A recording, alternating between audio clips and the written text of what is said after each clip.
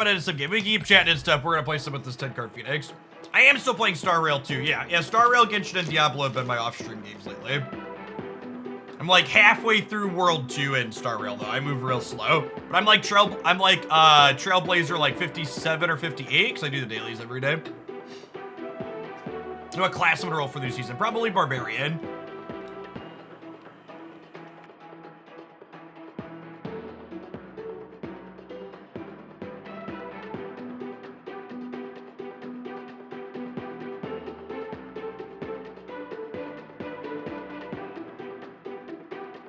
The people data mining, Nostrades, says that all the August cards are Series 5.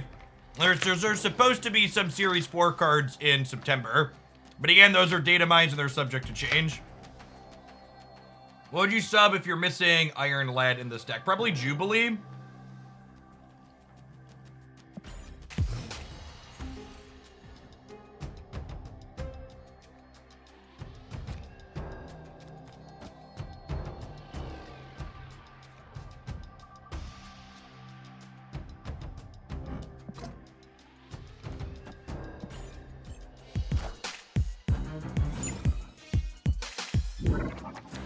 Honestly, I should probably snap them here, huh?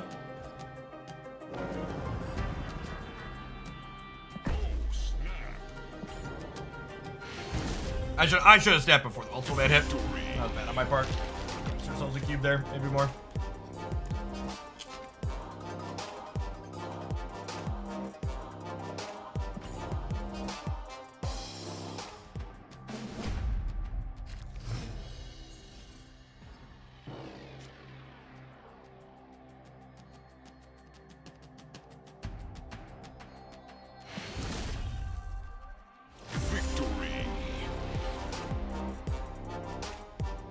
All right, we got our extra cube out of it.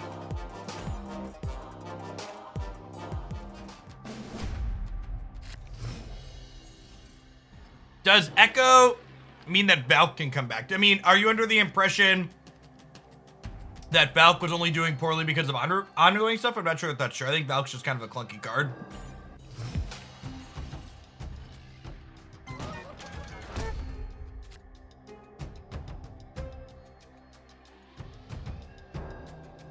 Conquest location repetition is weird. If by weird you mean random, then yes.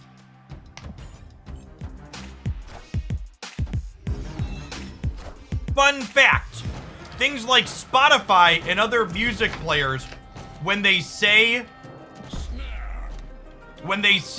that they do things randomly, they actually aren't true random because people dislike true random. When most average humans think of random, they don't think of actual random, they think of uniformly distributed but randomly assigned into groups. As someone who taught statistics, people have a very hard time parsing what random really means. It is not an intuitive topic, and it's what makes stats and probability so difficult for the average human being. Lutarita! Thank you for the almost 4 years. Good to have you back. Hope you're driving as well today. Jonathan, thank you for the 5 months. Appreciate the prime.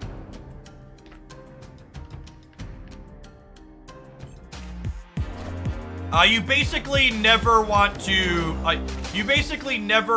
Iron Fist multiple man on turn 2 or 3. People don't like random, they like shuffled. Oh, is it like shuffling the elements? Sure, yeah, that's a good, shuffled has like some awkwardness when you talk about it with the context of...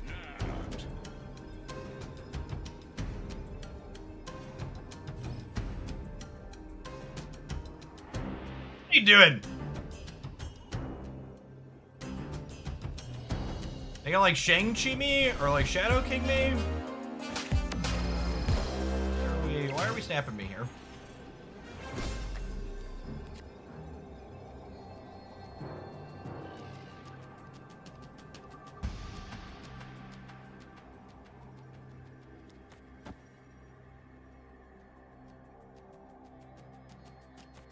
Yeah, Shadow King's a possibility. I'm gonna mute them before we potentially lose to a Shadow King here.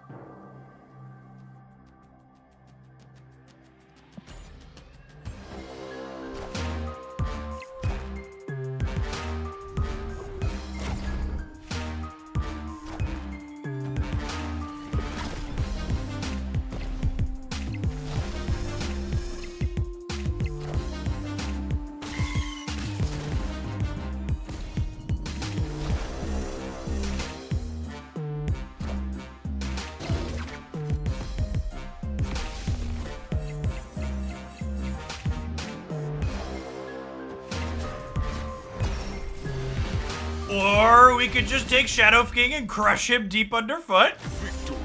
Would work too. I really don't like the dagger. The other Phoenix Force payoffs are not good in my opinion. I have not liked the other Phoenix Force payoffs. Just the TLDR. Oh wait, did we get new stuff for the shop? That's not till tonight.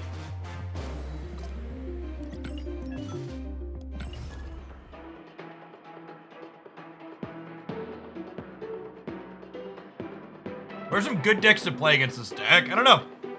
Did you find the issue with OBS on Friday? I found some potential debugging things and some potential maybe causes for it. So we'll see if it happens again. It's really tough to debug an issue you can't reproduce on command.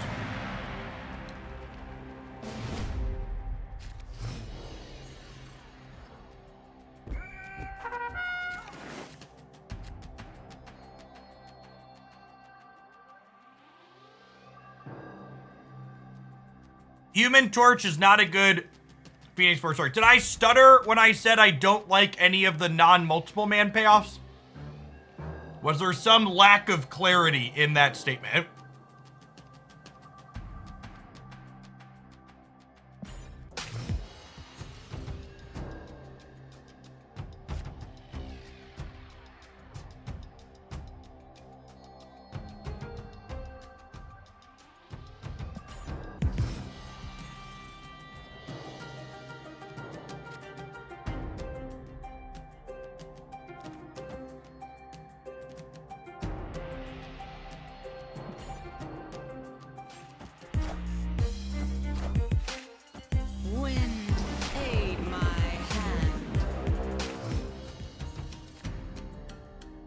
Perfect.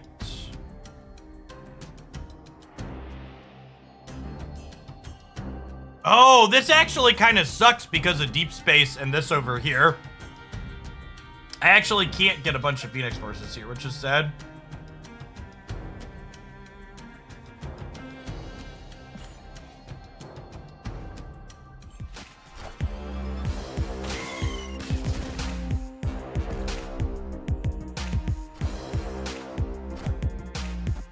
Because if I play this in the middle, it doesn't merge with multiple when it gets hit.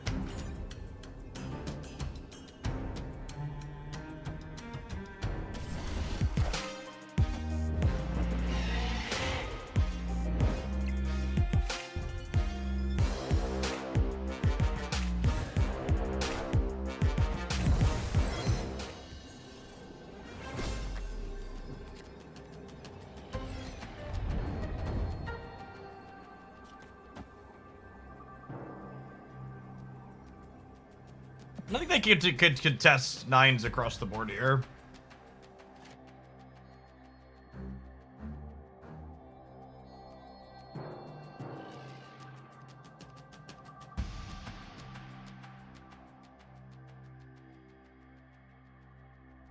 If you're missing cherry flavored Jubilee, you can substitute regular Jubilee to moderate success.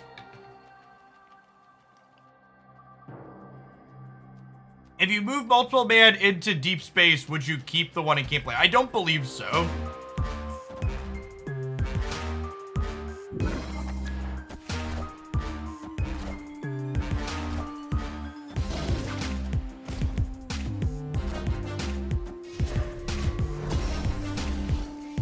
Now in a close game.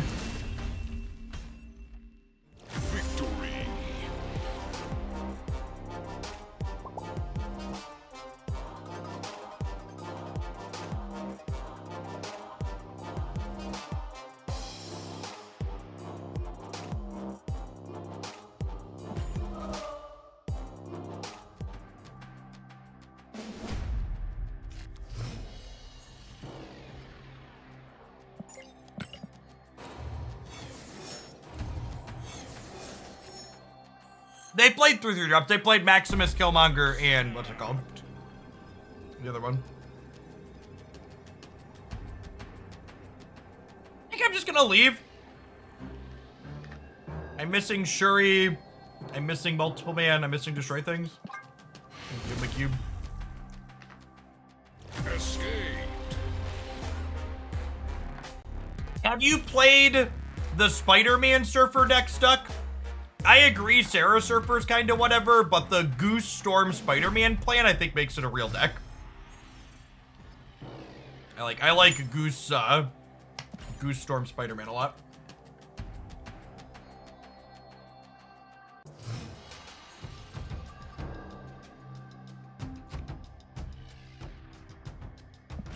I hate retreating in general, and they definitely hate retreating on turn 1. Retreat more when your hand sucks, chat.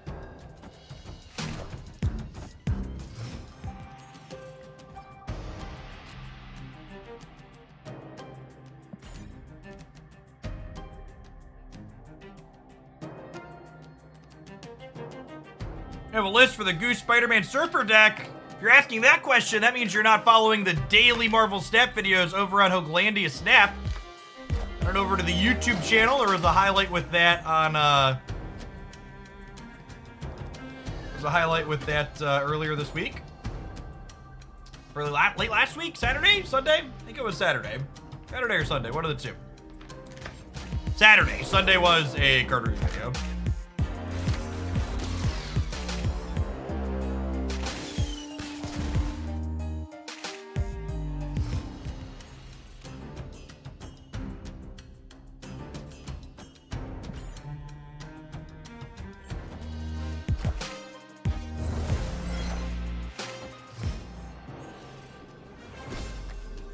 Oh, right. We're guaranteed to draw Chavez. I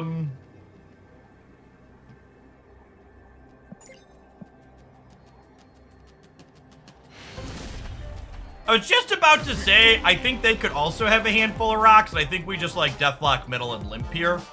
So I don't think we're leaving.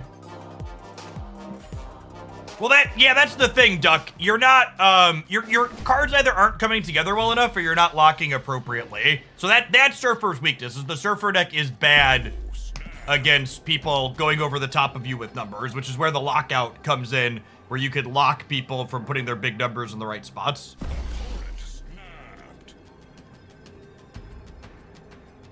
We literally have the nuts, so...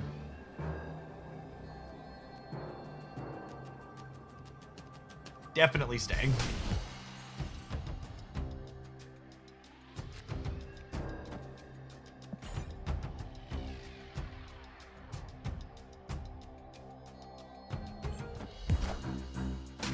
So something that's interesting to think about is the fact that they are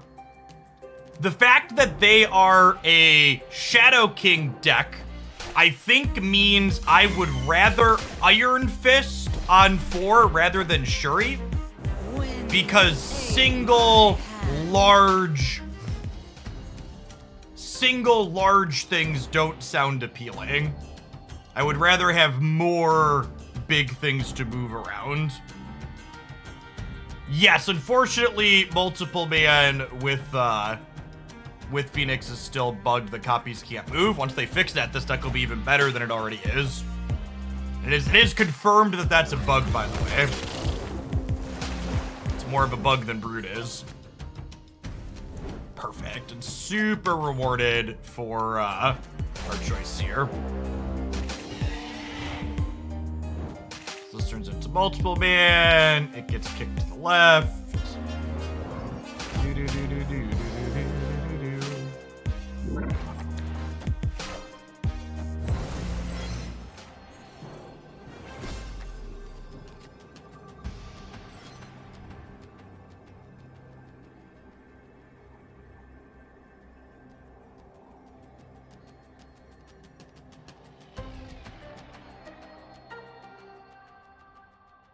Playing the Carnage might have got me here. Yeah, I think I have to punt the right, huh?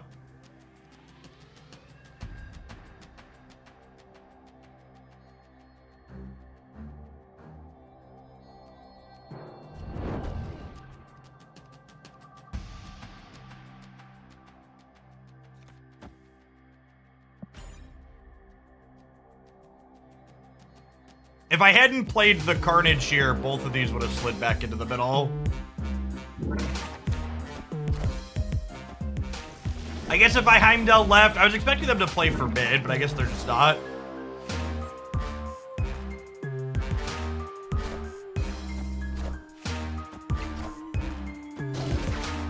If I'd have put Heimdall on the left, we'd have won this, right?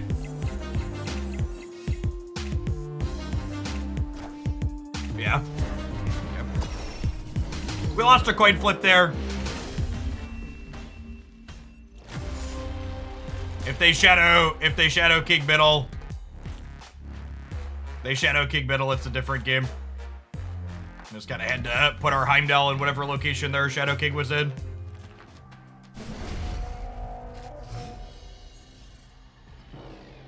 Genpo Kid, thank you for the 2/3 of a year. Welcome back, appreciate it. Avocado Gory, thank you for the over 3 years. Welcome back. Good morning, good morning. Pala! Back to streaming on my iPhone as I was forced back to the office. Can I get a boo for corporate America? In all of the boos for the corporate Americas. Thank you for the 64 months, Paula. Kashan Par, thank you for the 14 months, by the way. Good morning, good morning.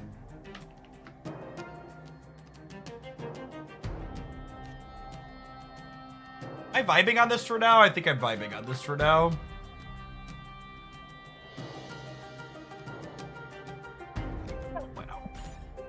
J-Bay, thanks for the 2/3 of a year. Good morning, good morning. What's going on, Wiener? Thank you for the 22 months. That's actually incredibly annoying. They get 2 shots at Nimrod here, though.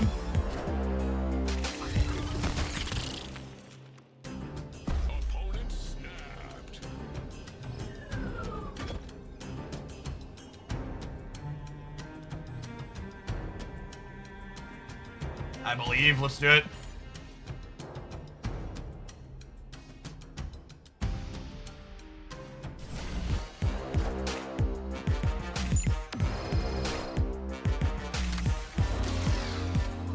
I believe, I believe, I believe.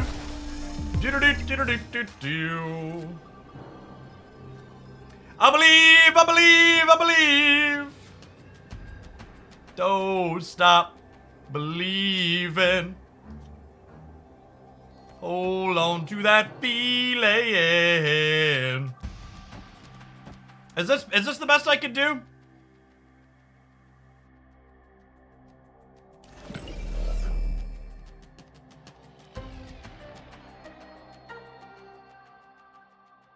What order? Joe, what order? Am I supposed to Phoenix now? Why would I Phoenix now? I need to blow up the left first, right? Then we do this.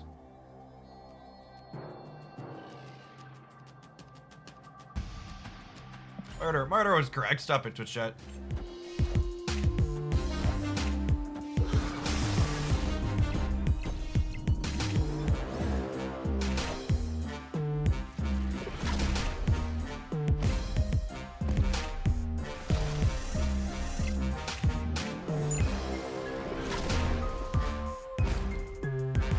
We get like Shadow King to the Surfer and die.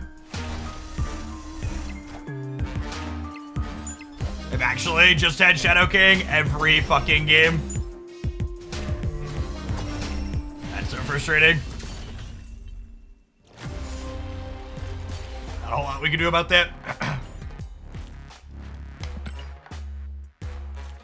Lost the coin flip on one of them, and then not really much we could do in that one.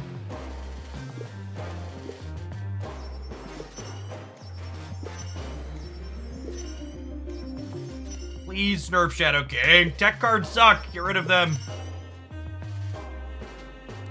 Just let me do stuff.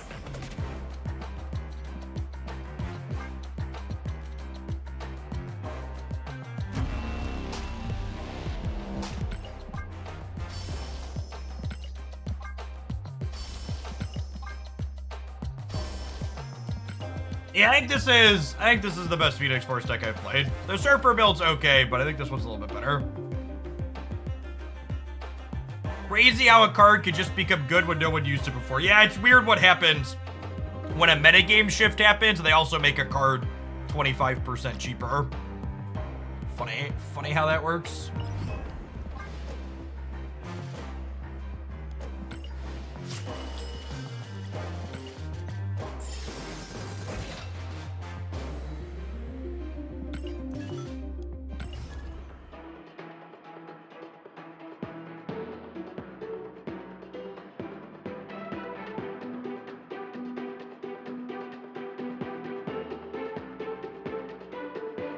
Update the OTA command the 20th on July 20th.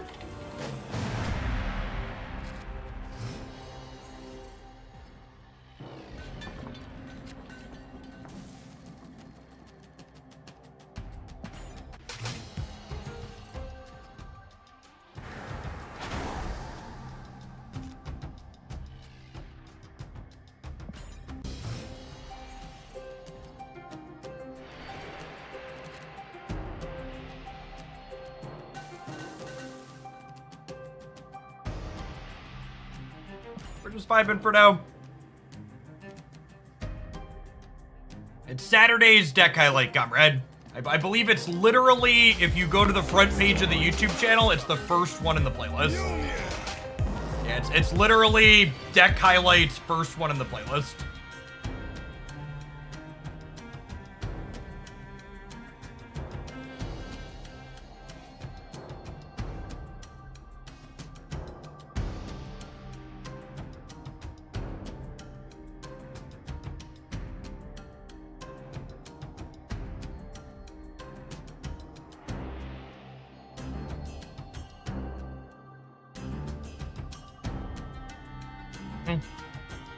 Am I setting up for Nimrod or am I setting up for Phoenix Force? I think we're setting up for Phoenix Force. I'm gonna set up around the Thor here.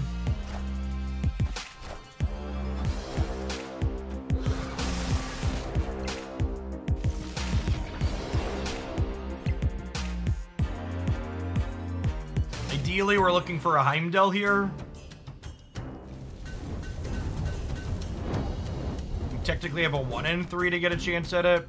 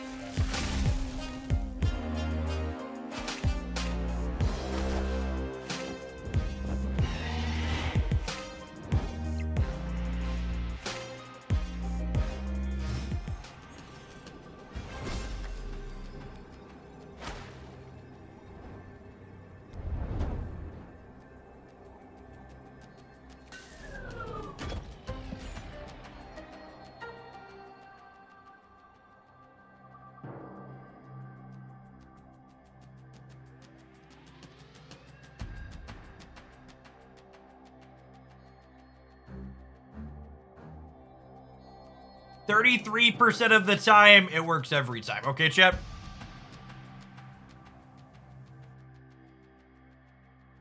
And their wave means they can't play their zeros, which is actually kind of good for us. Because we're not going to beat Jane on the left. We beat Jane on the left if we hit Heimdall.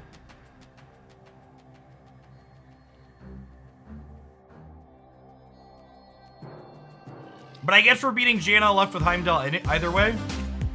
Maybe that's correct.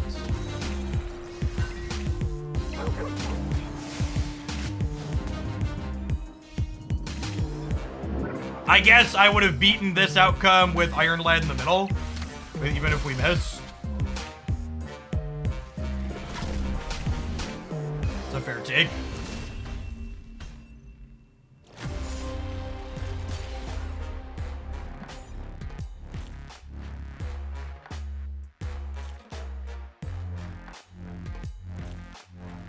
Wave's one I'll want to be thinking about because they can lock us out of playing to destroy things on turn 6.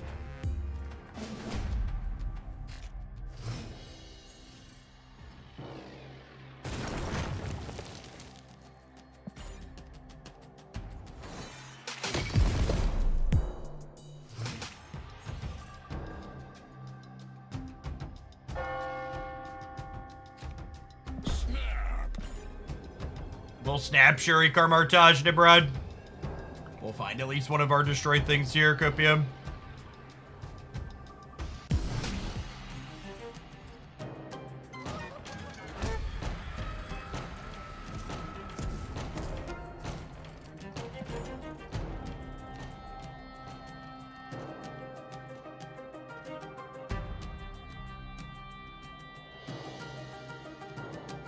Hey, Adam. Thanks for sticking on. Appreciate it.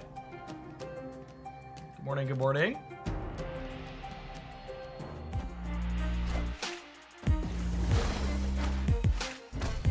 Okay, that means I don't have to be worried about Wave on the last turn, which is nice.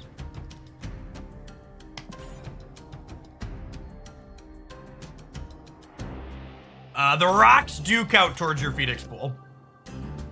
I mean, even if they Odin here, that's not, they're not Sandman, they're Lockjaw High Evolutionary. Deck's still great.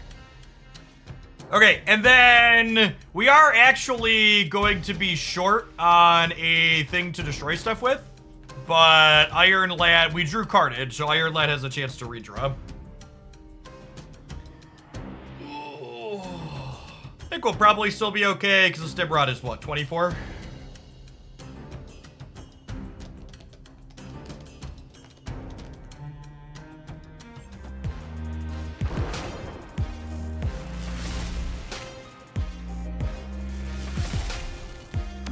Usual delusional. Thank you for the 7 months. Welcome back. As Lad and Karmartage interact, it just, it doesn't. It's the TLDR.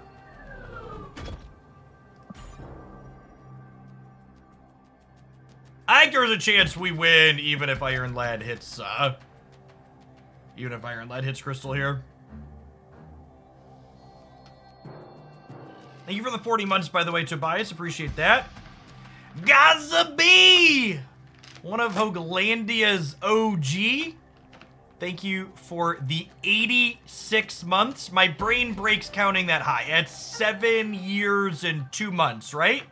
Quick maps. It's been a trip. Thank you and welcome back. They could have Doom middle, that's true. And they're leaving because our odds of having 2 destroy things are high.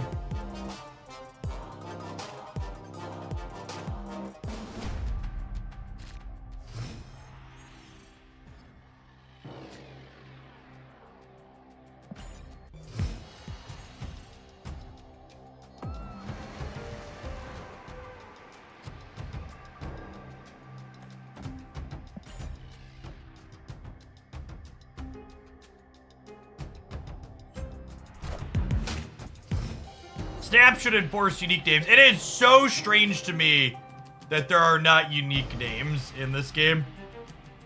This is the first video game I've played where they're not unique.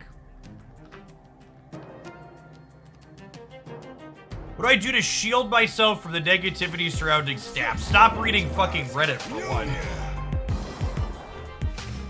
Most large, public, unmoderated Marvel Snap spaces are not worth reading. Just go anywhere else to spend your time.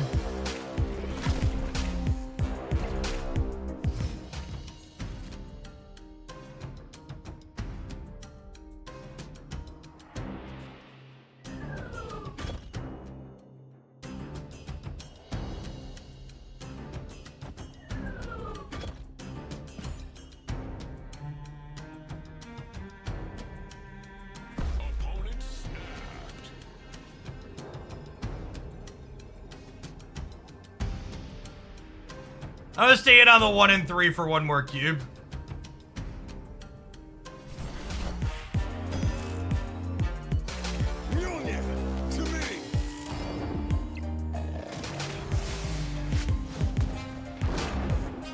Papa likes to gamble. Oh my god. Probably dead even if we hit it now.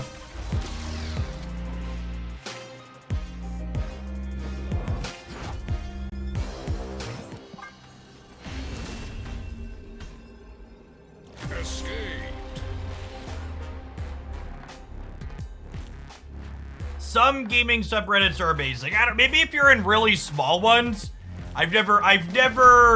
I used to frequent Reddit a lot, and one of my final reasons to leave it was the fact that basically any large gaming subreddit becomes very, very samesies in a way that's not good, in my opinion.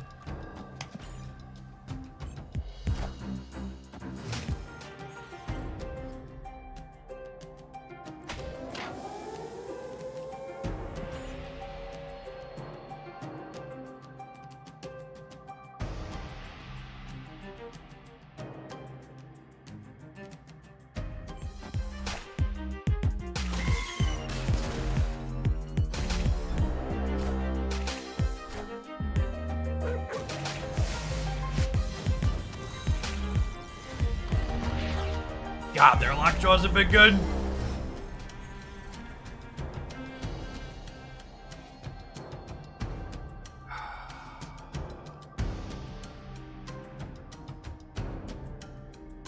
I don't think I want a crystal and give them a card draw. I'm gonna put all the cubes in the middle here. We have Phoenix Force into Heimdall.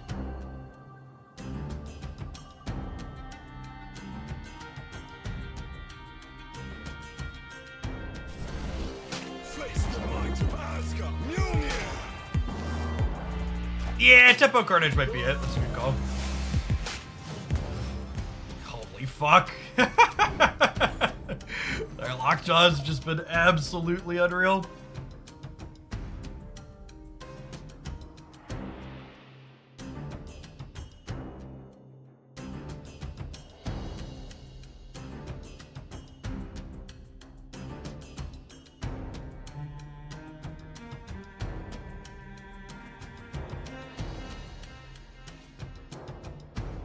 Just a good reminder that, like, I get that we exist in a space where the gaming space is very misogynistic, but one of the ways that one of the small things you could do to make that be less of the case is stop using male default for every opponent every streamer on Twitch is playing against. Nicolina uses she, her pronouns. They're another content creator, so saying him is misgendering them. It's very, very free to just use they, them pronouns for all of your opponents and never be wrong, because they're always applicable. It's one of the small things you can do to make gaming spaces more inclusive, is not assume that everyone's a dude. Oh my god, did we get him? Holy crap, I think we got him. Right? Because this jumps back, and then we slide, and then we're 18 into 17. All right, we live to fight another day.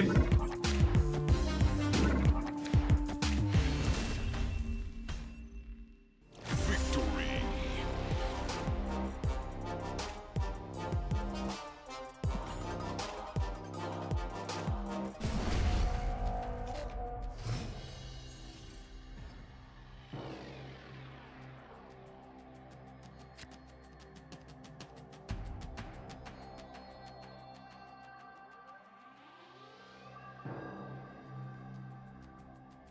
Stand solid.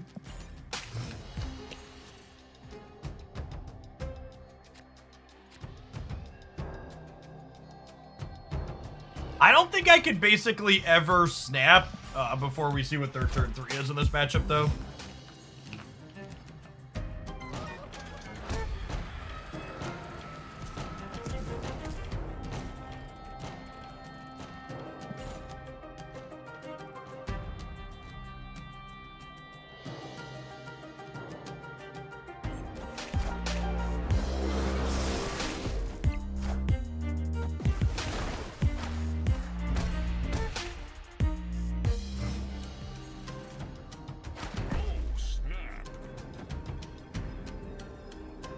So we don't have the Phoenix yet, but I get 2 draws plus an Iron Lad.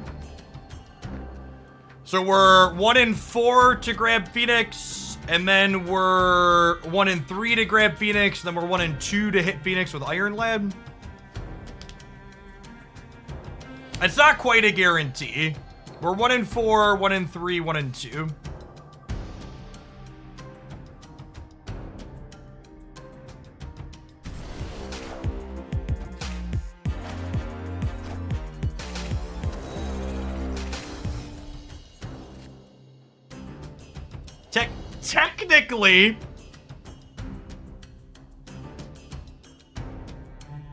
Technically, Iron Fist into this hit Phoenix Force is ideal.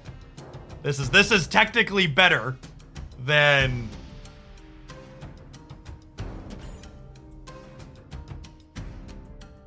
drawing the Phoenix Force naturally. We just gotta hit the coin flip.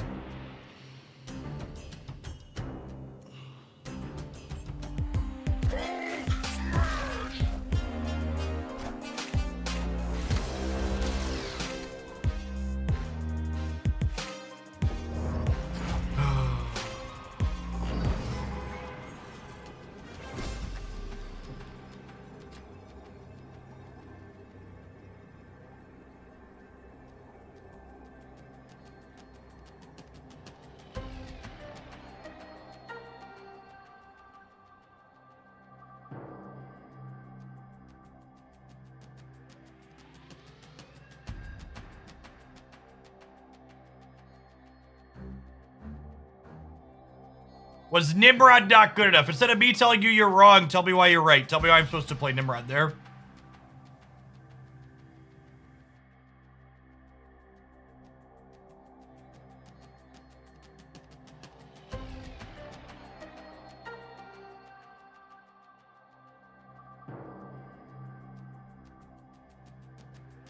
I think we just have to hope that, I just, like, don't play for center, right? Or that they don't play for right, I should say, because we're gonna kick here. So I've, no, Iron Fist trigger is still there. No, we used Iron Fist trigger. Yeah, I said that they don't play for middle. Oh, we're getting shanked. Oh my god, so close. It's the actual fucking unluckiest. This has not been our morning, chat. We need to change decks here.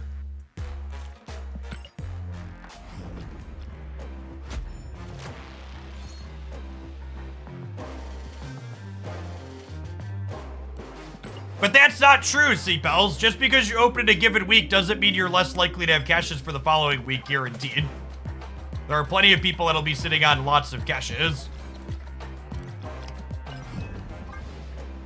Like, again, like, a lot of the things that people want me to measure generically for Spotlight caches, you just can't measure generically because it's all super subjective. It's like, well, that depends. What do you care about? What cards you already have in your collection? DIC, thank you for the 7 months. Welcome back. Lockdown decks counter this way. I mean, that's not remotely true. If anything, Phoenix Force is really good into lockdown decks because you just, like, move into Storm paths and Spider-Man paths and others. Most lockdown decks aren't playing Professor X.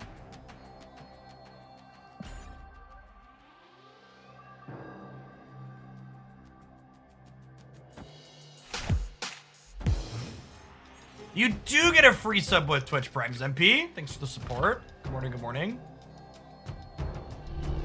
Wolf Stampede, thank you for the 2 months. Appreciate you re-upping.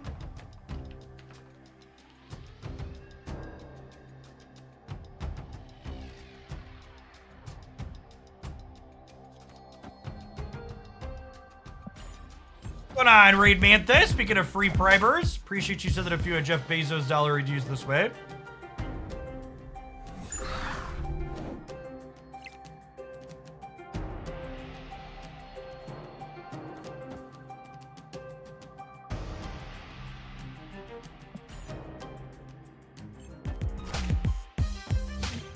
Ah, if it isn't the prodigal sorcerer themselves. Tim, thank you for the prime.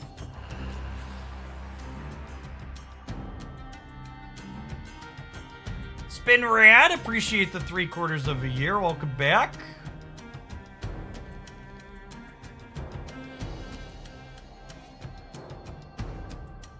Well, do I snap them? I'm gonna snap them.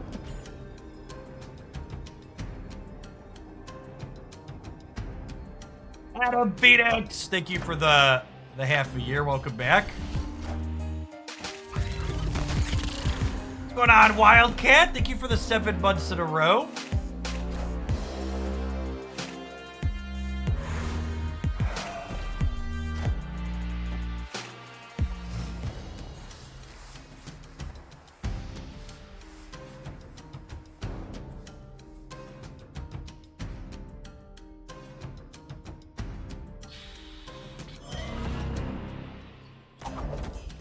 I'm gonna do this so I have the best chance to fill Death's Domain here.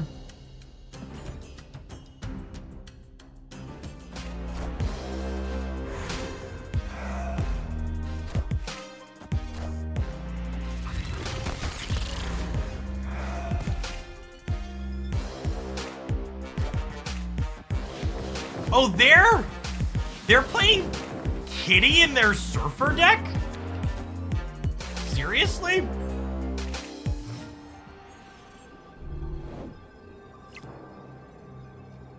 That's weird.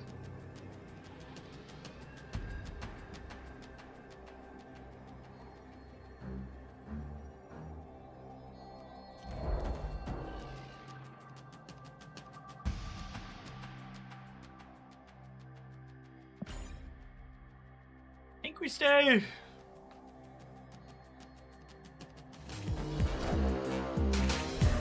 To everybody typing order question mark in chat. I get that she's bad, but you should still know what she does.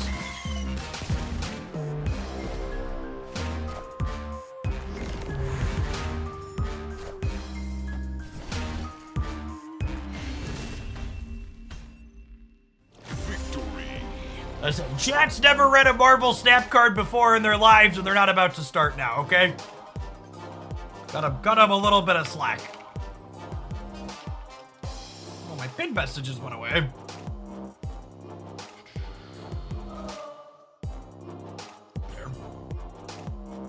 Weird build. Professor X, Kitty, are they Surfer? They have Brood. They might not be a Surfer deck. They might just be playing Brood for the Gene Synergy. But I don't know, I guess Groot kind of says Surfer, right? That's the implication there.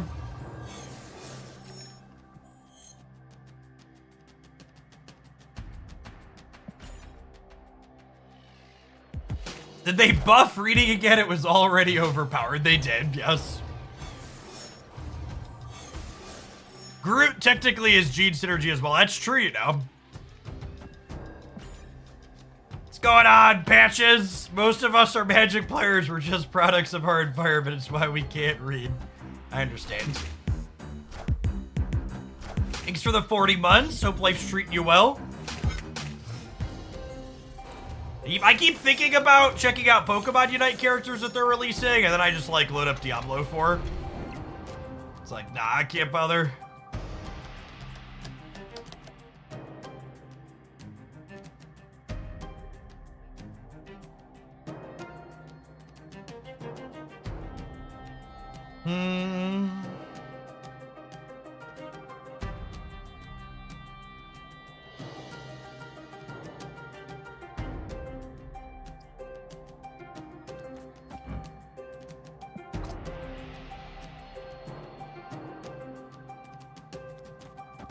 I think I need to put stats into here.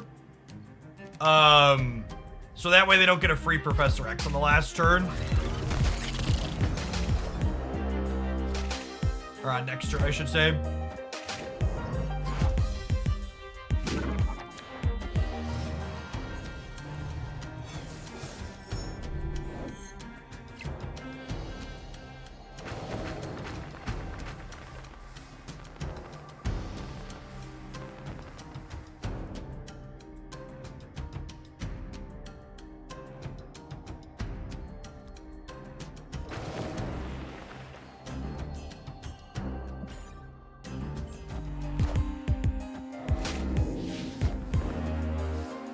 Wait. I must have misunderstood that interaction. He doesn't count himself as highest power? No, I mean, no, I thought he didn't pull anything.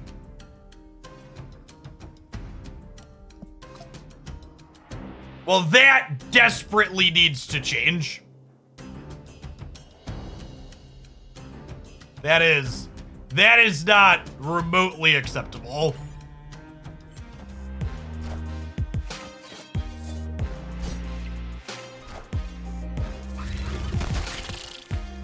Yes, the word other needs to be added to there for sure. Opponent snapped. All right, Boomer. Come and get my cubes.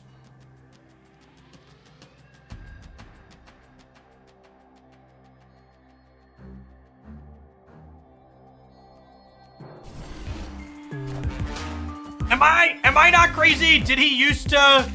He totally used to count himself, right? Or am I making that up?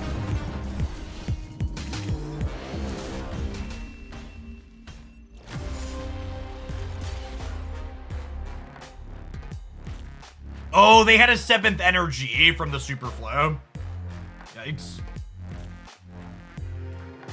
Most definitely used to count himself. I could have sworn that that was the case. It's also worth noting that we probably win this if I knew the proper strange interaction.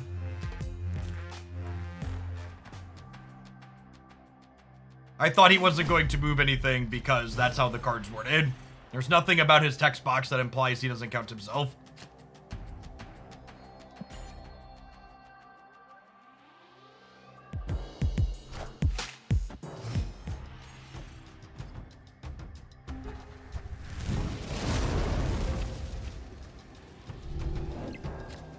He changed him to nerf reading. Yes, mood.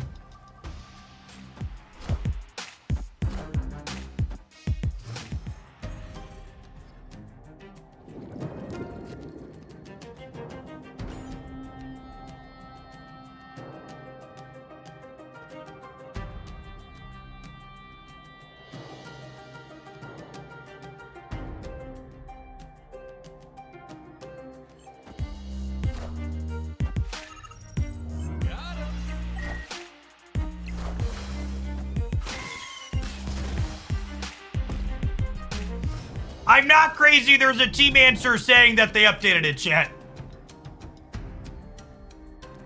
Fuck you. Don't make me think I'm crazier than I actually am. I mean, I am crazy, but I'm also right.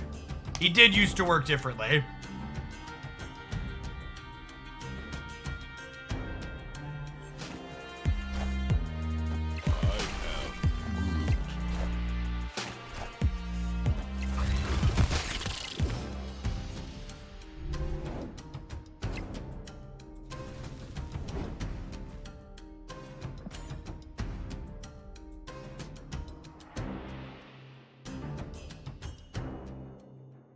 Alright, so we gotta figure out how to win one more we gotta figure out how to win the non-Phoenix Force path. The Broods and Atlantis are our best bet. We want to get like Nakia or Vulture over there. Snap. I want to snap. I think we're in a good spot. You know if you're gonna do more drops for Diablo? I have no idea. We could Venom the right. Yeah, that's true.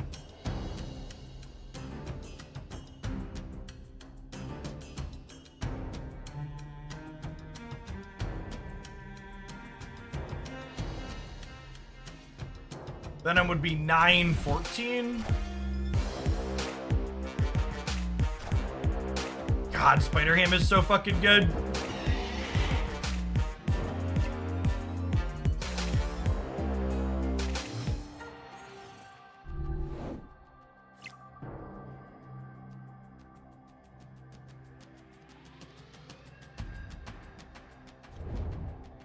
Venom might still be able to win this.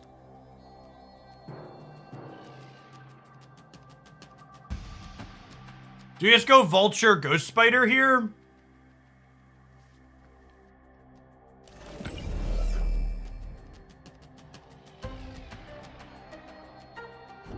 I don't think I need this bigger than 32, right? I could play for all three.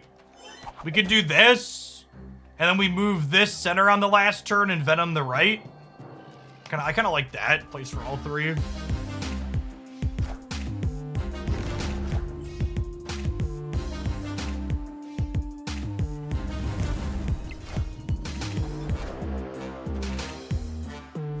Such a lucky gamble for them on the left.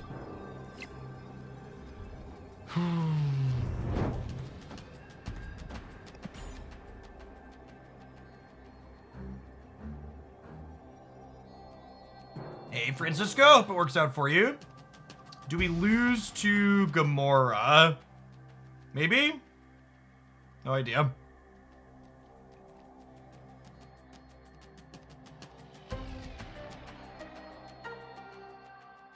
We'll be at 14. Yeah, we lose to Gamora. They're talking about Gamora into Atlantis, chat.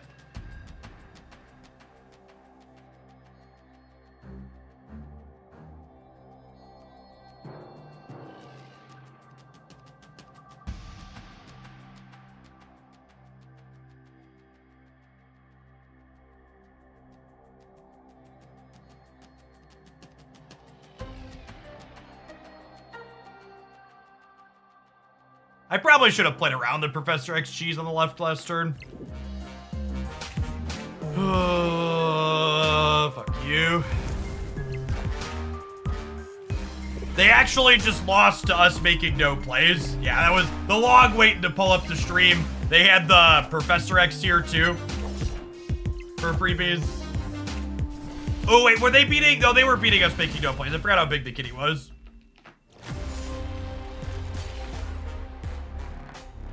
You think DC Dual Force is pay to win? I think every video game ever made in the last decade is pay to win because I need to have a computer to play it on.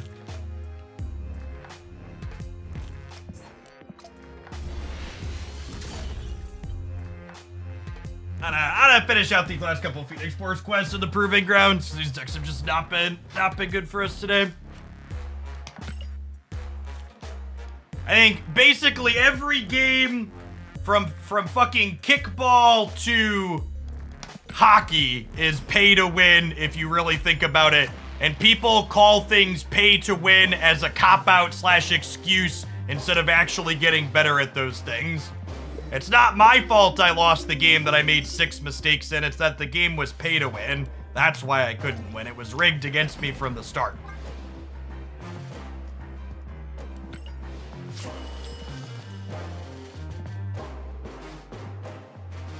And you want to say, Jeff, well, how is soccer or kickball pay to win? Well, you see, chat, from a socio-economical standpoint, the people who have more leisure time to spend practicing those sports because they're well off and don't have to go to a job every day, they're going to have an advantage. And they have that advantage because they have money, and that money affords them the ability to practice more. They can hire a trainer, they can buy better shoes, all sorts of stuff.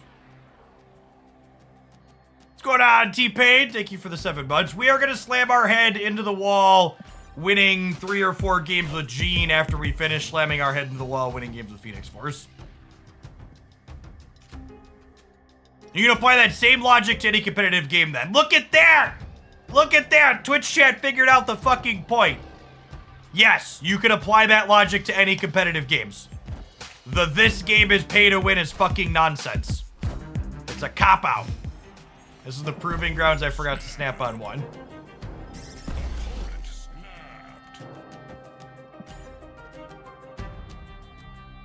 It's learning.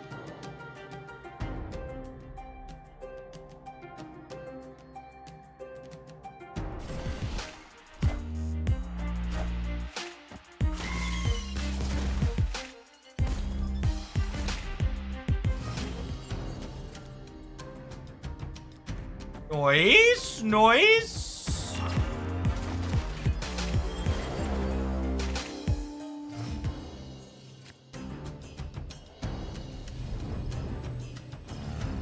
All right, 50% of the time it works every time.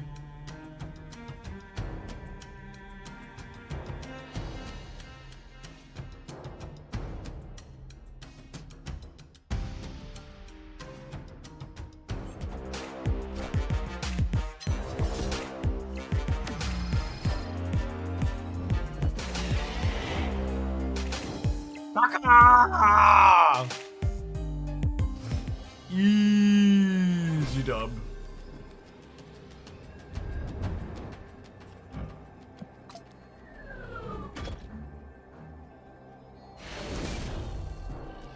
Victory.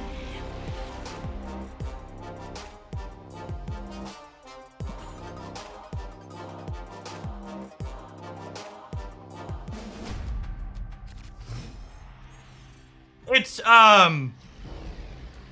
something to talk about pay to win and social equity. When Magic tried to push into esports stuff, Wizards of the Coast, did some invites to people, for things based on inclusivity. And there were a lot of, old, well-off white dudes that took issue with people who didn't deserve to be there getting to compete in things that they hadn't earned.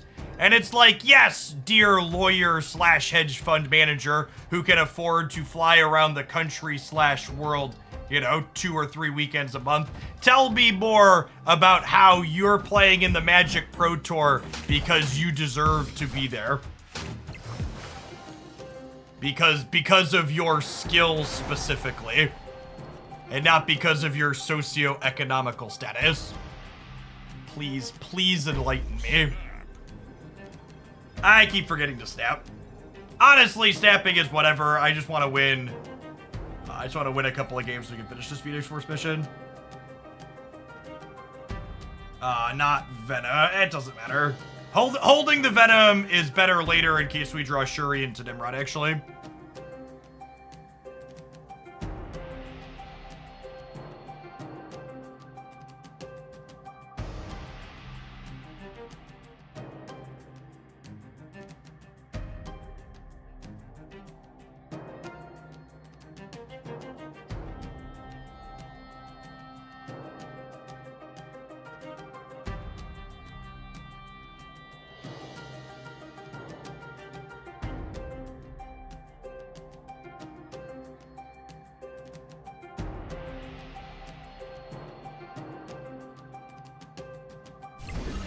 There's Phoenix Force trigger on reveals, yes.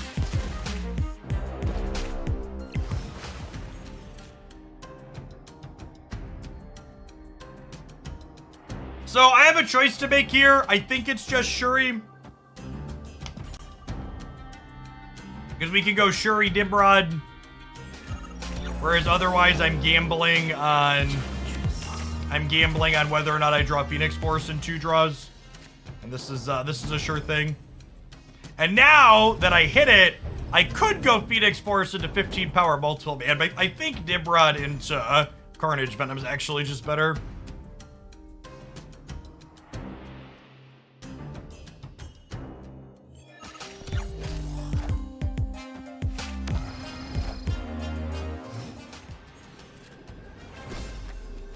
In fighting games, there was an upheaval in Tekken where it turned out there were a bunch of good Pakistani players who are extremely good, but they never got to compete due to the financial and political situation where they live. Yep. It happens. It happens in all sorts of things in sports.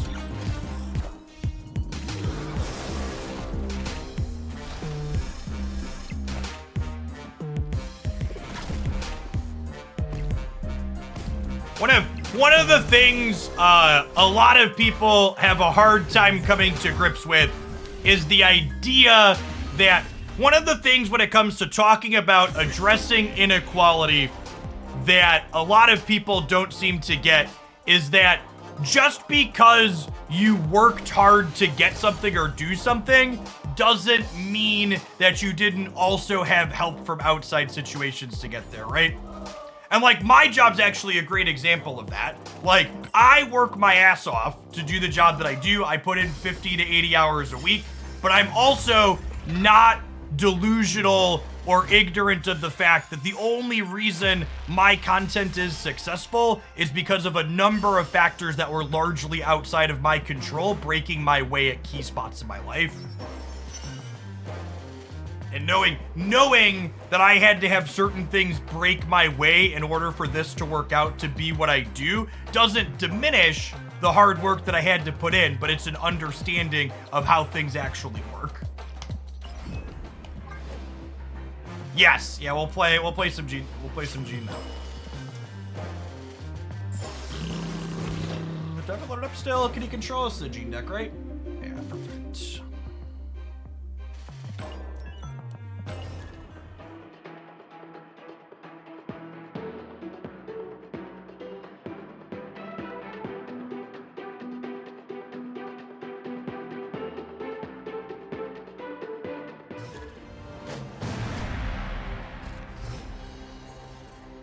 That's a good call out. Got to stay humble. I mean, and again, this is just a perspective thing. But I don't even know that that's. I don't even consider that really staying humble so much as it's just like this is an understanding of how the world works.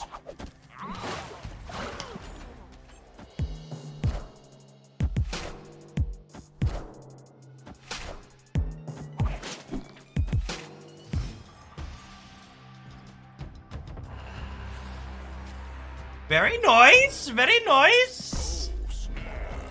Oh, snap. Although I guess snapping Death's Domain against the Null deck's probably a little loose. We'll see.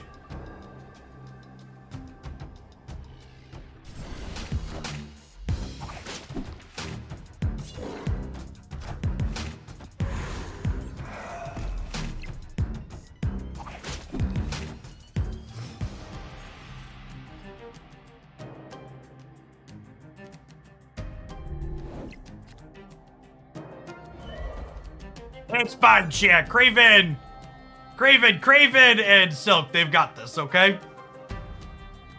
Nobody panic. Everything's gonna work out. That's so Craven, yep. Damn it, Silk!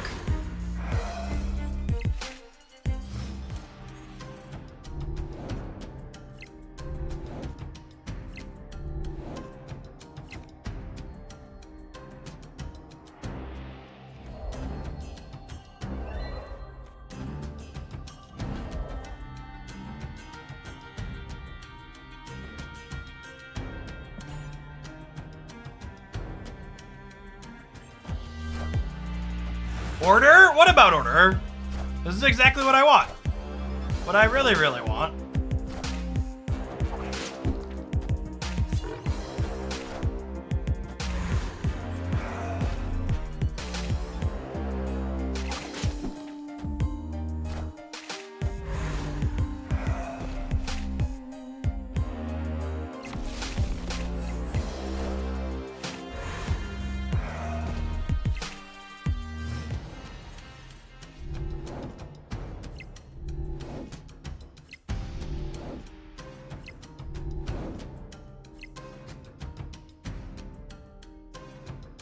I think I just run this back again, right?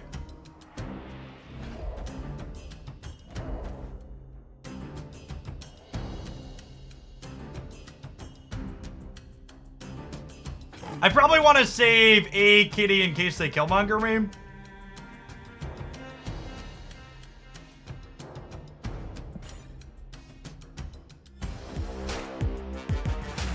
Do I want a Spider-Man? I don't know.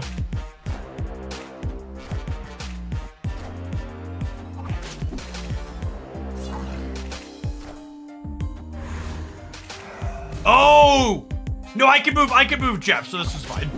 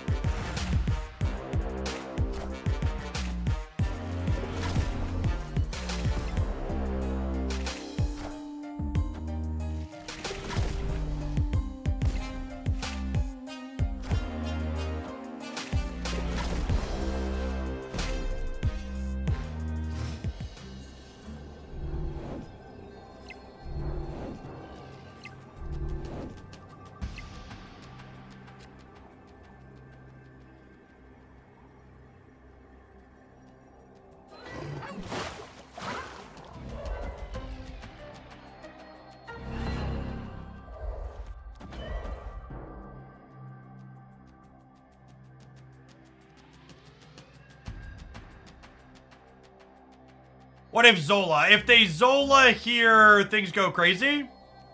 Have your fun.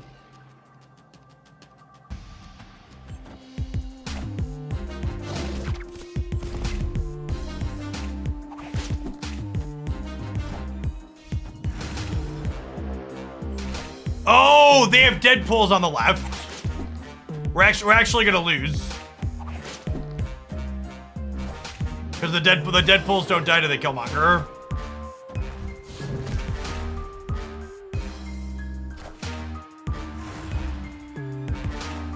Yeah, we're gonna be short here. Even if Silk went left, I only have 8 here on the Kitty Pride.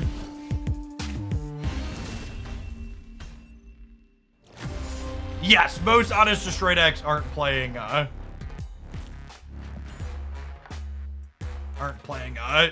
Zola is correct. I probably should have Spider-Man them on 5. We were just having too much fun with the kitty.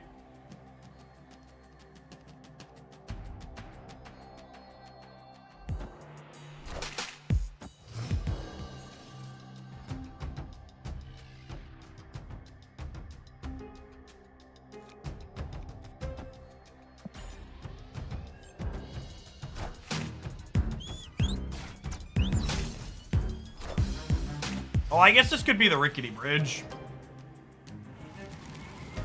Live from the Daily Bugle. Just gonna gamble that it's not at this point.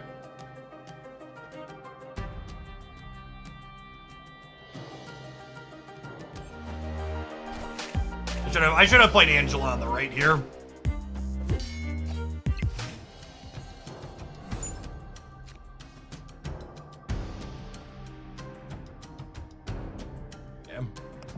Yeah, I messed it up. Escape.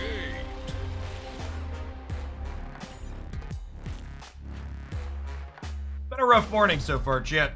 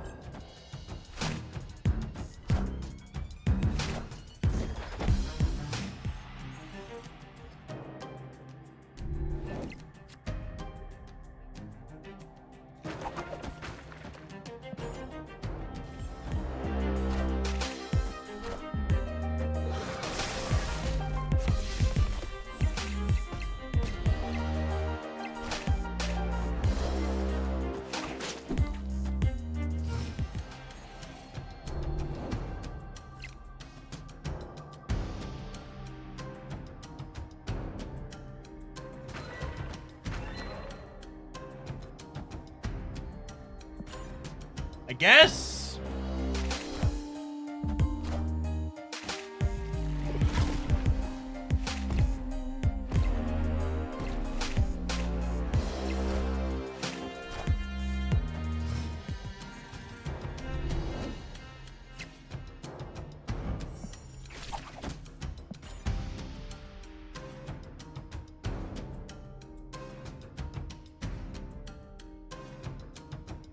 Spider-Man and Jean do not work together. Jean is never supposed to stop your opponent from playing cards altogether.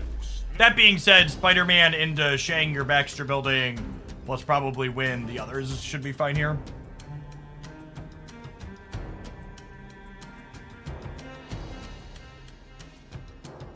They did some updates to the shop in the last patch that made it so you're more likely to see new variants when they come out. Mike Awesomeness, thank you for the quarter of a year. I appreciate that. Welcome back. Good morning, good morning.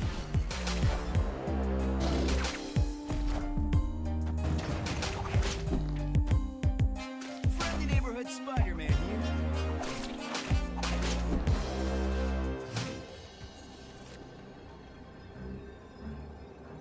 That's a nice pull. So let's go. I can't kitty there first because of this. Awkward. I do this, and it forces Silk right. But is that even good for us?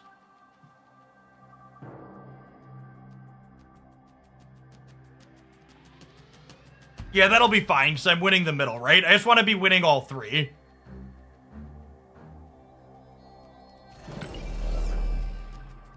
Yeah, I just want to play for all three.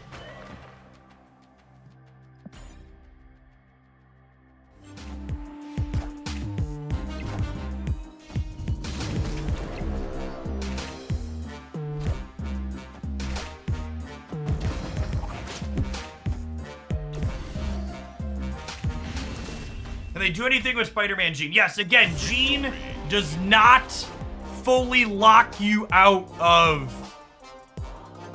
Gene does not fully lock you out of making plays. Gene says the if able here is a big part of Gene's thing.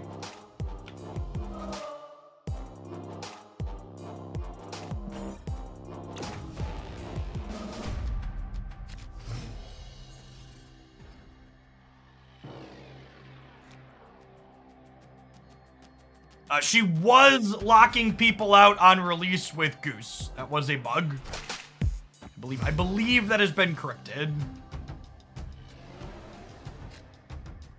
That location is ultimately good for us. I'm going to snap. Hey, username. Thank you for the 15 months. Appreciate the prime. Welcome back.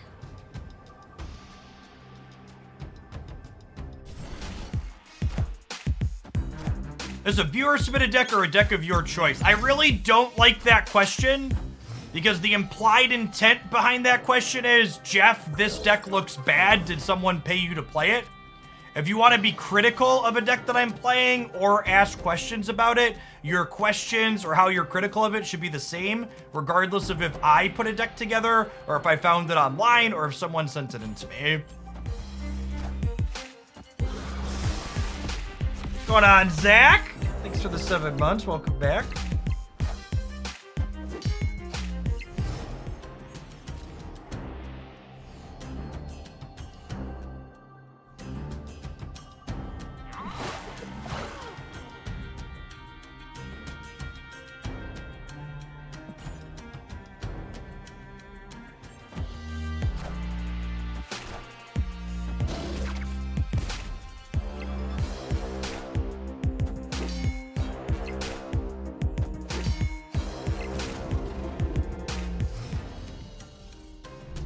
Killmonger getting used already is great for us here.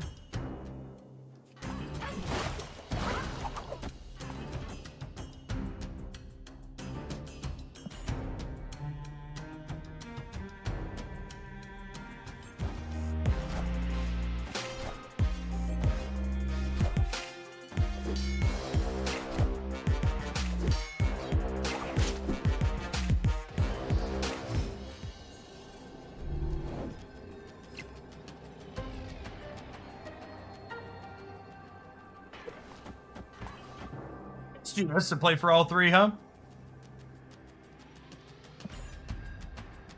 What's going on, Chuckulus? Thank you for the 7 months. Appreciate all the resubs this morning. Help us keep over the top of our sub goal to help keep the channel ad-free.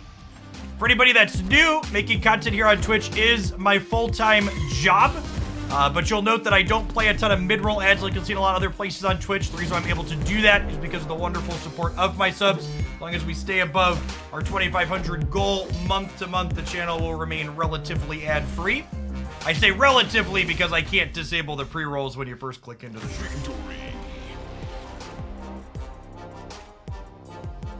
Jaws Ghouls, thank you for the 7 months.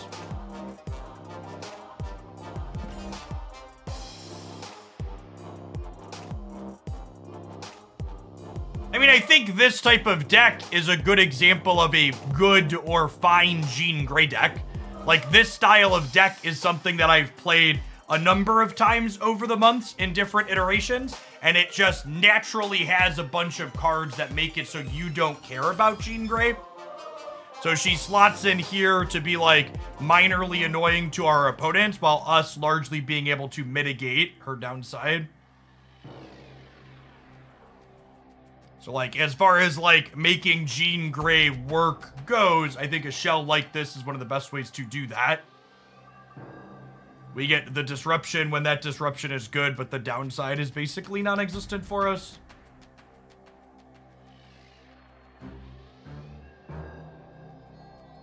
Yeah, that's what I do with all my cards, Grindel, is I put them to gold borders when I have the boosters, then I leave them there.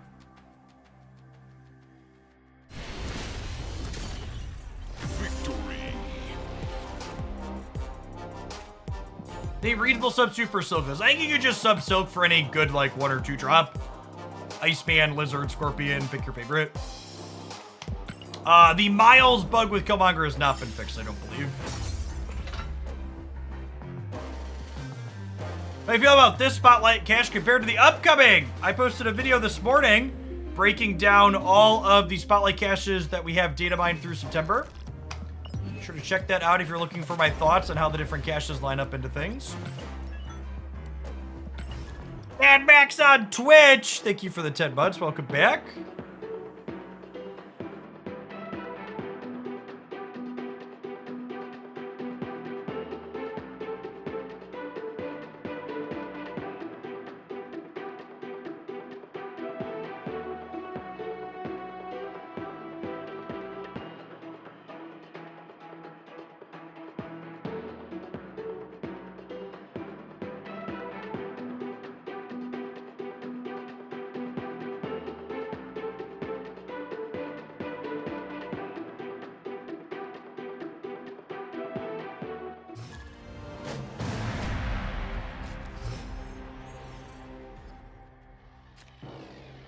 How many Spotlight caches do you get a month free to play? Free to play players get approximately 4.5 Spotlight caches a month. The Spotlight caches roll over at the reset tonight. This card's probably gonna look sick with a gold border, huh? Hopefully we get boosters from this set.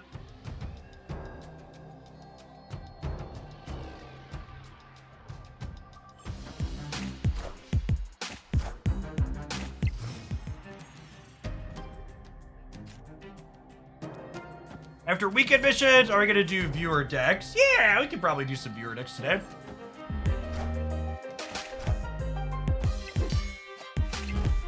And reasonable. The last couple of times we did them.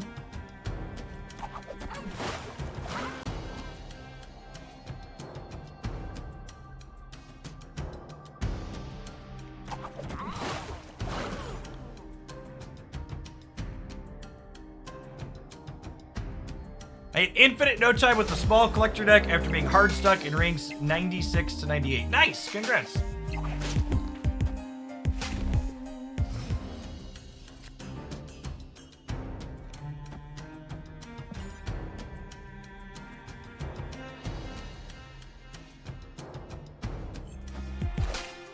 Helping line up Gamora is nice.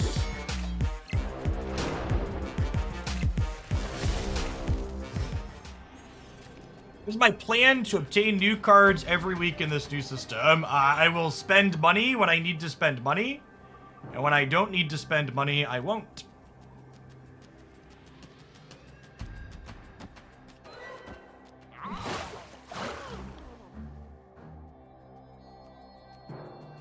Are we lose here?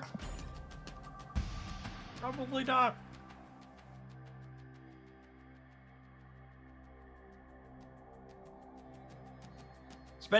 For spending players, the economy doesn't really look that different. Silk going left is ideal for us here. How big do they have? This is an Iron Heart. It's not interesting save.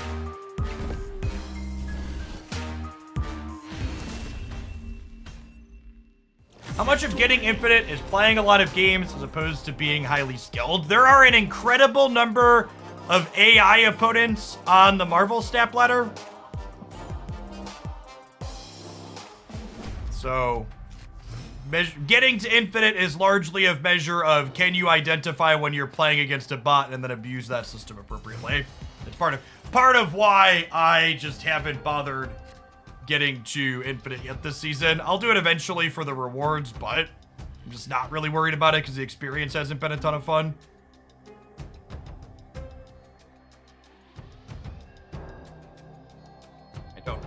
enjoy playing against AIs. In my anecdotal experience, there are more bots than usual in the current system.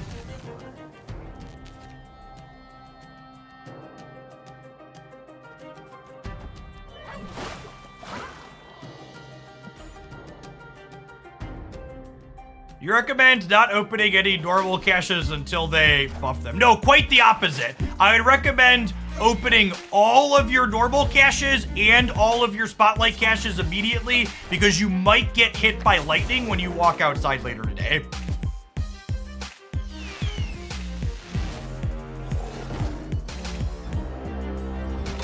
So you always want to be thinking about how the future could impact your decisions.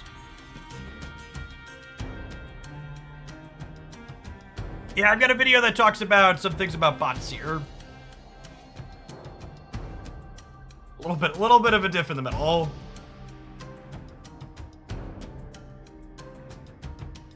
I have Shinji at least though, which is a card that is generally speaking not very good against their deck, I think, so that's probably fine.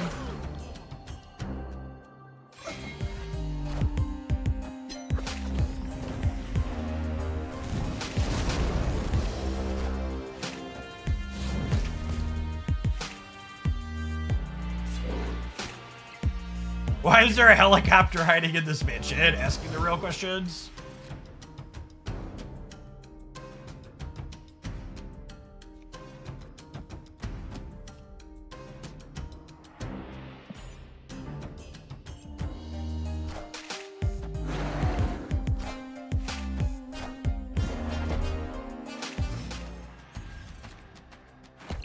Opponent snapped. We have to leave. To the person earlier that asked if my opponent is a bot, you should really go watch the bot video from earlier. People are so atrocious at identifying bots. It's also very insulting for you to call my opponent a bot, because you're implying that you think they're bad or that their deck is bad. Also, the number one thing a lot of people don't seem to get is that when you're playing against a kind of random pile of cards in the proving grounds or on the ladder, it's actually less likely to be a bot, because while the bots often make boneheaded plays, they play cohesive, solid decks, generally speaking. The bots aren't playing random groups of cards. The bots are playing predefined decks that Second Dinner has created for them to play.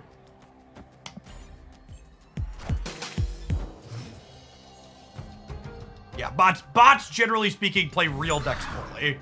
Is an accurate summation of the bot system.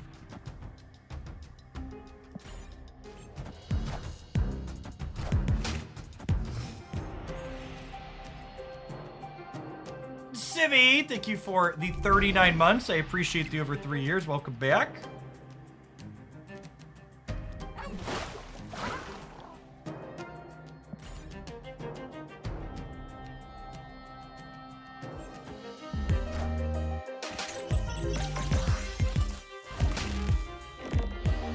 AK Man, thanks for the half a year. Good morning, good morning.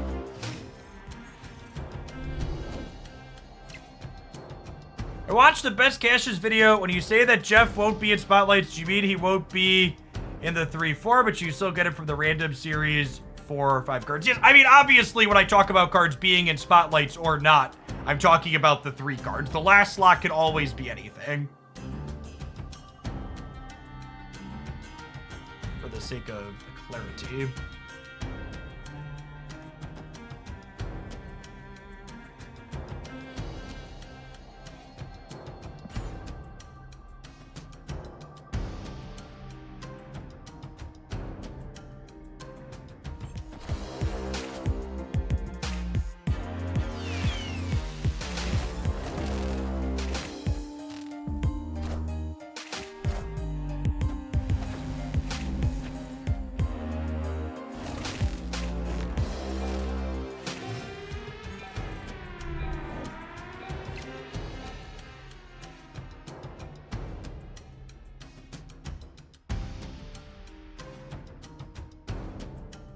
Got a Gamora on the left, I think. Might be an overcommitment, we'll see.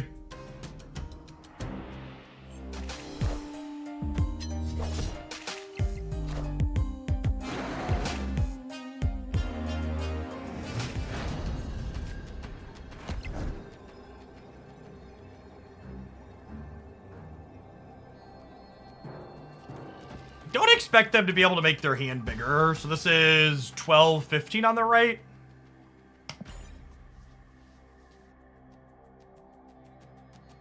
I think the random variant inside of the spotlight caches is an incredible feels bad man.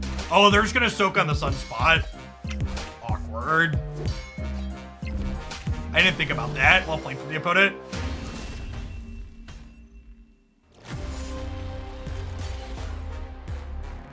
I should have played middle to play around that. Think we'll ever get a draft mode. I'd never say never, but I think any other new game mode is months, if not years out, would be my expectation. They don't really have any major features on their feature map outside of outside of the PC widescreen UI. There aren't really any other major features on their feature list.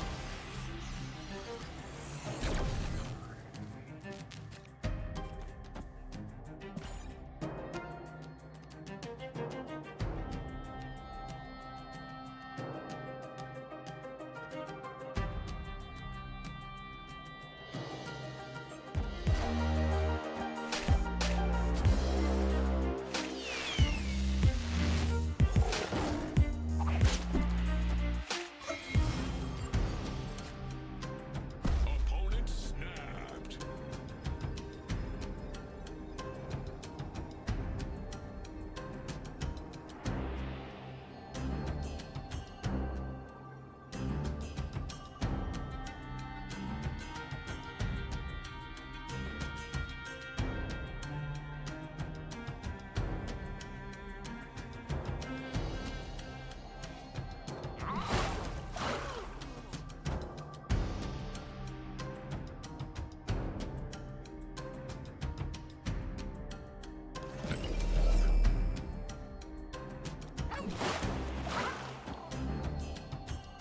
Let's do this.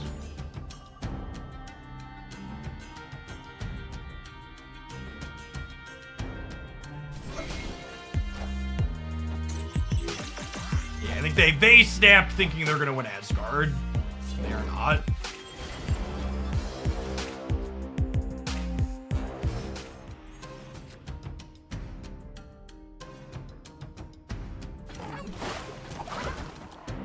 And now I get to do this and win the White Hot Room for next turn. Yes, Jeff bypasses Jean Grey for a turn.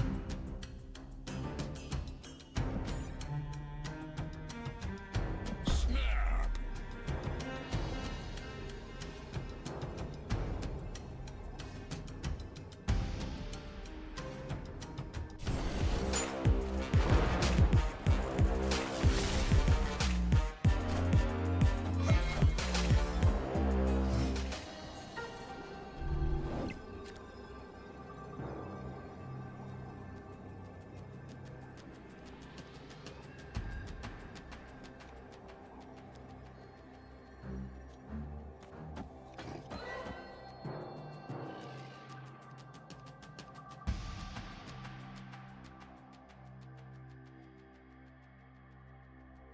I guess Gamora threatens to lose.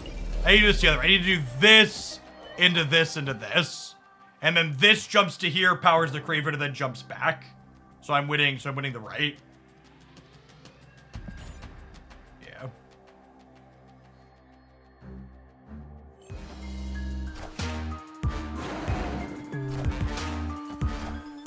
Yeah, and that ordering mattered. We have to tag the Craven. We have to pull Domino middle, pump the Craven, Soak jumps back right, and then we win. Center, right? Victory. I don't think this archetype is like the top of the tiers by any means, but it's a deck that has a ton of little micro decisions like this that you really have to think through that makes it satisfying to get right.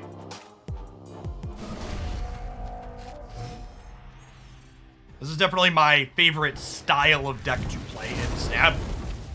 Yeah, it's very, very fun archetype.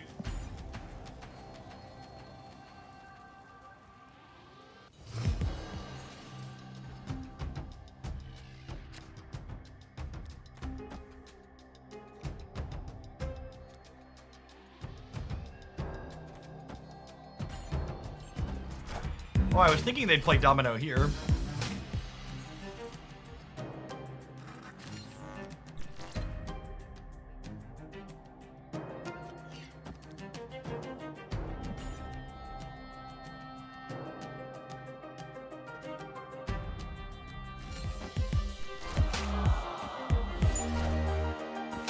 Finish the caches, generally helpful. A thought for next time might help people who are partially is what caches they want to open if you provide scores per card. I just don't think there's a clean way to put all that information on the overlay at the same time. And I think that it's just too, like, you need to, like, think through which ones are on your own. Like, I know that's the hardest part about the system, is you can't just have content creators spoon feed it to you, but there's just not a clean way to do it. Silk makes Mojo World potentially tricky here.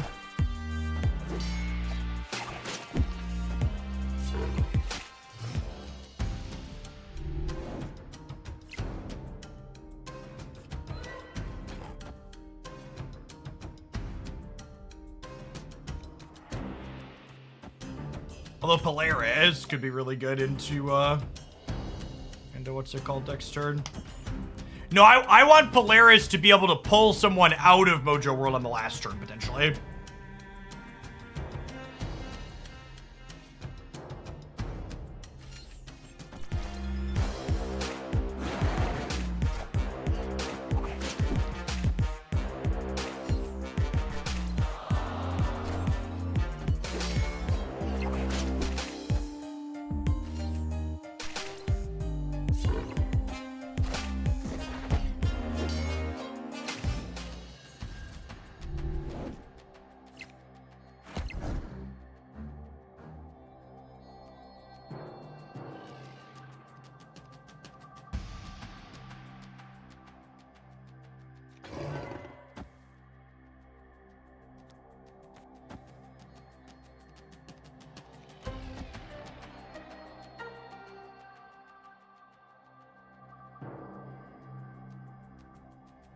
Oh, this is only turn 6. Yeah, you're right. There's one more turn. Good shout, good shout.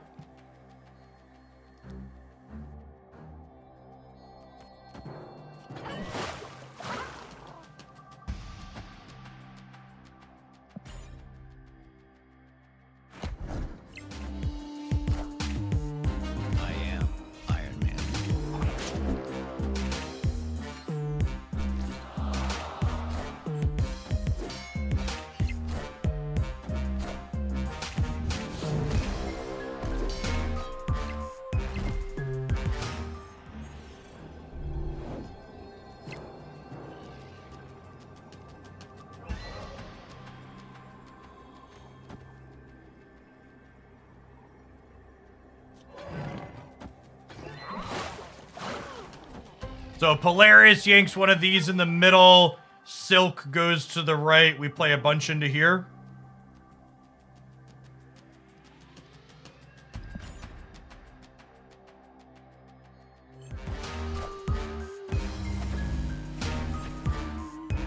I've heard people complain that they think Silk is too high variance. She's really just a card you just need to be thinking about how you're playing your cards out in these final turns to mitigate her chance to be a card that has variance.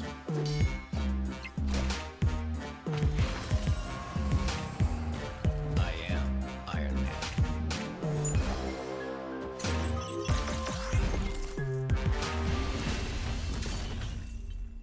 Victory. He's similar to Titania. I actually disagree with that.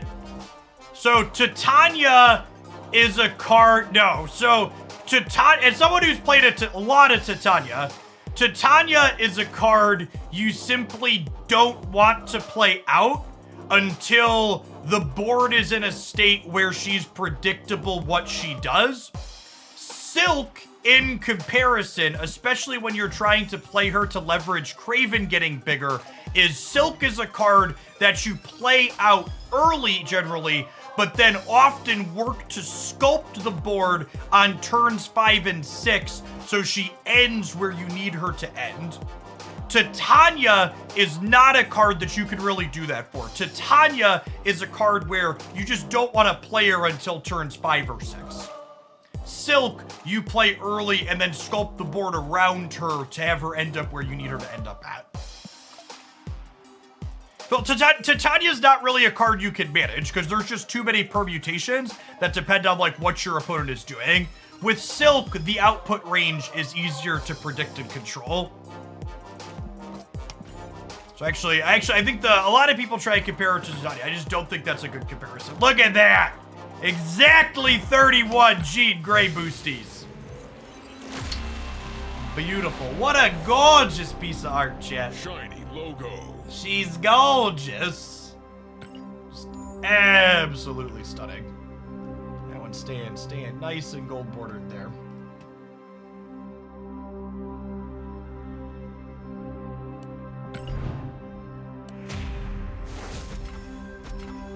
I love that I don't have to hold collector's reserves anymore. I can always just open them. Ooh, I don't think I had a Shadow King variant. We got a gold ticket. We got the upgrade we wanted on our Jean Grey. We got a Shadow King variant. All right, chat. Our morning was rough to start, but things are turning around, okay? This is where it all starts coming together. I'm gonna roll a kitty variant in my shop tonight, Copium. That's how hot we're running from here on out. We're gonna finally get the kitty variant I want.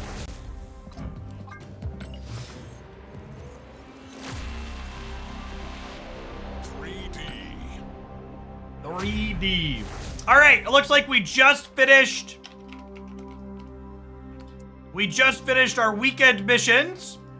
So if there are any subs in chat that would like to send in a viewer submission for a tip, I think we'll move along to firing off some of those. Animated.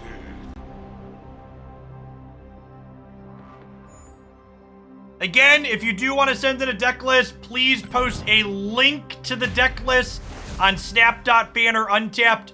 Don't paste the deck list in there or the deck code. I can't import those. Unfortunately, I don't have enough boosties to take this to gold just yet. We should collect my missions here real quick.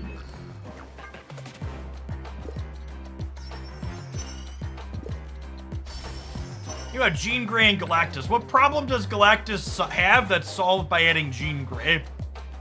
Why would I want to have Wasp or something like that? You've been mailing your deck list in with a money order. Does that mean I should check my P.O. box? Make them deal! Speaking of Galactus, I would be happy to make them deal. Jackie, thank you for the 40 months. Appreciate that. I don't think I have a Galactus deck preloaded. Just go grab one, huh?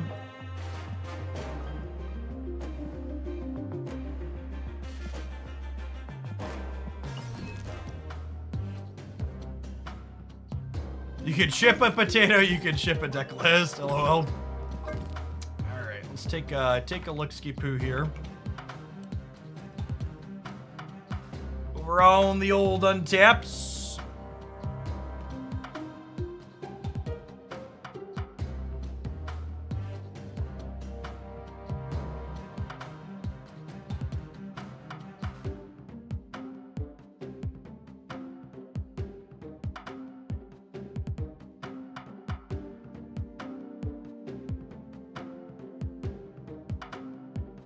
Goblins and stuff.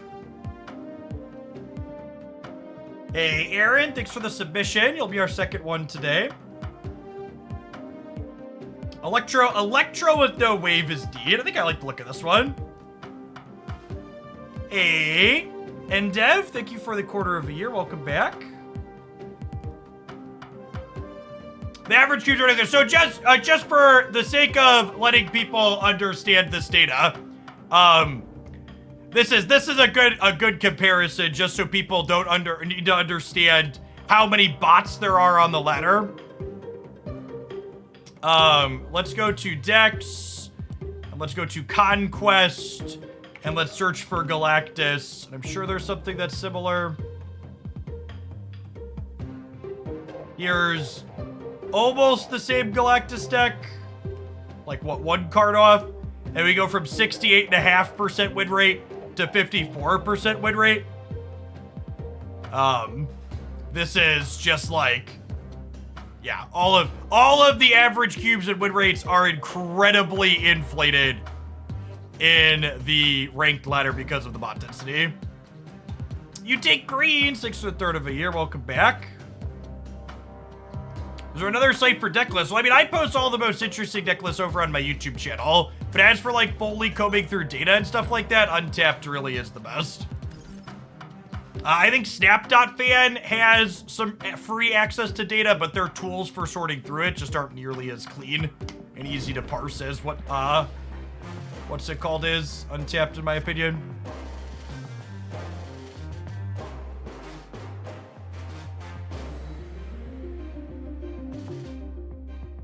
How many Spotlight cash do you get per month? About 4.5 for free. 100 versus 1,400. Yeah, but again, like, 100's still, like, mostly large enough. You're right, the sample size, but the bots are why they're skewed so high. Assuredly.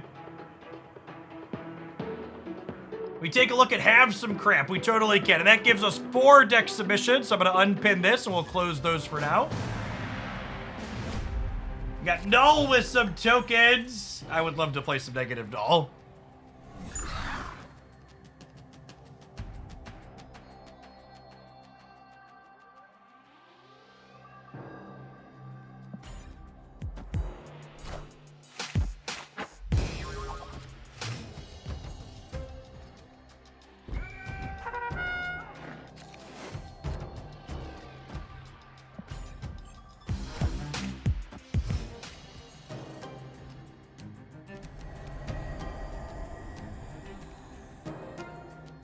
Then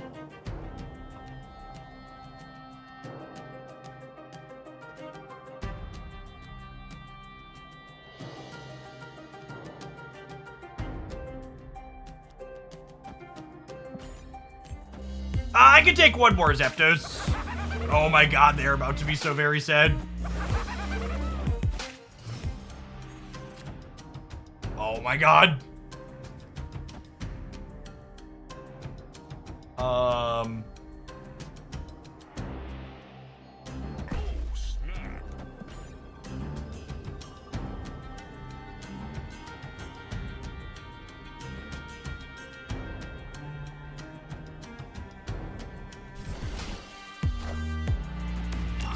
He wants to suck our blood, blah. Am I supposed to play Shuri here? It probably doesn't matter.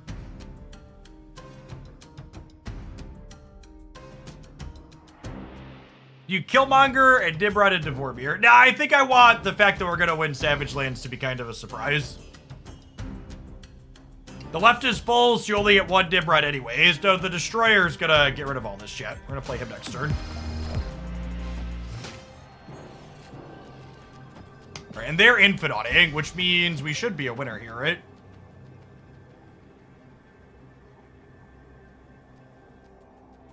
Oh yeah, Nimrod and Devormir is not super useful. Well, they said we could Killmonger first, is what they were saying.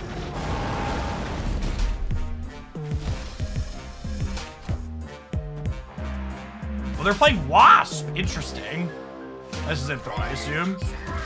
Just Hulk, sure. Into Dracula, discard Sunspot. Victory. Yeah, sure.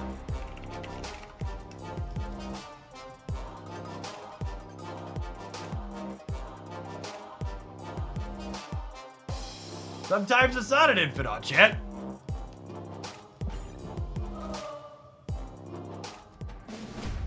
Oh, they could be Lockjaw with an awkward draw. Yeah, that's a good shout. They're probably Lockjaw. I think that's Lockjaw's a really good take.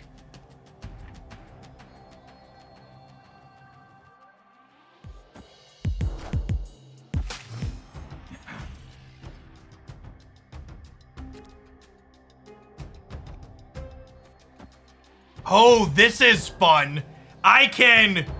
We could basically play old Shuri, and I could Shuri get it moved, send a 16 power Hobgoblin across, and then Galactus. So I can Shuri the middle, and then negative 16 them, and then play the lad out. Hey, CJ! Thank you for the quarter of a year. Welcome back.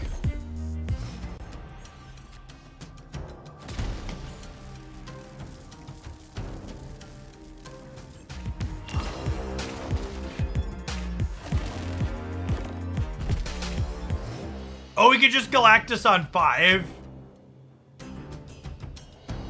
Is that good, though? Why is it better to just go 14 power Galactus? Can someone explain? I guess it plays around Spider Pig? I just don't have a good follow-up is the problem. This leaves me more flexibility. I think.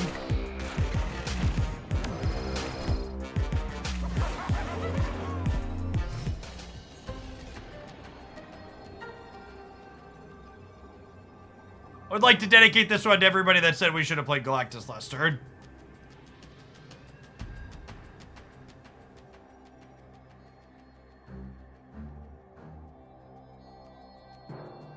What am I supposed to do here?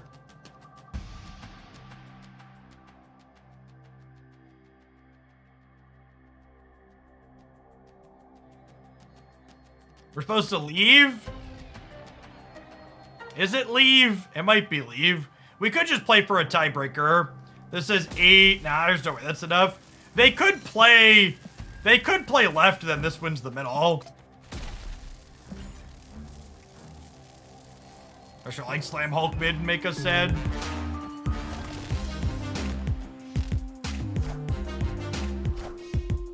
Papi! Papi! Got him! Kneel before Cheese Lactus. Thanks, Magneto. I appreciate you having my back. I appreciate you. That lockjaw was very magnetic.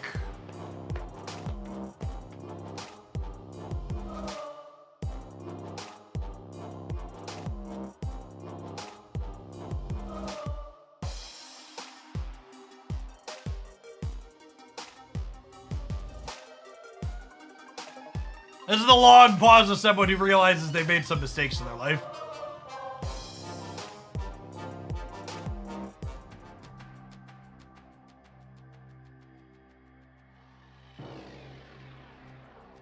Oh no! Chat, can I get an F in chat for the opponent's cell phone? There's a good chance their cell phone is no longer well. It is like through the window. It's like put the keyboard directly through their monitor. It's tough out there. It's tough. We are certainly the baddies. It's me. Victory. I'm the problem. It's me. Do. Amaraltha, thank you for the brand new Prime support. There's a ton of great people you can send that to everyone. Thanks for sending it this way and helping keep me around. Wouldn't be able to be here without folks like you. Z808, thank you for the 5 months. Welcome back.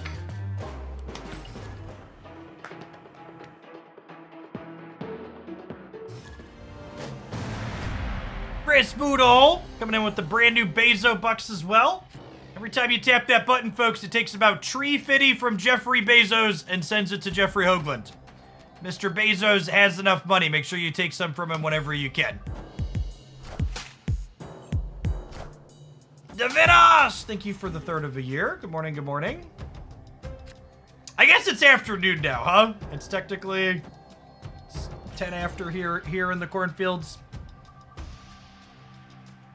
Smart Alec, thanks for the 5 months. Venom, Bucky. guess we'll start playing mid.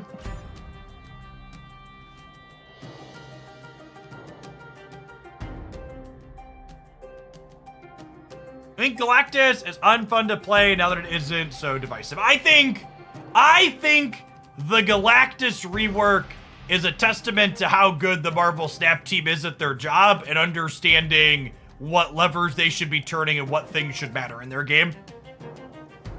I was skeptical that they could allow Galactus to delete 2/3 of the board and still have it feel at all reasonable, and I think they did a good job of that.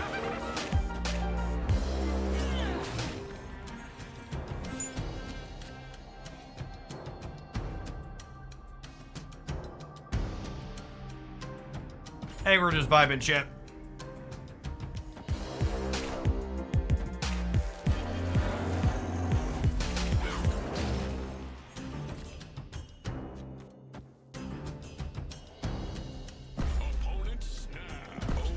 They're gonna Viper the Void here, and we're pretty okay with that. I'm gonna Hobgoblin the center, and then we'll destroy her and clean this shit up.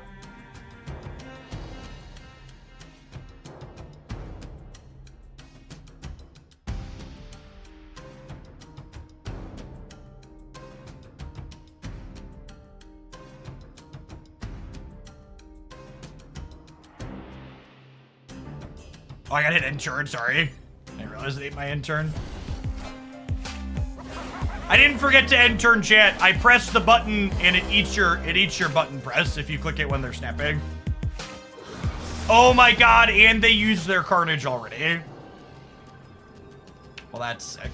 Yeah, so I mean, this puts Nimrod here and Nimrod here. This puts us 12 to -8 and then 21 to 4 plus a random Wolverine somewhere in the mix.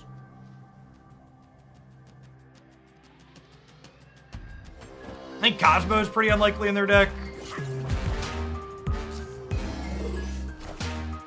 Getting to know the Clogs, this is a big deal.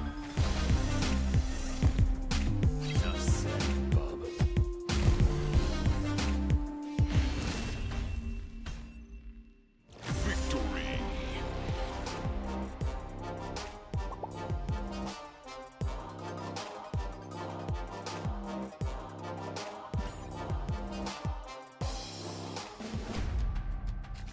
Law and Nebula makes me think that Storm's probably in their output range. Yeah, Destroyer is definitely absurd in this matchup.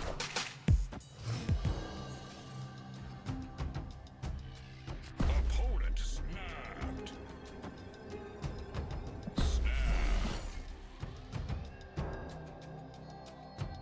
Professor X could be a good call out. That technically has synergy with Sentry as well. Good shout.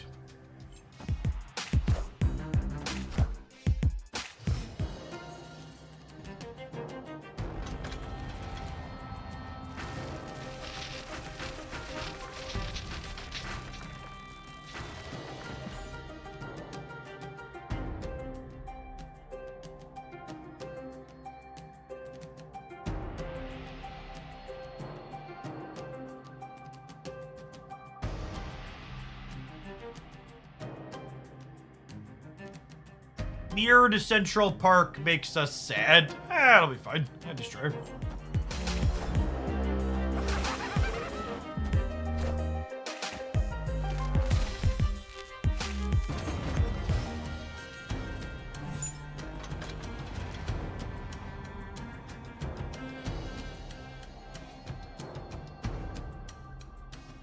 I think this is not a destroyer game.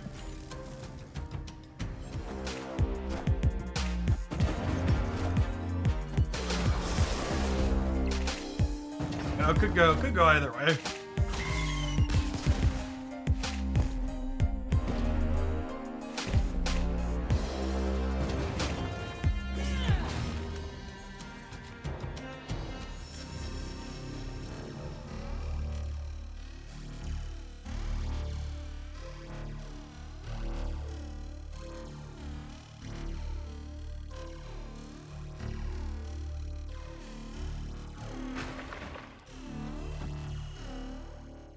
be in trouble if they Professor X.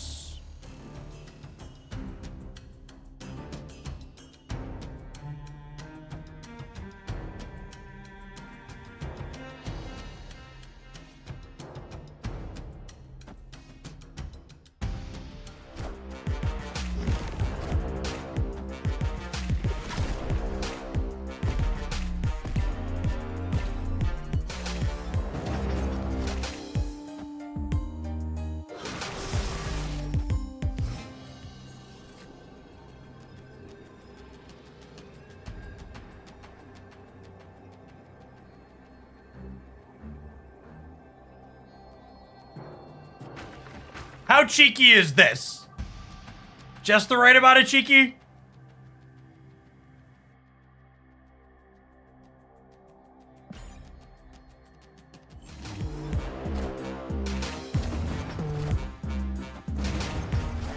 Oh, we missed it by a little bit. We missed it by a little bit, chat. That was our best play.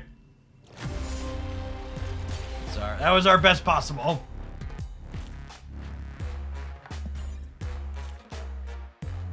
They are an Orca gamer. Orca Claw gamer.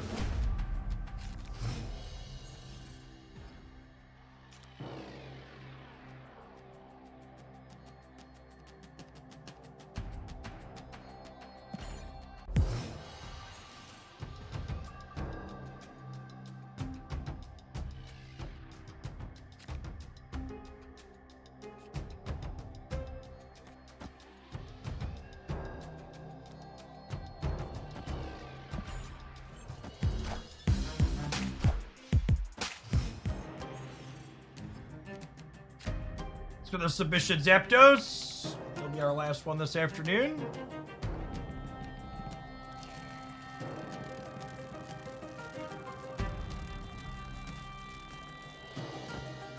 Opponent snapped.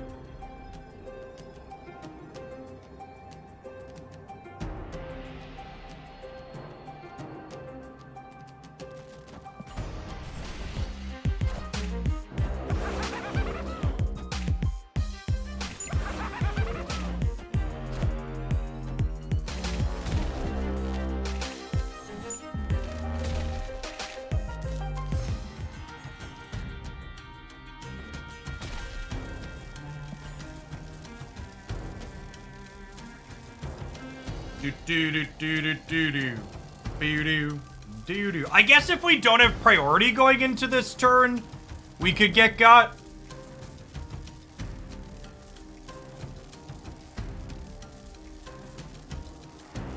We need priority going into this turn. Their deck doesn't have that many big things though, right? Non-zero chance to be a priority. Oh, that's great for us. That's fucking incredible, chat.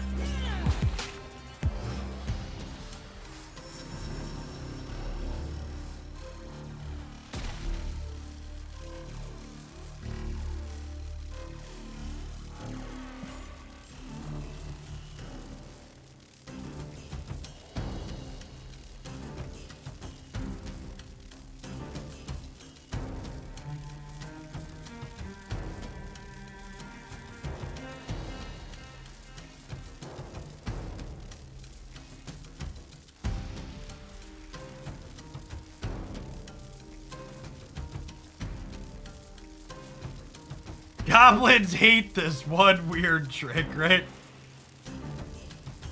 Going on, Vineyard Dog. Thanks for the 5 months.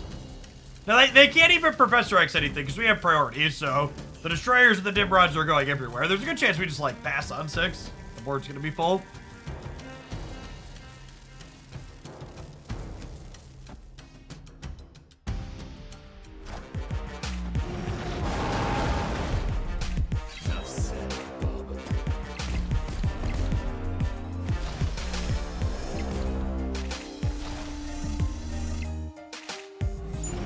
Let the Nimrods hit the board. Let the Nimrods hit the board. Let the Nimrods hit the board.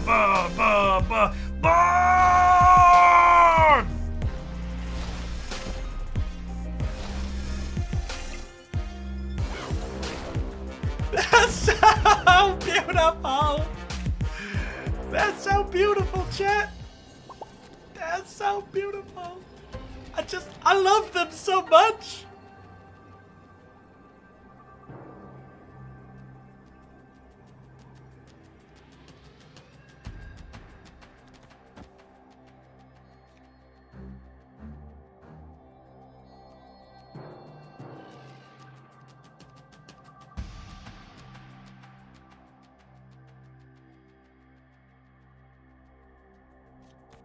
This is like actually our best play, right?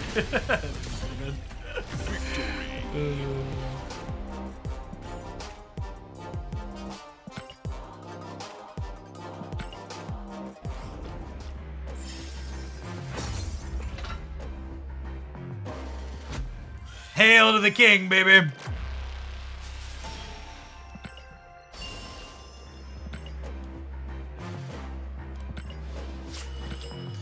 I'm gonna play one Proving Grounds here real quick too, because those are both real fast. Standing for an hour, it's time to sit down for a little bit, get some pedaling going on.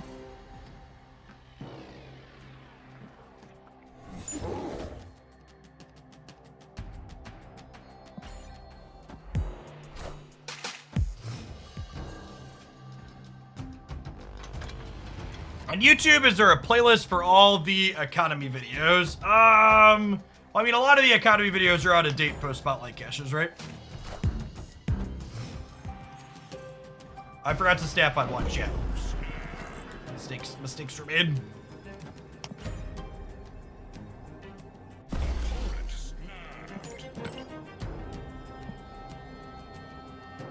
Is there a mat that I use for standing? Yeah, I just have like a anti-fatigue mat. Cushioned. Any cord management stuff for standing desk? Well, the only cord I have going down is my power strip cord, which I don't really manage. Everything else is just up on top of my actual desk. Oh, Ant-Man Mr. Fantastic's actually kind of scary because it means Armor and Cosmo are likely.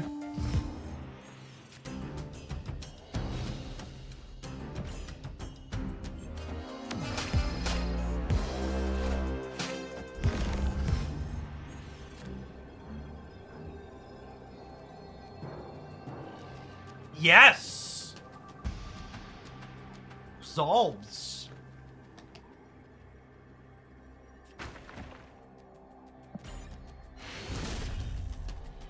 Victory.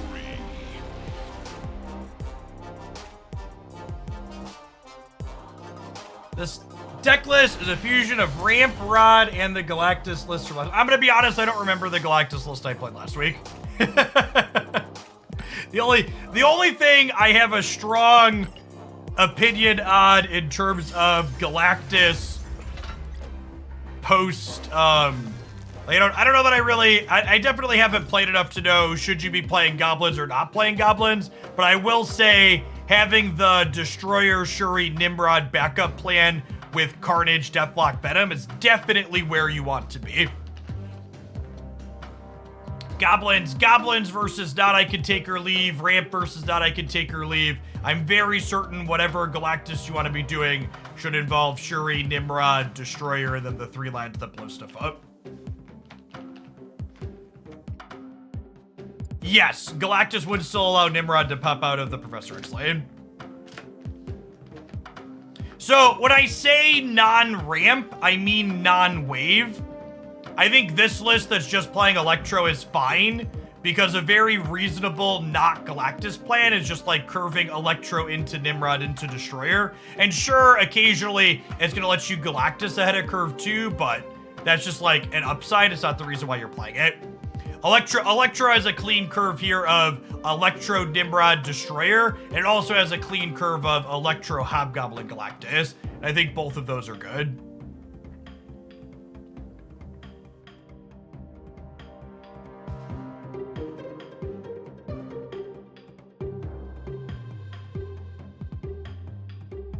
Going on, Shuki, thank you for the 46 months. Welcome back. I have a video that I've loosely outlined, Panda, that the working title is something along the lines of, so what does the Marvel Snap endgame economy look like now? And obviously I need to figure out how to clickbait that so the video doesn't like tank to shit. But loosely something covering, hey, what does your Series 3 complete or near Series 3 complete? How does the economy function post Spotlight caches? What does it look like from free-to-play, whale, and minnow perspective?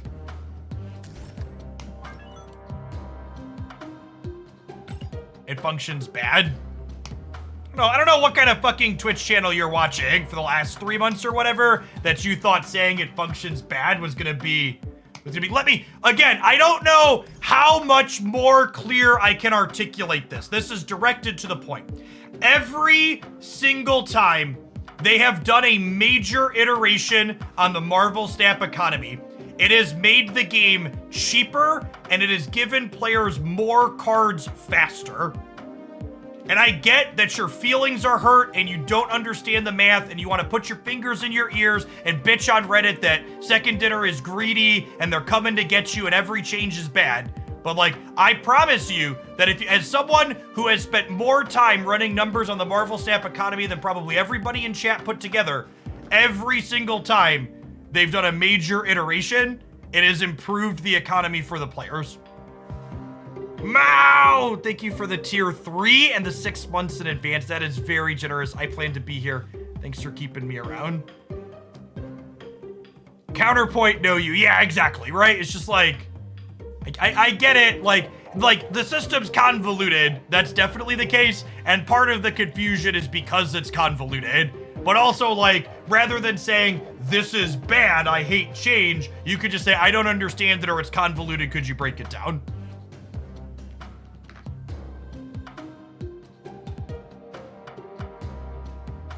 All right, let's pop on into this this high Evo lockdown deck, huh? Our next viewer submission. Yeah, I think I'd been meaning to get a chance to replay some of these errands post high Evo change, so I'm happy to take it. Chuchaka, thank you for the 7 months. Welcome back. The #1 pain point and thing I would heavily encourage you to be specifically critical of in all of Second Dinner's communication channels is replacing a Series 4 or 5 card you already own with a random variant is absolute hot dog water and desperately needs to change. So you can and should. I have given that feedback publicly on numerous occasions. I've passed it along in my private channels as well, and I'm not the only creator doing that. But I absolutely think the lack of reasonable substitution, it really needs to just be some small amount of tokens. I think if they change it so you're always guaranteed to get a random Series 4 or 5 cards you don't already have, I think that probably makes it too cheap and easy to get all the cards for free. And they would probably get rid of something else to make up for that. So, I think they very explicitly don't want it to be a guaranteed one. I think if they don't want to give some amount of tokens refund, they should consider just not having a random one in there and just have 4 set ones every week. I think I'd like to see like 1,000 tokens in there, just some percentage of a new card.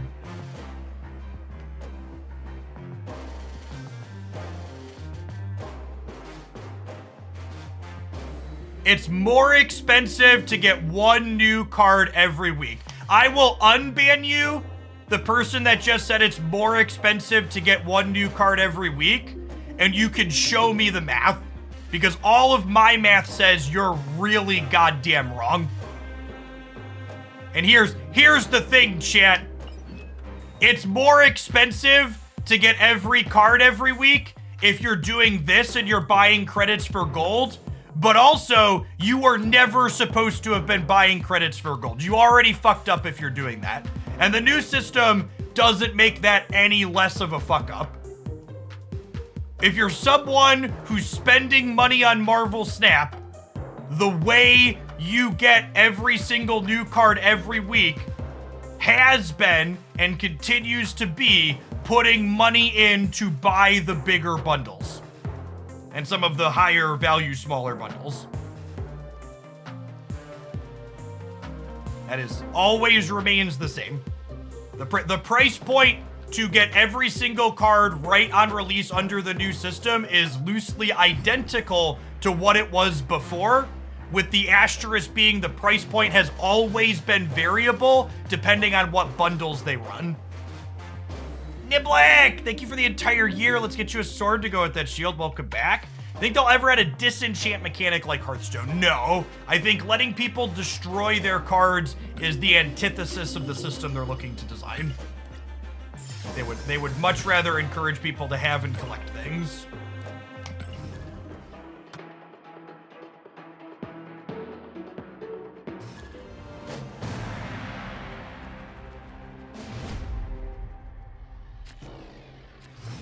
Old caches gave Series 4 and 5 cards. Nice joke. Listen, this isn't Reddit. I get it. You're bad at math. And if you want to, like, type something like that lets me know you're bad at math to get banned, I'm happy to ban you. If you can't understand that reserves are slightly worse under the new system and spotlight caches are so much better it makes up for reserves being slightly worse, I can't help you. There's no, you can't be helped. I'm gonna drown these fucking horses in water trying to make them drink.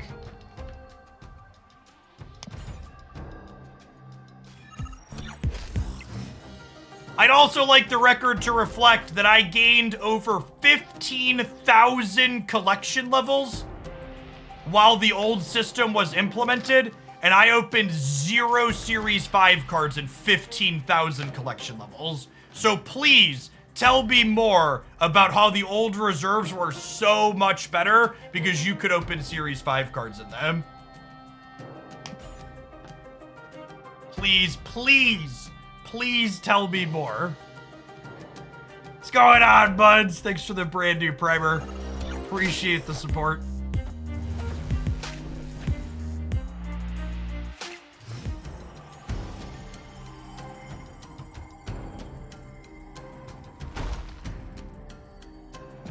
Snap him here. We'll play Thing in the middle. We'll Spider-Man the left. We'll slam Hulk somewhere.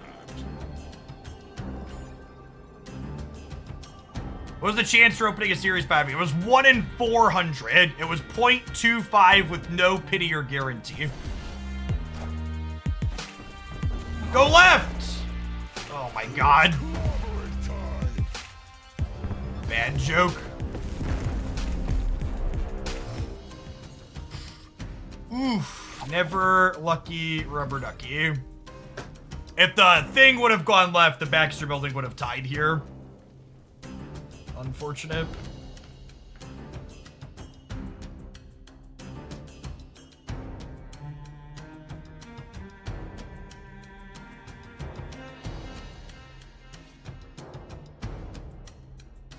Agree, Blade. If I could give one piece of career advice to Jeff Hoagland a decade ago, starting to make content and streaming and interacting with people on social media, it would be start blocking people sooner. That would be my number one piece of advice for Jeff from a decade ago.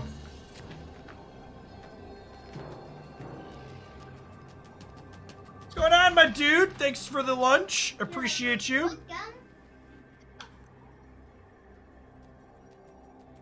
Thanks for the over 5 years, Oratog. Welcome back. Do we think they can get more points into the Baxter building? I don't think they can. We just play hard right? I just want to beat Brood Surfer.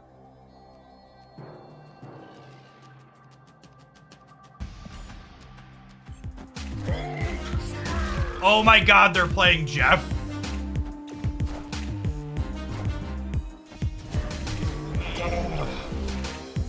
Alright, we'll take a do over.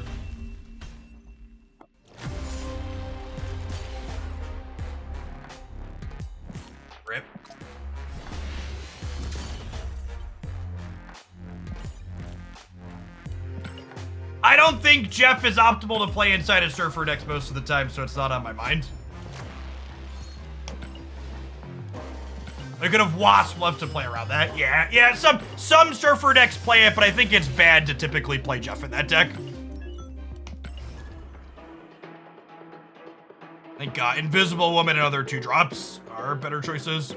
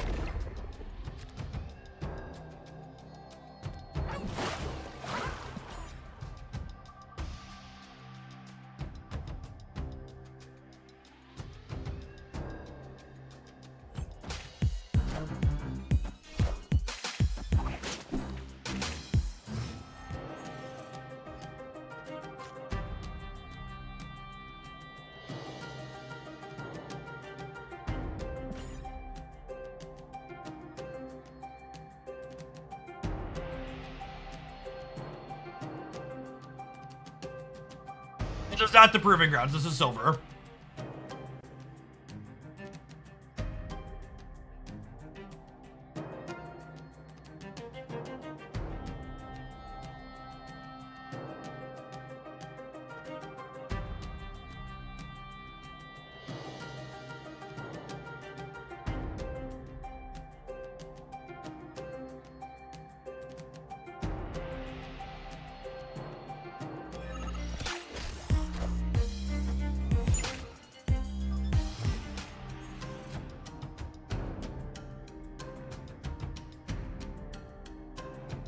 I think Iron Lad is a fine card to open for if you like the idea of it, but outside of the few specific decks it plays in, it's not hugely necessary.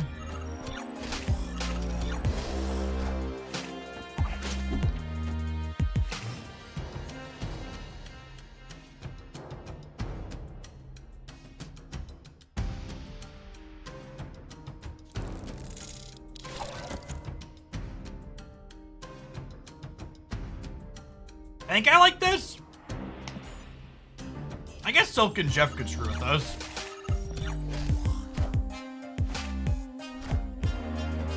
Friendly neighborhood Spider-Man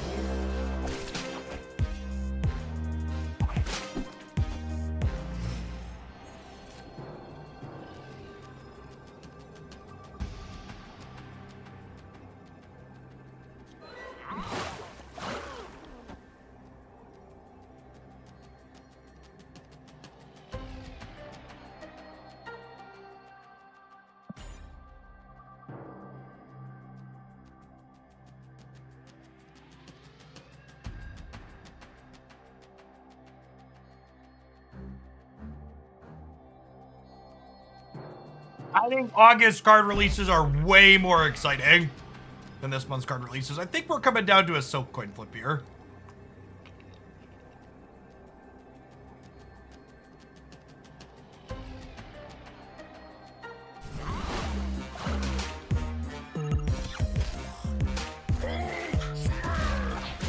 Wait, what?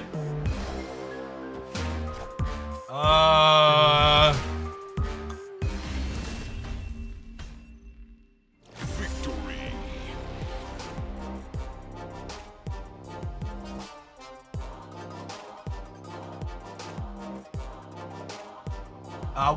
Once you finish your weekly challenge, there's no more free gold to be had. You get 800 per week. I'm sorry, 200 per week.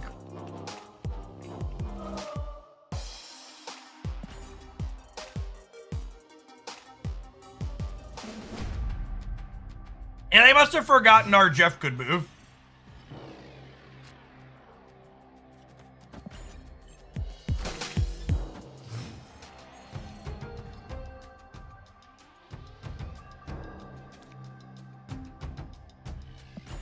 Allocation sucks for us.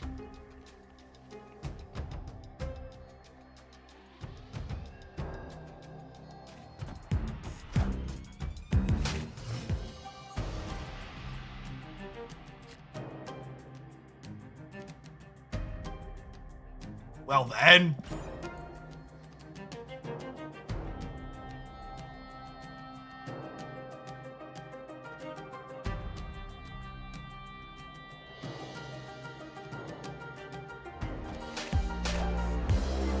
Wind aid my hand.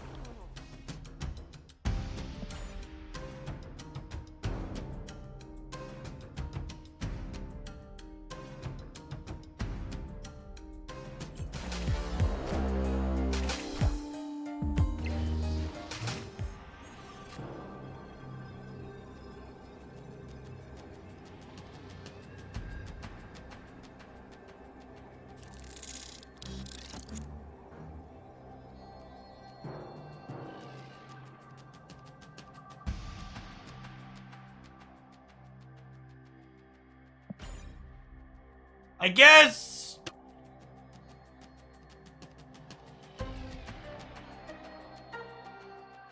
If you open 4 spotlight caches, are you guaranteed? Oh my god.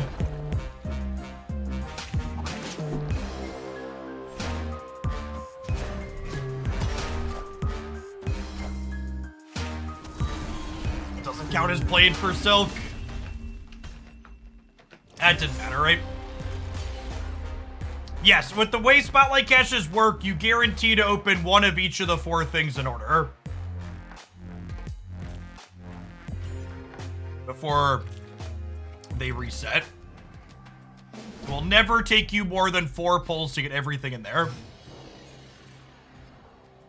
Does buying the spotlight card with tokens during the week converted spotlight slot to the variant? Yes.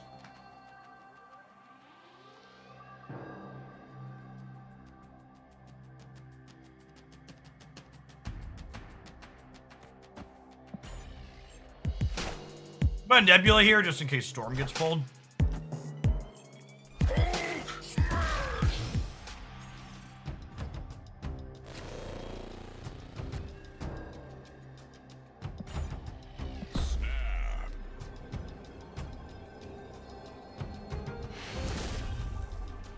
Victory.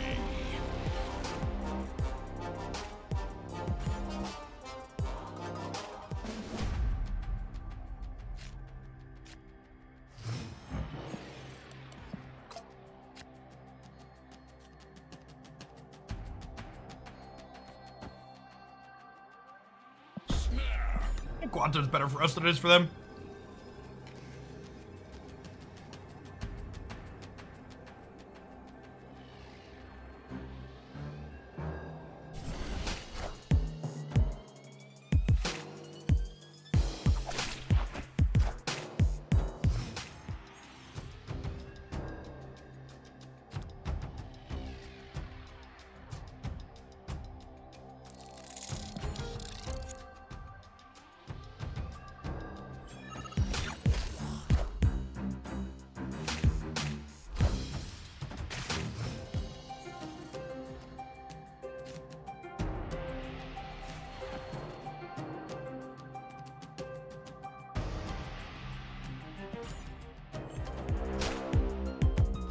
And Speaker Ender, thank you for the 14 months. I appreciate that. Welcome back.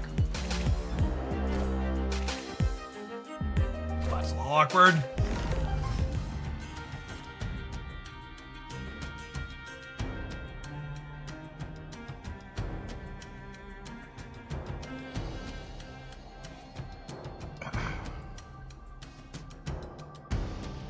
If I pass an energy every turn, we tie the right. Or we win the right by moving Jeff there.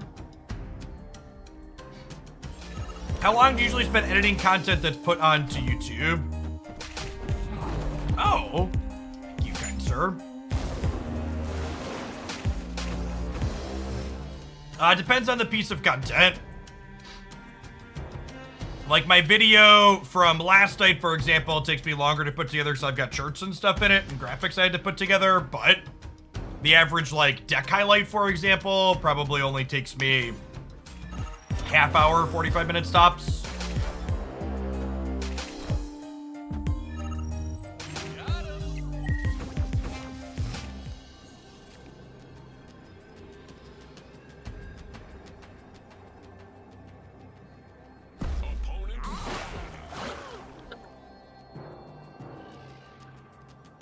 Oh, I guess Surfer beats us on the right, huh? For people asking why I didn't play the Thing, I held on to the Thing because I had priority last turn and I wanted to play Thing on the last turn to soak more here. So I wanted to save Thing for turn 6.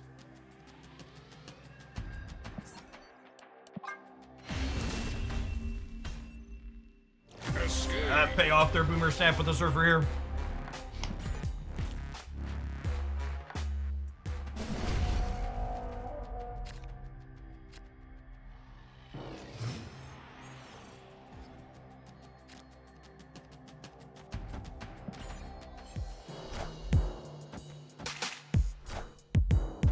Wind, aid my hand. You want my thoughts on how the upcoming caches for next month compare to this one? I've got a full breakdown with rankings on which ones I think are good, bad, or otherwise, and why. You can find over on my YouTube channel now. Insert Sakar appeared 2 games in a row. LOL, is it a feature location? Comments here.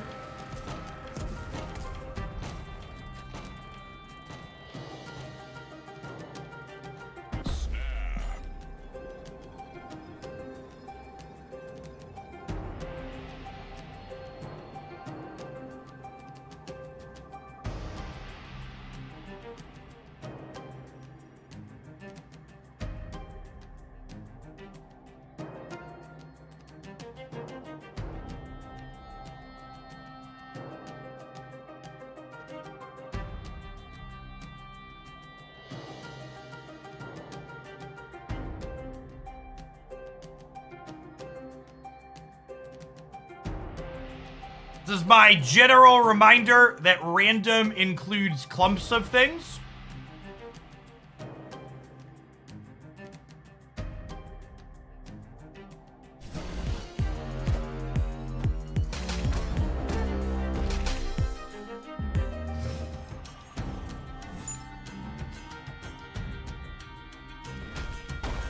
Hey, they fixed the bug.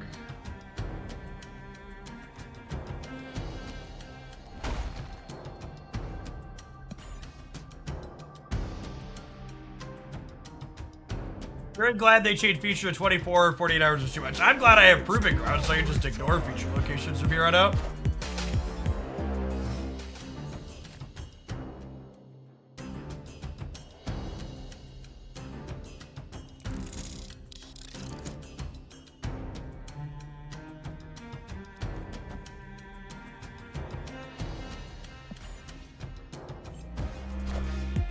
They get into trouble if they have Silk here, but otherwise we're in a good spot.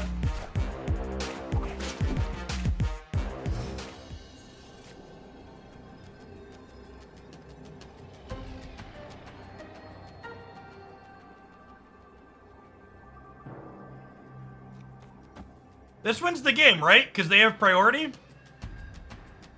If they play nothing, I trade these. If they play anything, this blows up.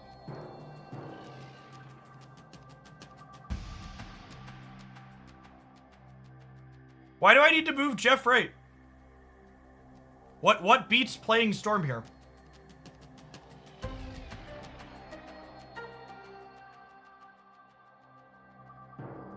They can pass. If they pass, I win playing Storm, chat. Teenage Warhead dies, Storm dies, I'm 8-6. I'm 10-6.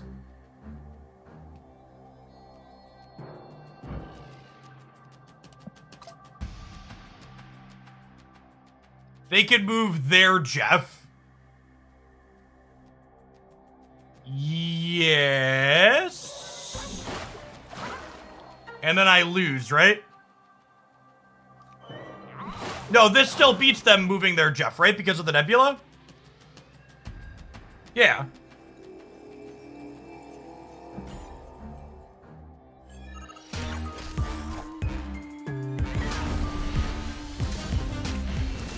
Yeah, if they move Jeff, we're 10-9.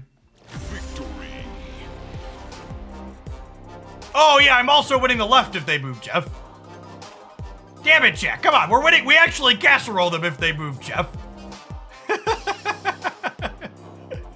God damn it, chat.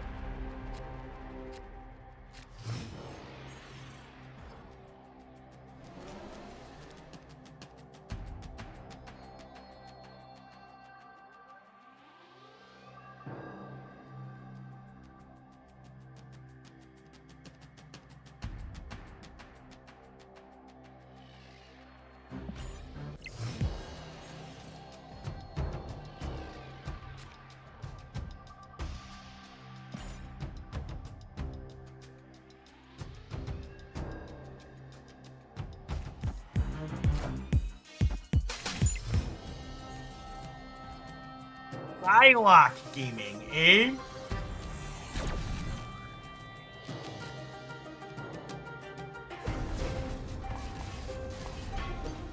Double Cyclops sounds kind of cracked.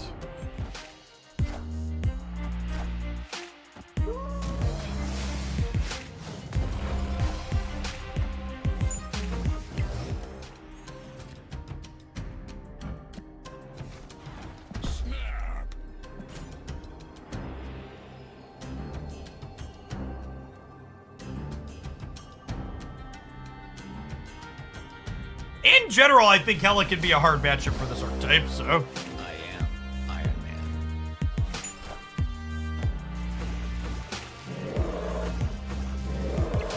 Playing Iron Man into my Cyclops deck.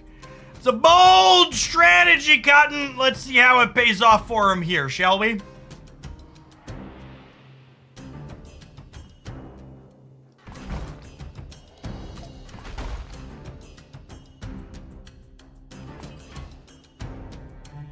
I think this is actually better, right?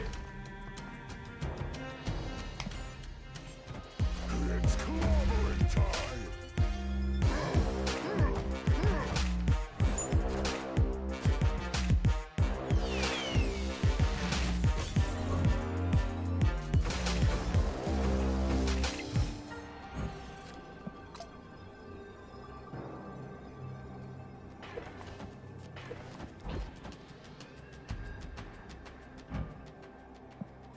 It's an illusion!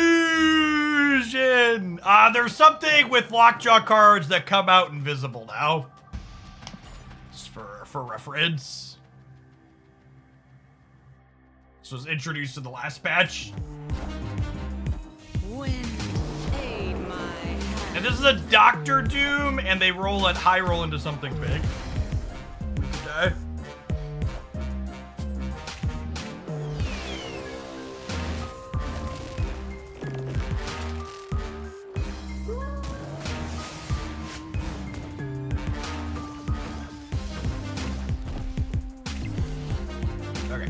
Cyclops has some shit. So anyways, I started blasting. The high Evo decks are still real good, by the way, in case anybody was wondering. Quite powerful.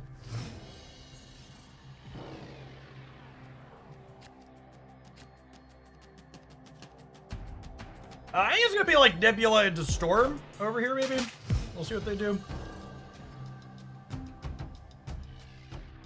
Okay, okay.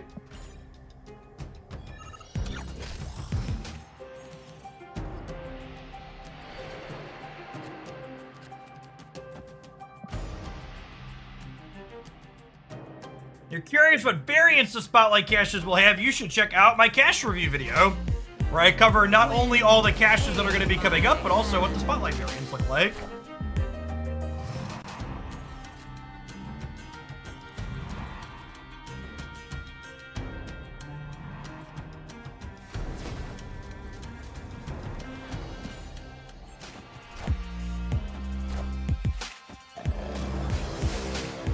Joy, 60 over 3 years, welcome back. Using the Thanos Lockjaw deck running around with Claw, Spider-Man, and friends. Yeah, that one's been around for a little bit. It's a fine archetype.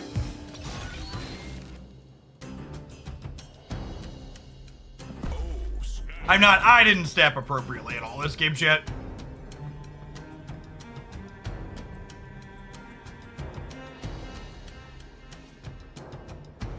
So, Spider-Man wins the game. However, oh yeah, they're a Hella deck. I was just saying, Jeff into Doctor Doom's better cube equity, but you're right. I need to stop them from Hellaing me. Friendly neighborhood Spider-Man here. That's a good shout. If they weren't a Hella deck, if they were a regular Lockjaw deck, I think I'd just Jeff into Doom. But Hella means Jeff into Doom could bite us in the butt. Bite us in the bum. This means we only get 2 cubes though. Victory. They could have gone MODOK on 5 into Hella on 6 and been their whole hand and flipped it back up. If I know Spider-Man.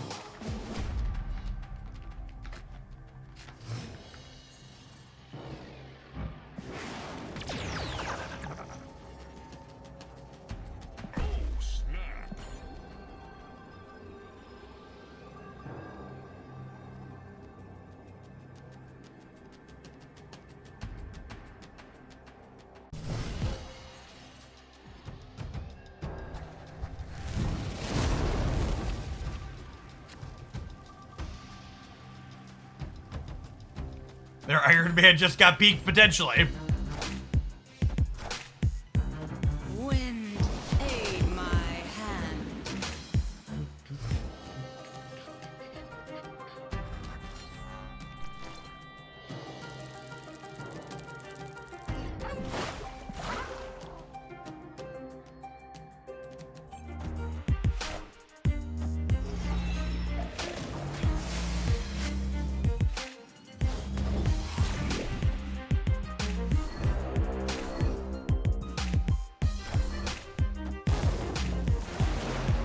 Go.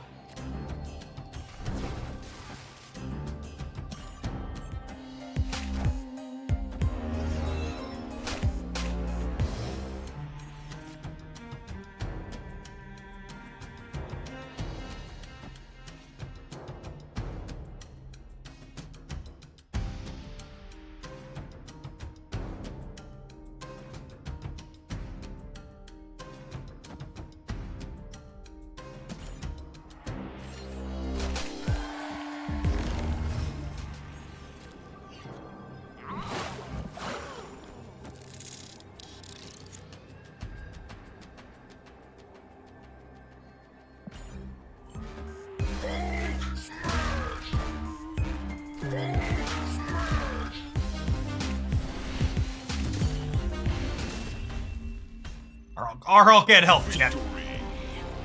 I didn't want a Wasp here because I thought there was a good chance we didn't need it.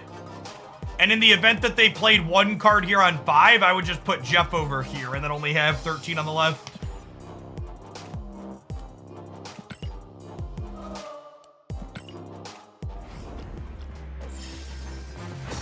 Their gold ticket in the bank. We're gonna have to start working on converting our golds into infinites next week, I think. I mean, double digits for those. Yeah, I have 18. Three infinites so far. All right.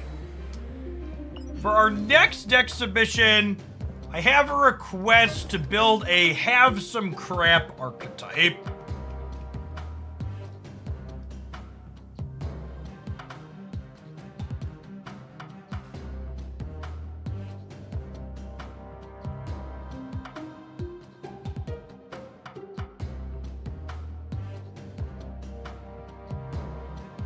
I think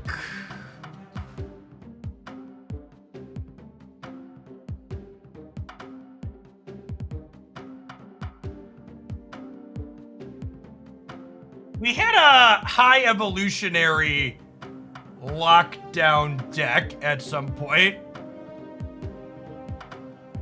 I do have a Hella Lockjaw Surfer Destroyer in the tank duck, yeah.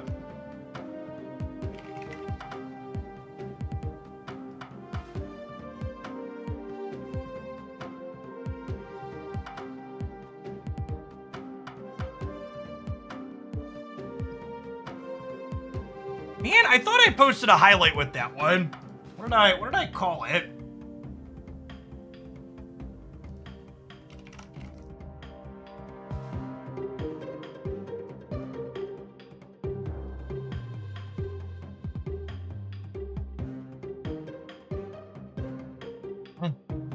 Let's see if we can take a peekaboo over on Untapped.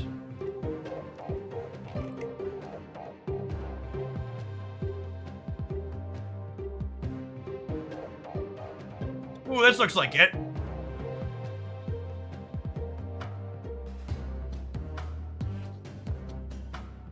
Yes, you can always come into my chat and type !OTA to find out the next OTA day. So yes, there is one on Thursday the 20th.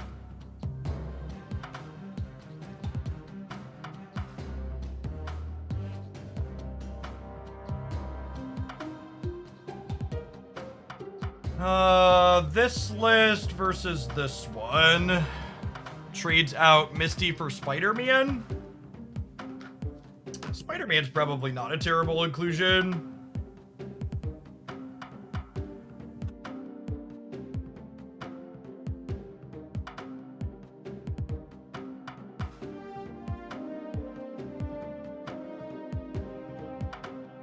Well, they're playing Iceman too. What's different here? They're down to Titania. Oh, I definitely want to play the build with Titania. Titania Green Goblin sparks joy, chat. Find the things that make you happy in life.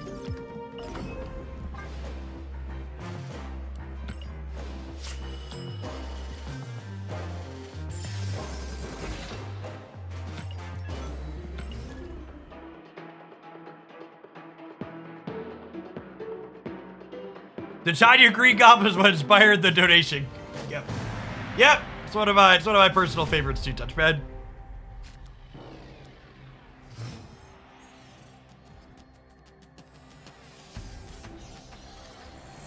Galactus. I wonder if they're back on they're back on what's it called? Galactusing. The Destroyer Galactus deck's probably a hard matchup for us. This person was a serial Galactus player on the ladder before the card was changed.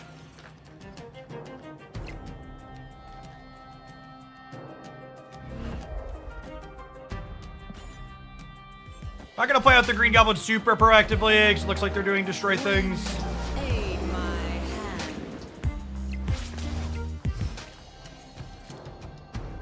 Oh, they're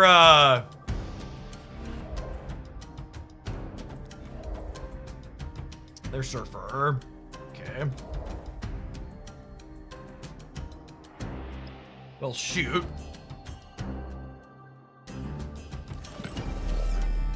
I think I actually play for here, because it's just gonna come down to tiebreakers, I think. I want to gum up their ability to play cards out over here.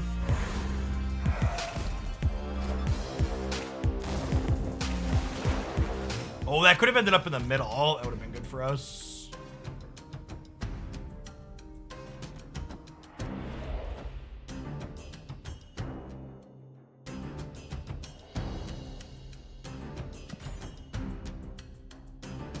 Yeah, I don't think there's anything we could do to beat a Brood, though.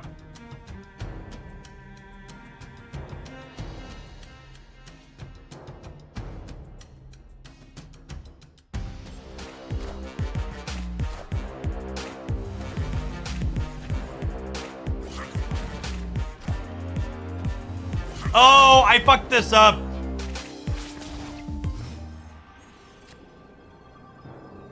I messed it up. I needed to do the Titania second. I forgot we had priority.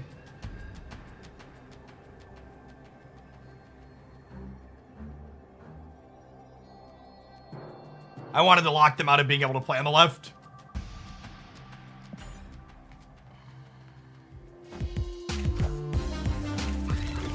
Ah, they rude.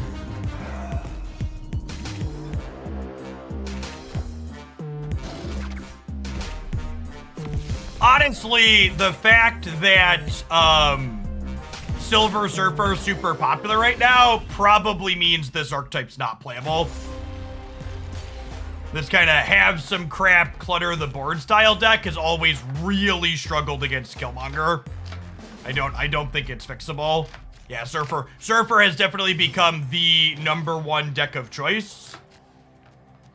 And we can play a game here and kind of highlight how we don't have a chance, but it definitely is not likely.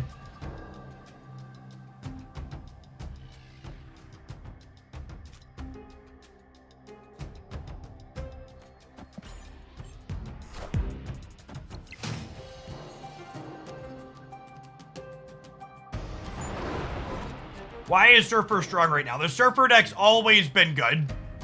People just do this thing where they stop playing decks that are good because they got adjusted slightly. Wind, aid my hand.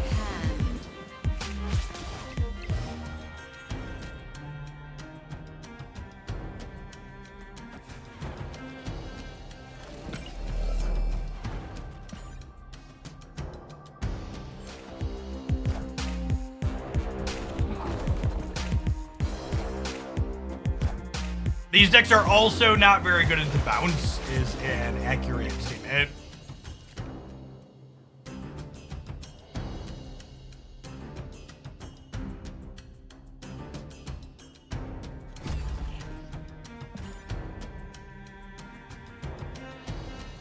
Opponent snapped.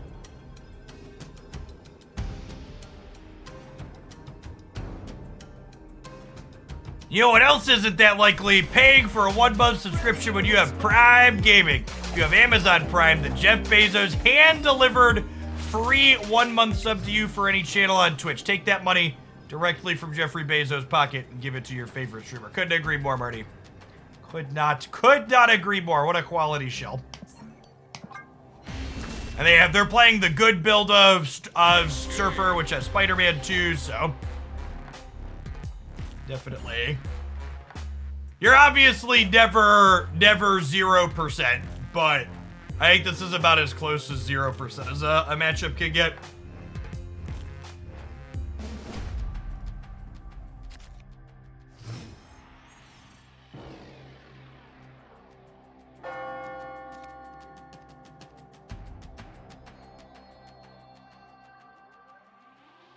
They pushed out a hotfix for Killmonger and Mr. Negative issues, dude. Monkey Jesus, thank you for the 5 months. Welcome back.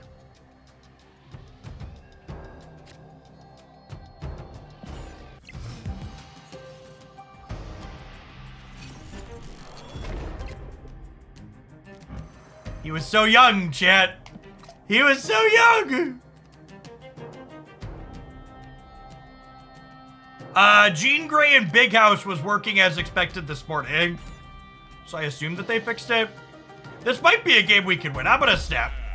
I think this is a game we can win, says local man looking at Carbartage.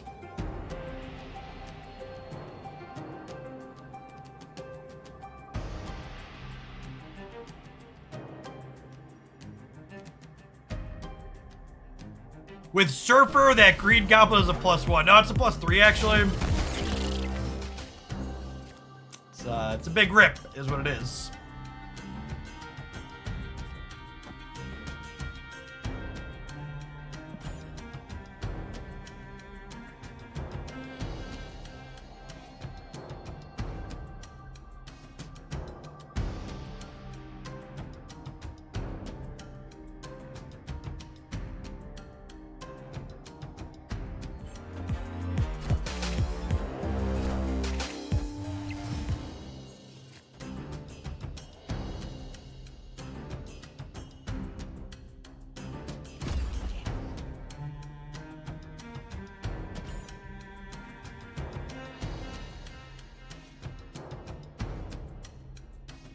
We have died.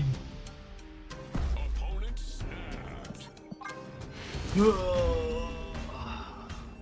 Escaped.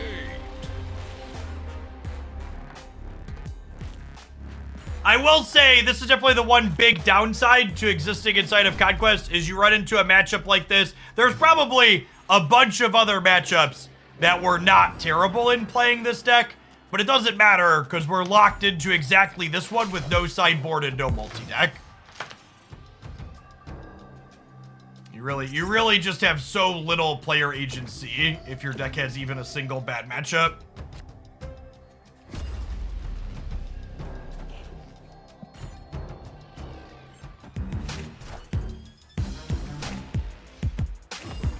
I finished my weekend missions with the Jean Grey Silk deck.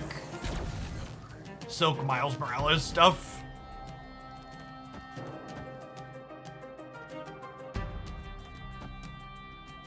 You haven't seen that one? It was on my Jean Grey videos on the YouTube channel.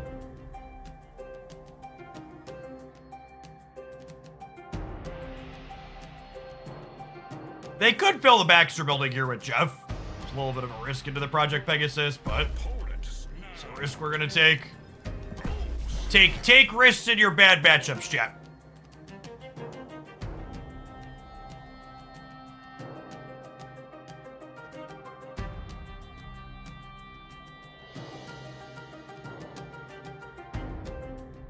The worse your matchup is, the bigger gambles you should take to try and sneak one out.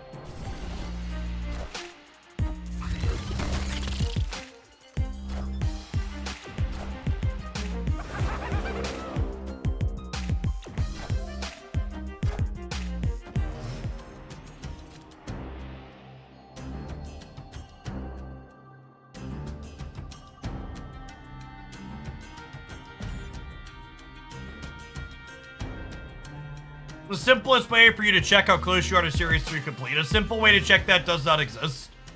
Marvel Sap does not allow you to filter based on collection completion series.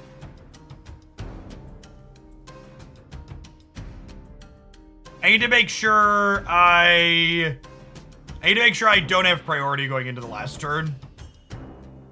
Yeah, using a third-party tracker like Untapped is probably the easiest way. There's no built-in way though.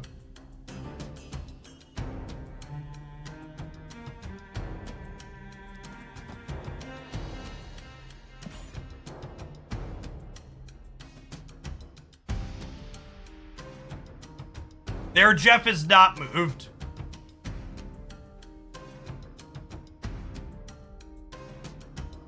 We could Titania block them. That's not good if they're ghosting. I don't know, we're probably dead either way if they're ghosting. They could also just like move Jeff this turn because they've seen the Titania.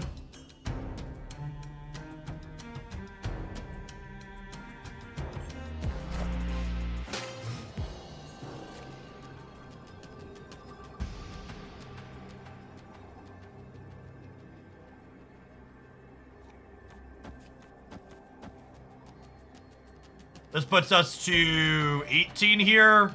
Jeff move puts them to 12. Surfer puts them to...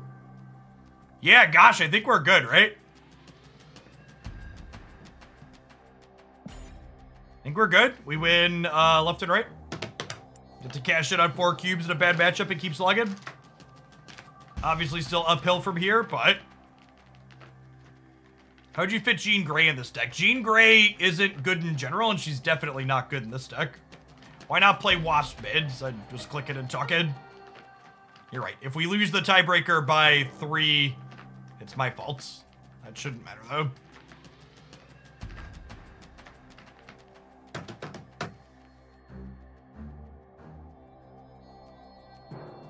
Maybe they have Killmonger. Killmonger also, we still win, right?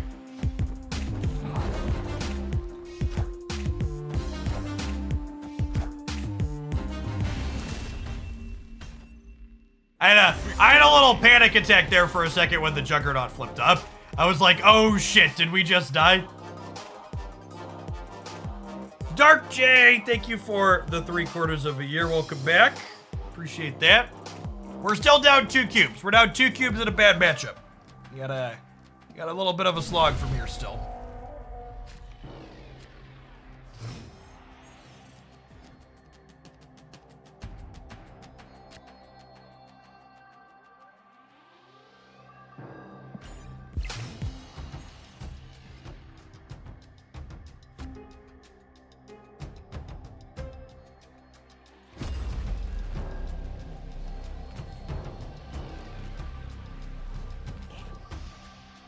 We just want Hulk to be huge.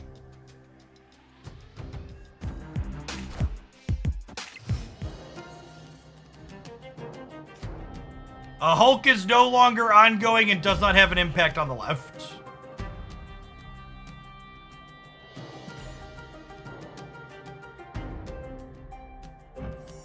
It's adjusted to just kind of exist. Wind, aid my hand.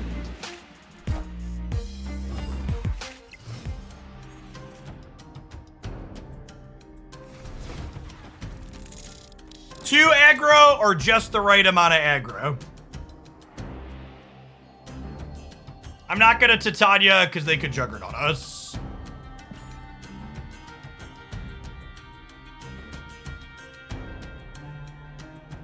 Opponent snapped.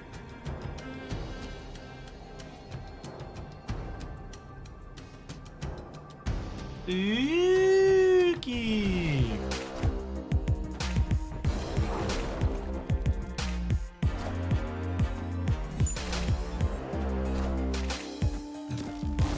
Yeah, they snapped after we locked in. They were running the rope down every turn. Sounds about right.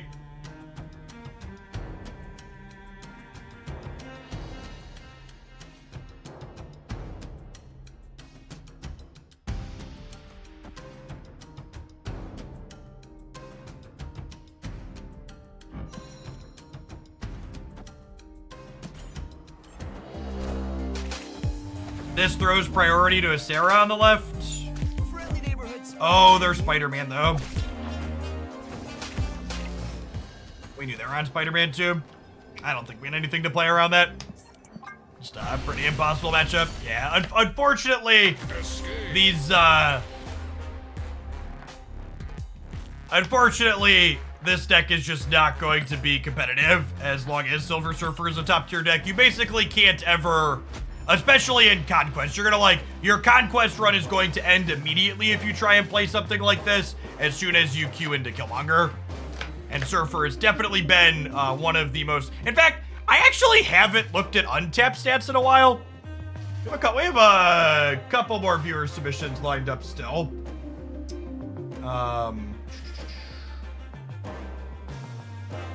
Let's take a look at what untapped metrics look like.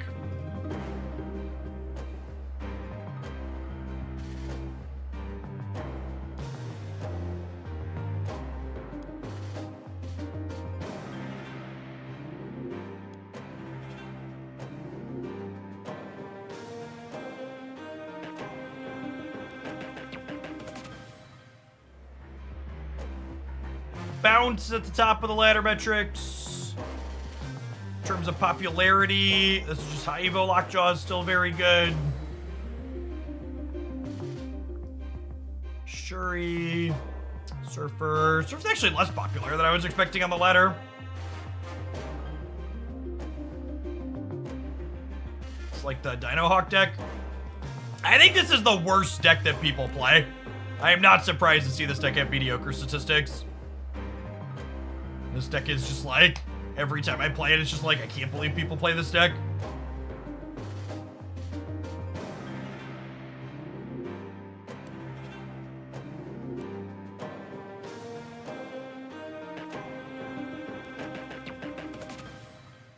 Alright, Proving Grounds.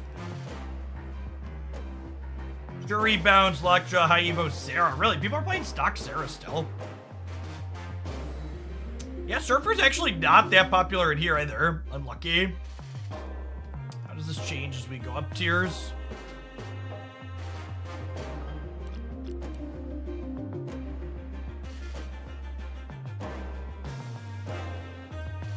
Really change that much? Lockjaw and Bounce still super popular and good inside of gold.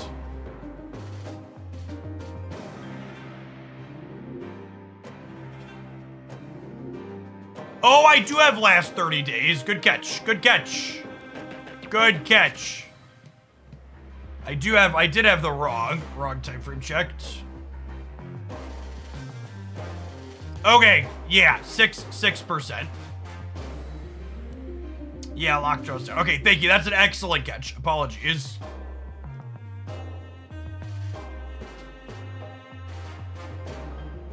Probably had the wrong ones for ranked too then, right? No, ranked was on latest patch. It must have different, it doesn't carry your time for mover between the two. Or maybe it did? Maybe it did. I had it last time. Yeah, Surfer 7.5% here now. Yes, that makes sense. Lockjaw is still here, but... Got it. Okay, yeah, that... It's not double digits, but yeah, Surfer is actually the most popular when we filter. Oh, we filter for that, huh? No. Whoop.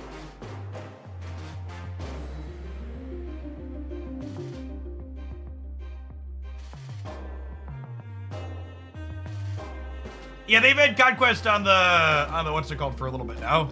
Damn. All right, our next viewer submission is an old favorite. Got some negative Deadpool action here. Let's pop on into some Silver Conquest with this one.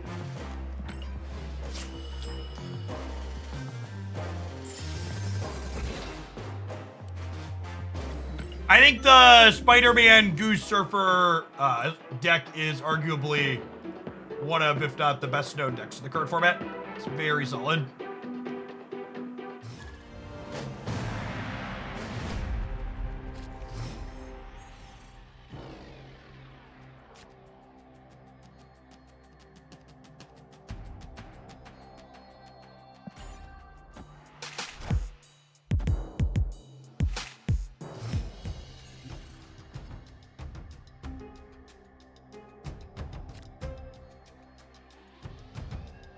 Honestly, that's kind of rude too. I don't want their stupid pig.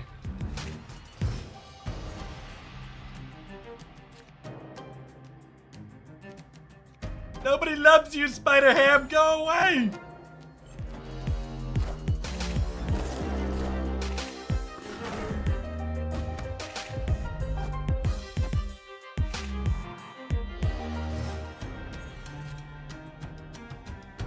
I have Iron Man, Zola, and Null all in my deck right now.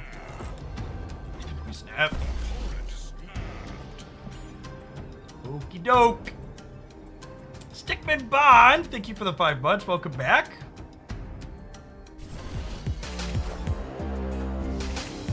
Oh, Wongers. Clear for takeoff.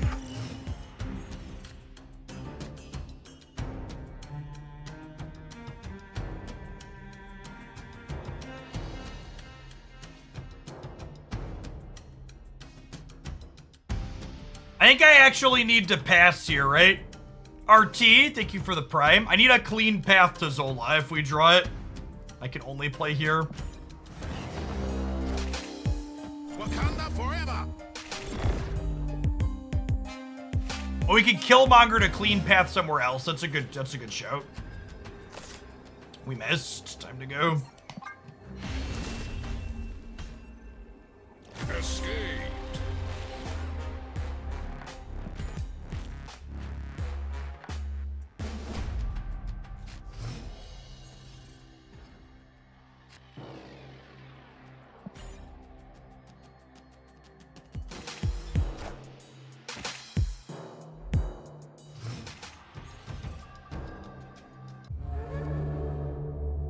I am Ego, and this is my domain. Fuck it. It's Silver Conquest. We'll run again if we lose it.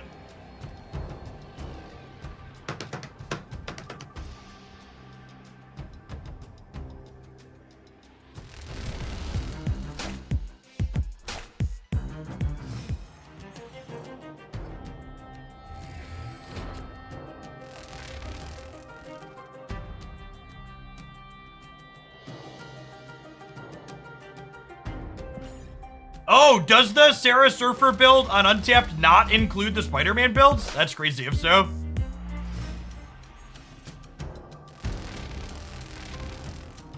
You are so close, and yet so far away, Ego. What counter Surfer? I don't really think there's any direct Surfer counters. kind of just a generically good stuff deck. There's a lot of good disruptive tools. There's also a lot of different variations of Surfer. Like when you talk about like, okay, what's good into Surfer, it's like, okay, which one?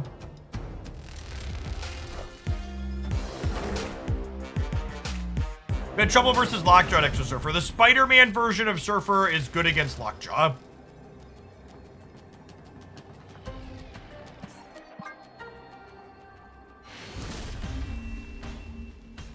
If you're someone that's saying, Jeff, Surfer with Spider-Man, what does that look like? Check out my YouTube channel, Hooglandia Snap. There was a set of matches posted with that on Saturday, I believe. It's the last deck highlight that's up there. The last 2 days I posted non-gameplay content.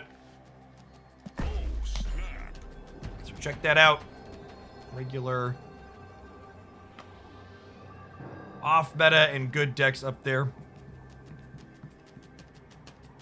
The Agatha stuff has not made it to YouTube yet. Unfortunately, YouTube as a platform heavily discourages you from making content, so I'm no longer doing double video days because the days where I was posting 2 deck videos, the metrics were worse.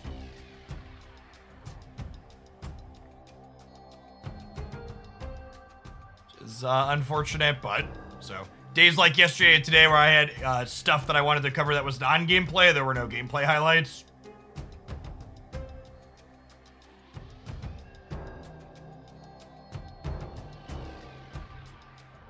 I am not planning to stream any Diablo or any other non-Snap stuff seeing sponsored opportunities in the too distant future. Metrics for non-Snap things are just not particularly good. Follow the numbers for the time being. What if I was supposed to play Psylocke here in case Null came down? Very possible.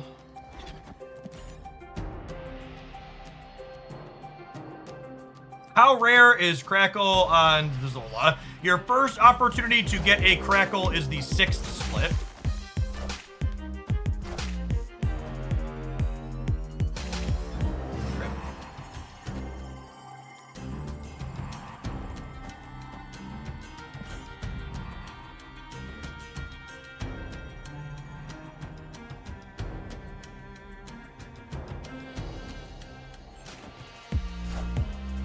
Wakanda forever!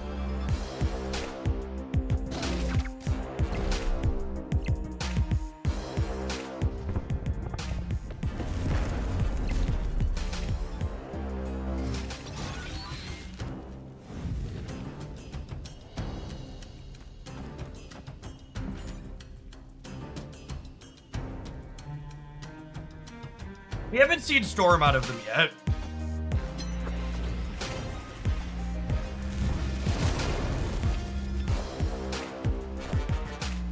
I am Iron Man.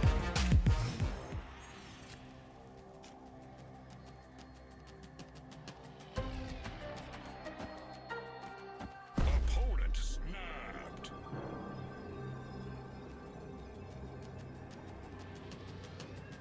I'll draw our Iron Man next turn, it'll be great.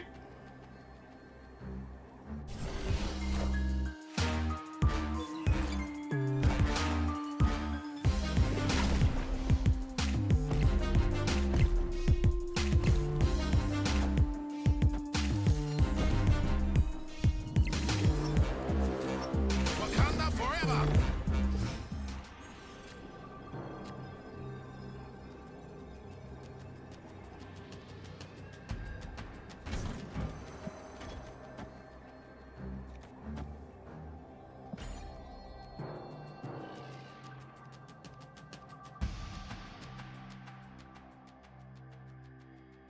They do have Shang-Chi. We are dead to Shang.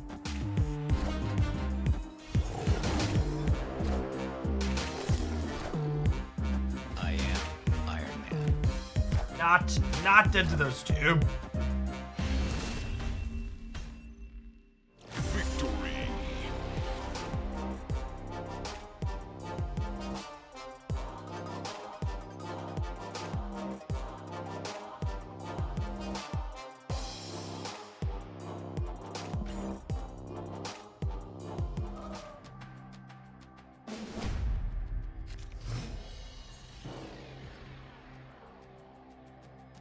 Do you think is the best themed deck?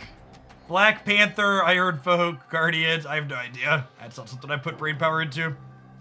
Nor do I intend to. You very rarely want to bast on one in this archetype. Generally speaking, waiting to see what other cards can come off the top that you want to bast onto has value. Let's do it this turn though. We got the Iron Man now.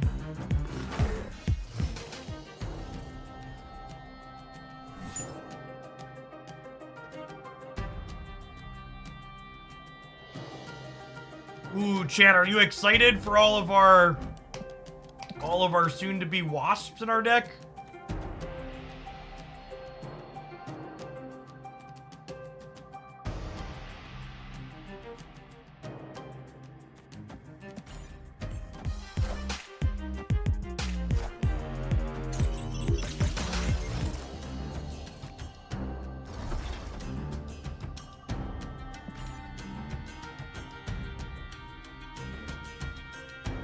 Her free vibranium in the middle. Yeah, it's true. Get that going for us at least. Oh my gosh, the Central Park let them play Ironheart on curve for value. Rude.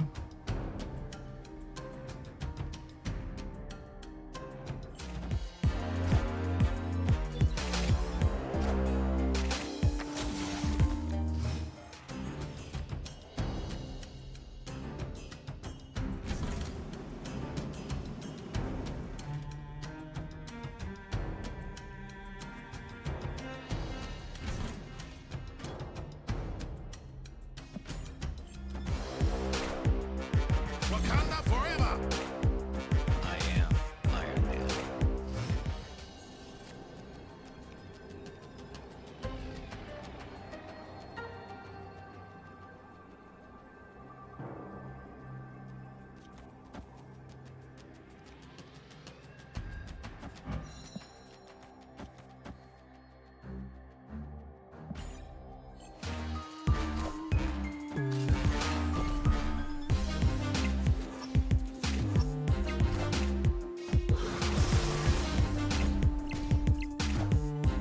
Swing and a miss from them.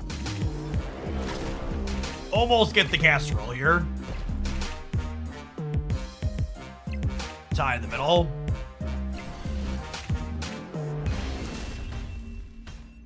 Central Park ultimately being the reason we win that game. Complained about it a little bit with Ironheart, but was clutch.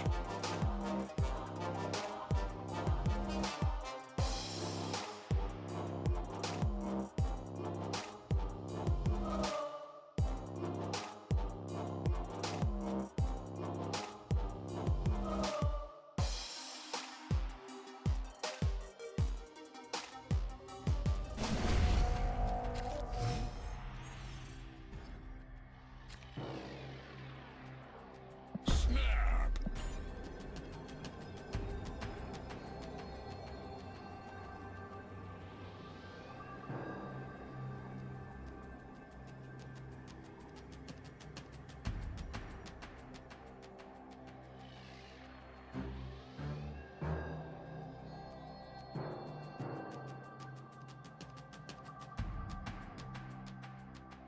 Are they also negative? I don't believe so. They're just doing like Wong Black Panther things.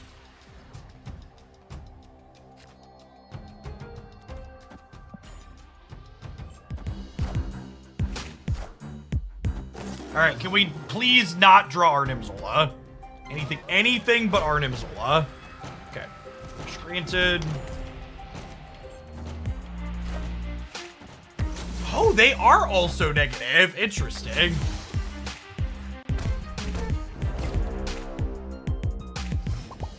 Are they not playing Odin then? They must not be, huh?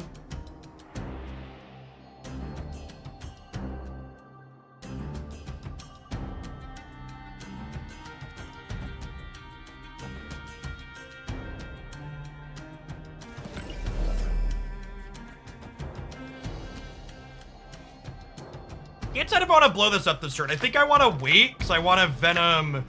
I want to Venom the magic so that way this is bigger down the line.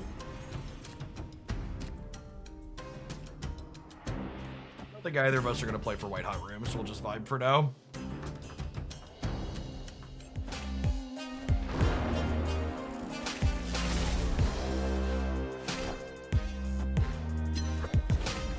The last card is Jane. Bruce.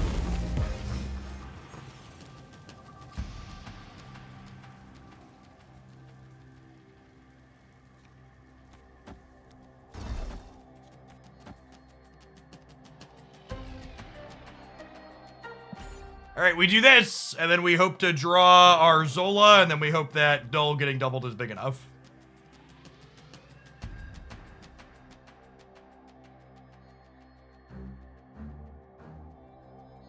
Dull's -2 because 2 Mr. Negatives died in Murder World.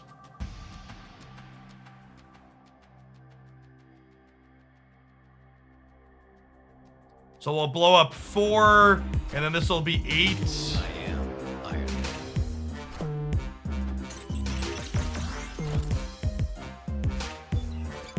This will be 10, so we'll have 2 20 power dulls.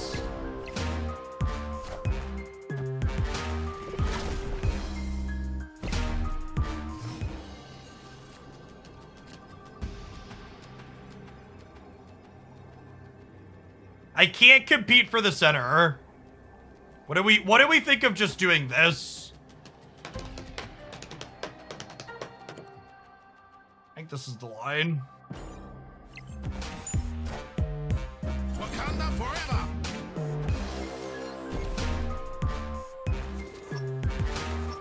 Wakanda forever.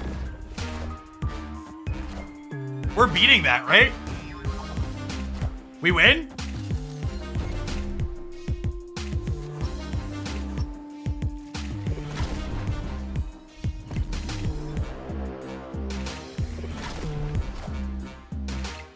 Got him. Victory. Nice. Sick game. Large. He's large land, chat. He's large land. All right, we are nowhere near done for the day. We got another match with this one coming up in the Silver Conquest. We got a couple more viewer submissions, but I do need to run to the restroom really quick. I'm gonna do a 90-second ad roll because I'm stepping away anyways. Appreciate everybody hanging out. You're not gonna miss anything. BRB.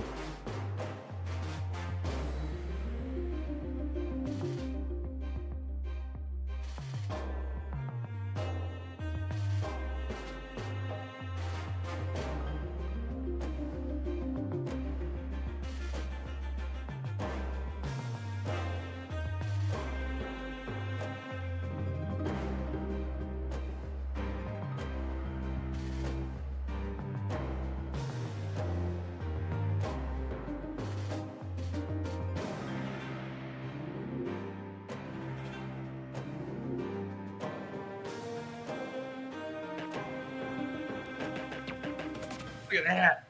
8 seconds to spare.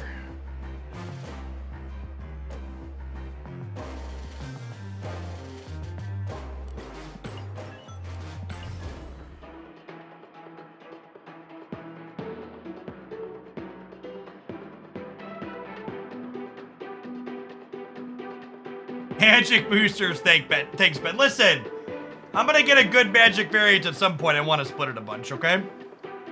Bending the knee. Thank you for the 2 months of Prime. Appreciate the support. Welcome back. Oh, you know what? Was there the hotfix they pushed out? Did I need to re-download? Did I need to re-download the, was there a download for that, or was it just on the server backend? Am I in a mispatched version at the moment? Because I haven't restarted.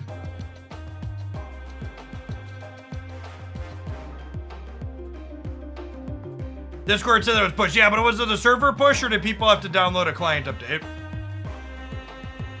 There was a hotfix for like the Killmonger Miles stuff. There was no client update as far as I know. Okay. It's probably a server backend thing.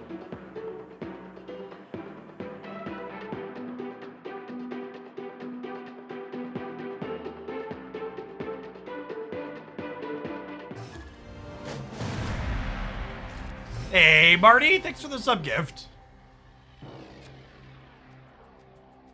Again, very little reason to ever bast on one in this deck. Basically, the only reason you're ever basting on one is if you like already have Deadpool lined up or you have Psylocke Mr. Negative lined up. That's lovely. Instantly rewarded.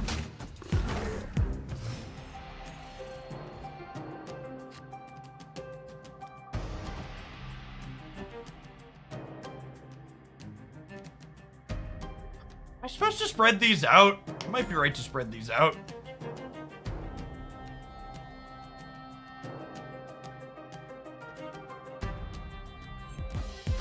Marty's gifted a couple of subs over the years.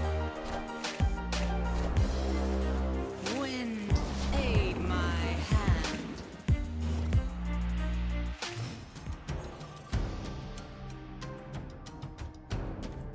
Beautiful. I'm just gonna keep playing middle here.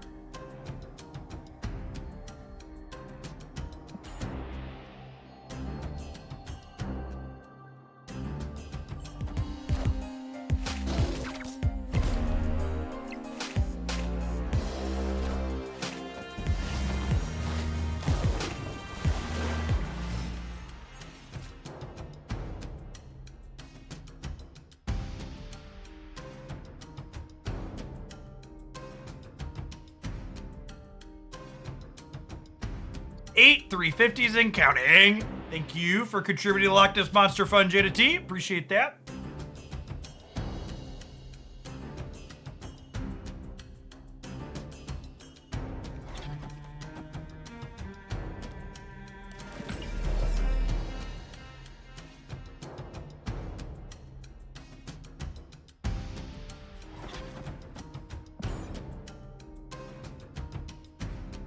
I guess we'll do this.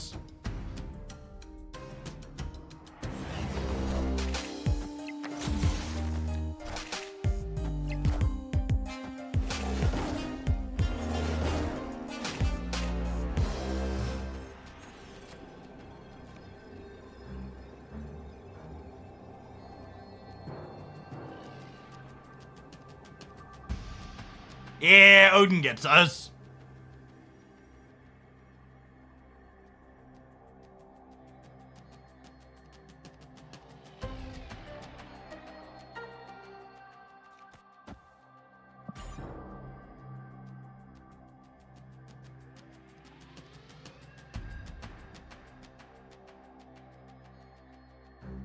Dibbles, thank you for the 33. Welcome back. Wind, aid my hand.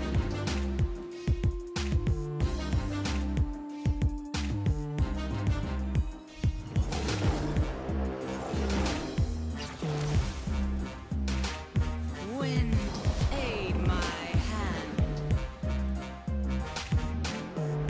Yeah, our Deadpool's only 10, chat.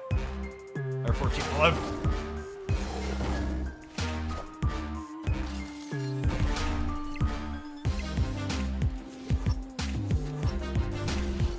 Hey, Andrew, thank you for the sub gifts. Appreciate that. Hope we keep us solidly above our ad-free goal for the month.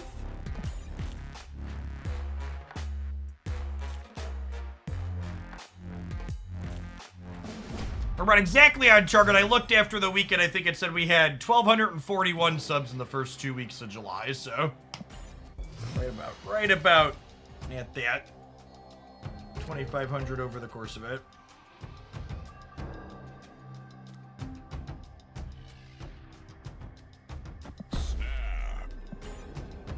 I think Alter's probably good for us.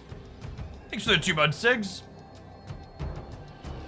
I guess it is worth noting that magic could get stormed.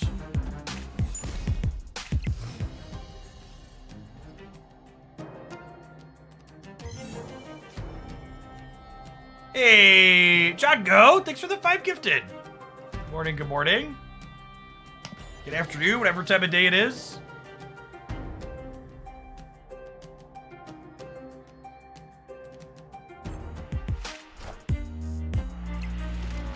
They're an electro deck.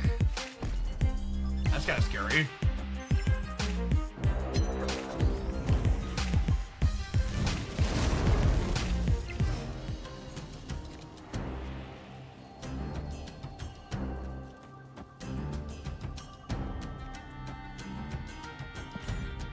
Gonna play Venom out to the left, just get that building up. Hey, happy to be here for him, John Go. Bionic Micro, thanks for the 7 months. Happy Monday.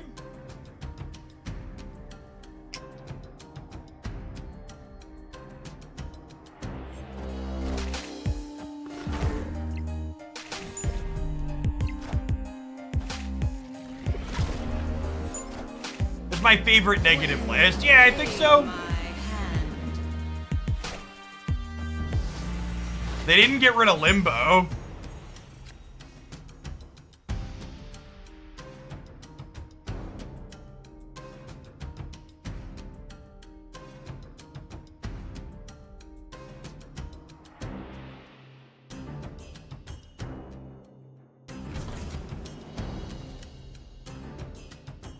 Do I just null middle?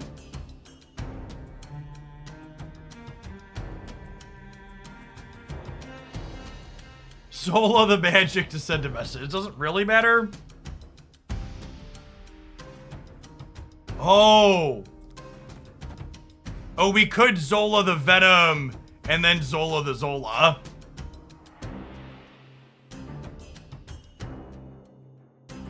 That even good though? That's not even good though, right? I guess it sends a bunch of Venoms around. All right, for the sake of content, I'm gonna do that.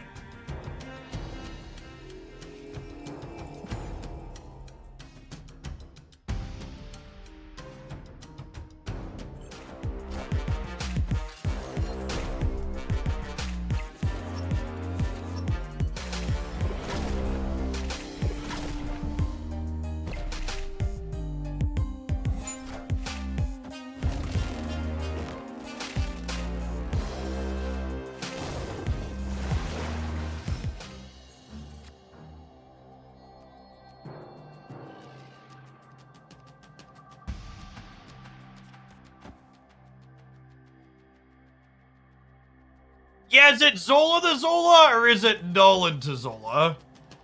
No, I think it's just Zola the Zola. This will be fine. Maybe. Copium? How does this work?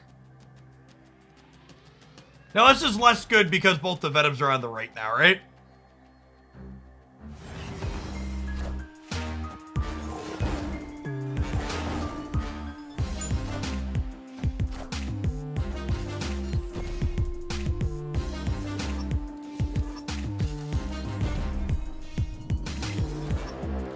Yeah, it just doesn't work now.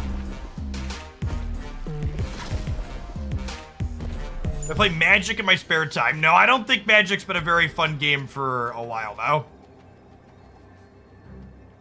Last time I played Magic the Gathering for fun was probably 2 or 3 years ago. Magic the Gathering had a design philosophy shift they referred to as fire design. That was implemented when their set War of the Spark released, and I think the game lost a lot of enjoyment for me personally when they moved to that new design perspective.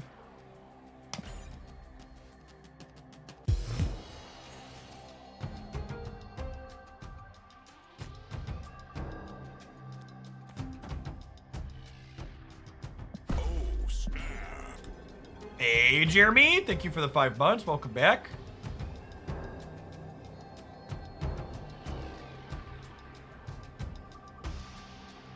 Yeah, we did a couple hours of Magic. I think it was back in February when we were waiting for a patch with Snap, and can't say that I missed it.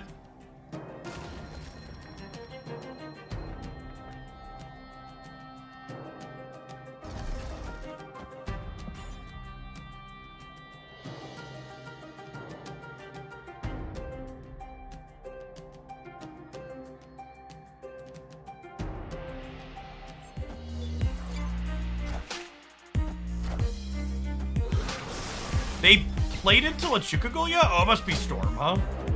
Wind, aid my hand.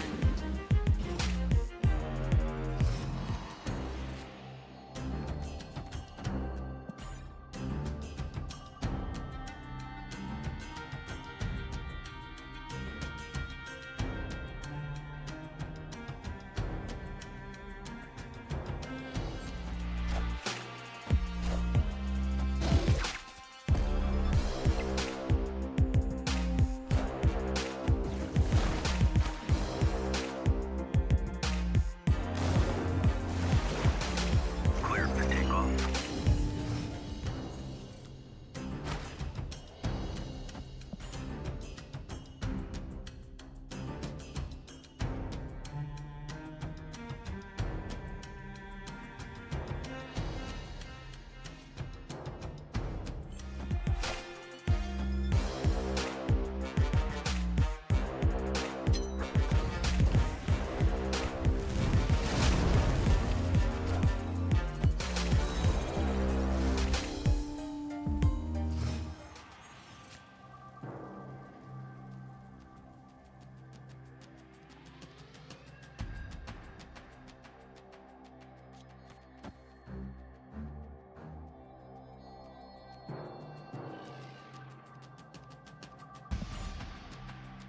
We do this, and then next turn we could draw Zola, potentially.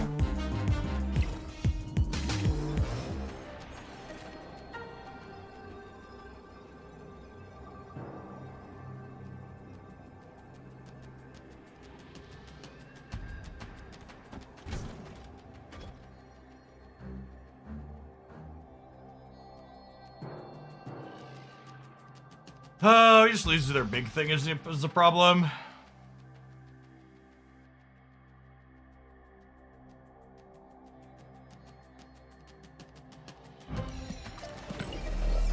This beats Odin. They have like Magneto and stuff too, though. That's the issue.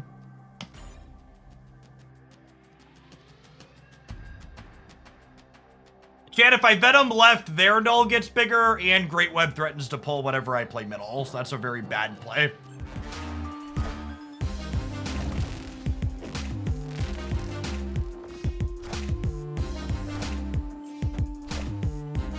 I am Iron Man. Need this to hit Bast exactly. We're 1 and 4.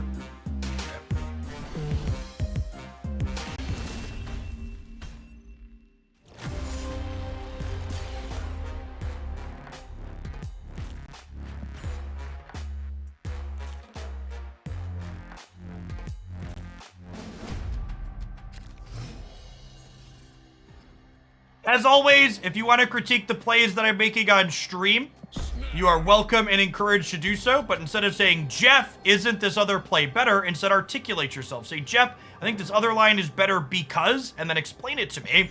If I thought the line you're suggesting was obviously better, I would have taken your obviously better line. So I either missed it or I disagree with whatever it is that you're saying. But either way, if you don't generate a discussion about it, there's not really anything I can do to help.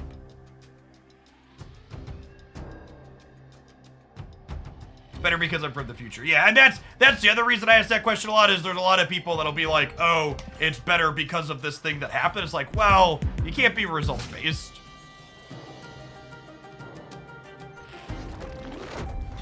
It's a good beat for them.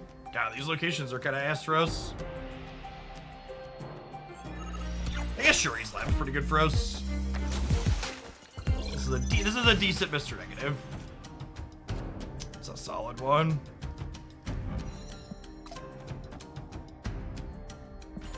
All right, don't call it a comeback, chat. We're gonna win the next 5, though.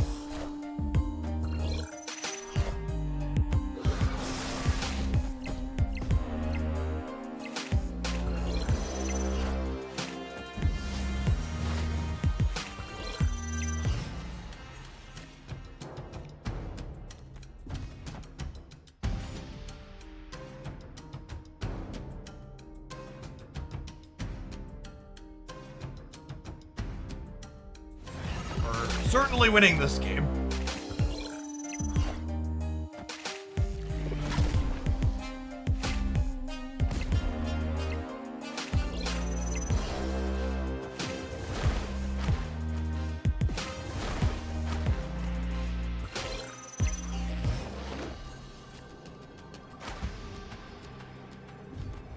Shang-Chi, I suppose. No, but even if they Shang-Chi the right, we're still winning, right? Because Azola's going to be 12 on the left.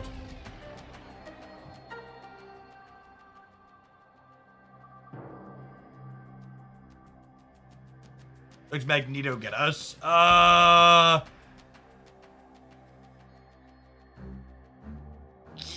No, because we win the breaker.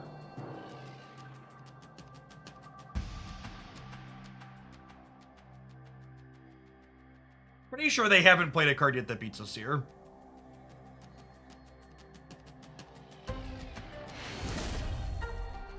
Victory.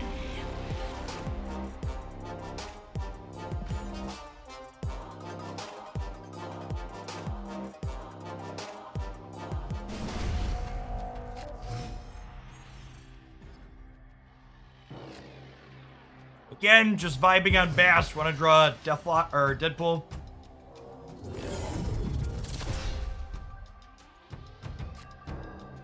How has Threads been? Twitter remains king. Twitter remains king. Well, I don't derive my personality from the social media site that I frequent, so I don't really know that I have a particular one that remains king to me personally.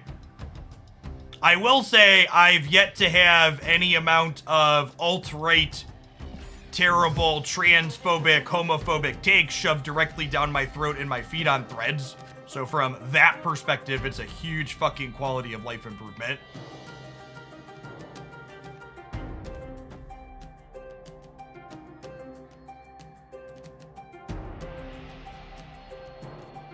I'm gonna Carnage next turn. Just do this.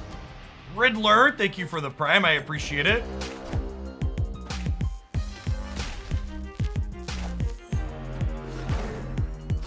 My Twitter account is 16 years old. That platform had a marked increase in really terrible shit post Musk implementing the things he wanted to implement. Huge net negative for the platform.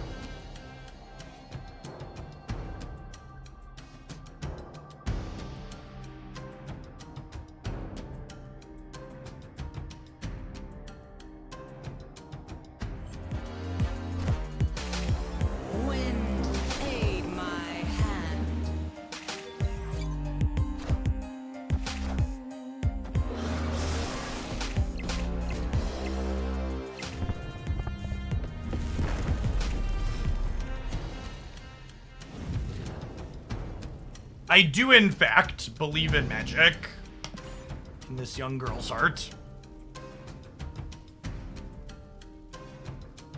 Simon Lottie, thank you for the 26 months. Welcome back.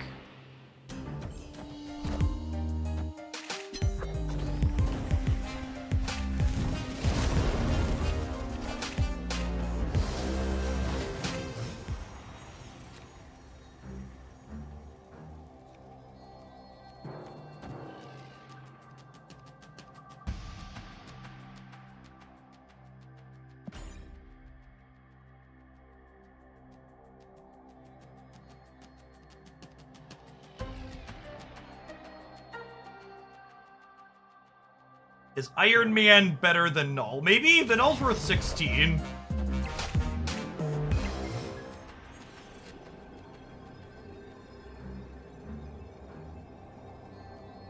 Well.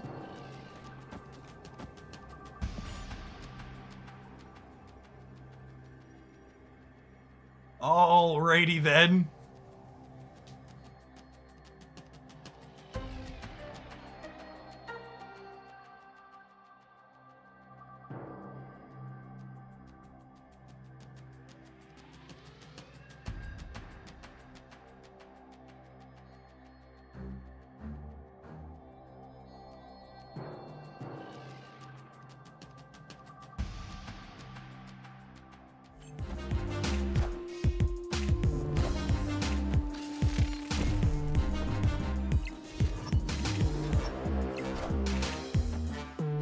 Huh. The Spotlight Caches breakdown video from today is actually underperforming on the YouTube side. That surprises me. Usually that type of content does well. I wonder if there's not a desire for that type of analysis. There's a very real chance that there's just so much variation in which caches are good to individual accounts that it's not worth doing generic ratings for.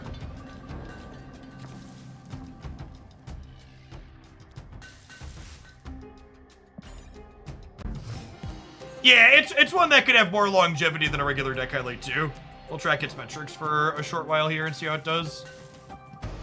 This is a great series of pickups for us. And actually, let's put these in the middle because Venom will get to eat the Nidvaler bonuses. So we'll do this into Deadpool, Venom into Magic. And then we'll even be able to Zola the Venom around.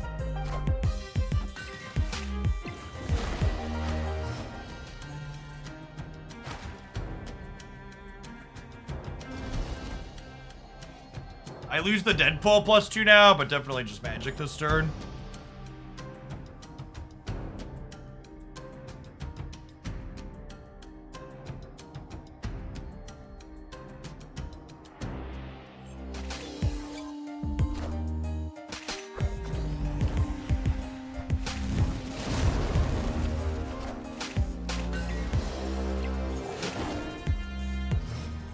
We should Magic right so Magneto can't screw with you. Maybe? I don't know. I guess. Is that true? Yeah, it's probably a good call.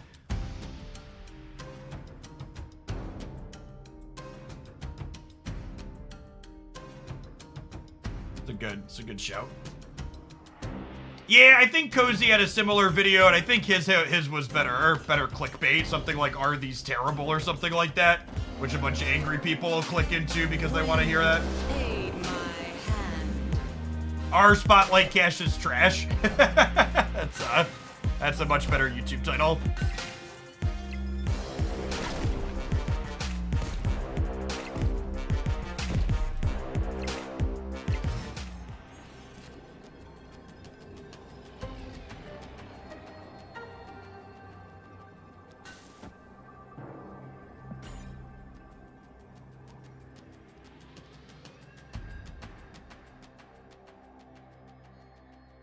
We should Zola the Magic.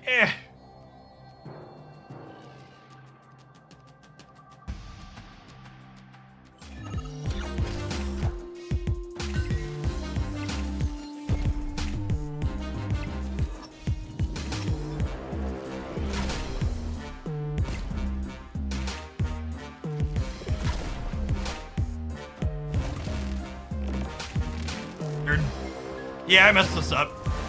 Well, I guess with their storm, it wasn't gonna matter. They were gonna get us by punting it anyways, right?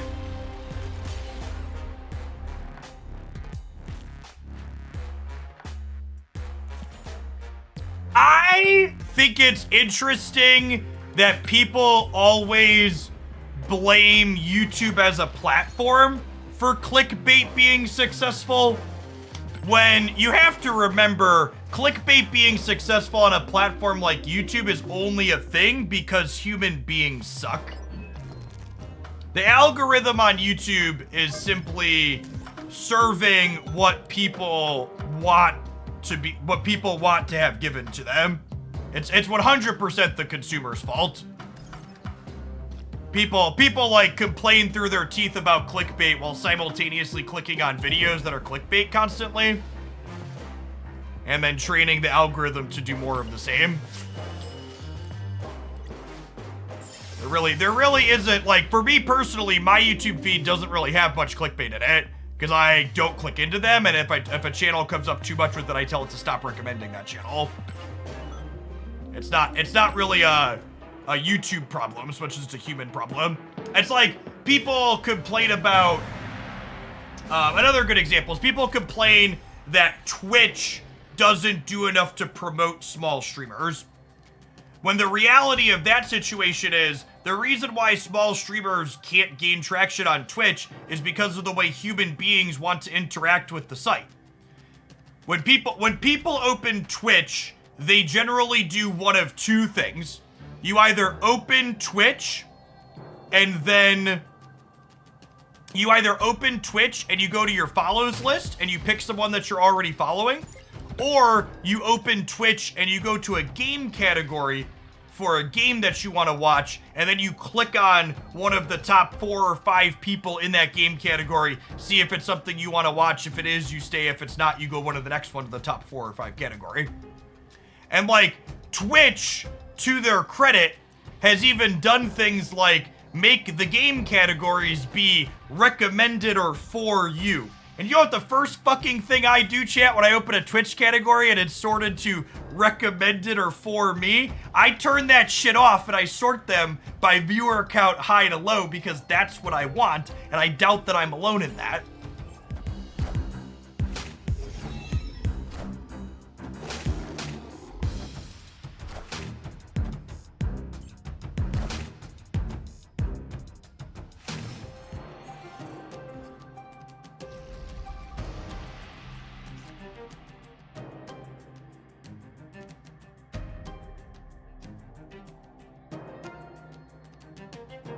This is getting zeroed.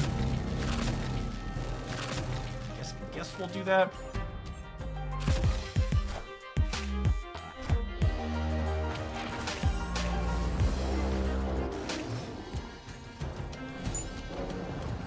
Hey, thanks for the 3/4 of a year, CJ. Welcome back. Appreciate it.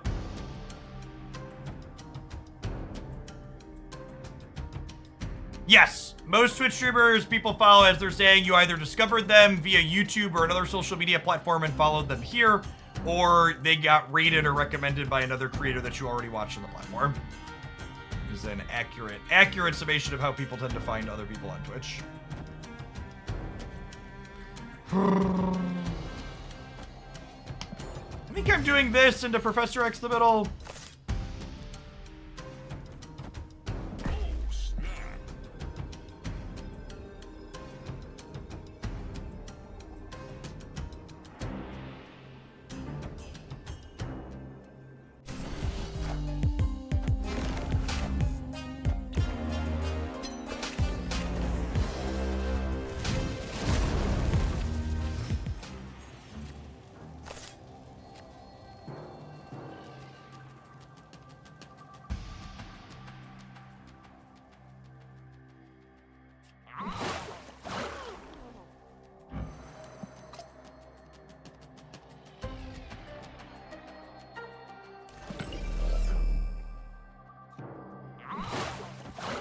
I think I do this, and I wait to play here, because if I draw Maximus, I want to go Max Atuma here.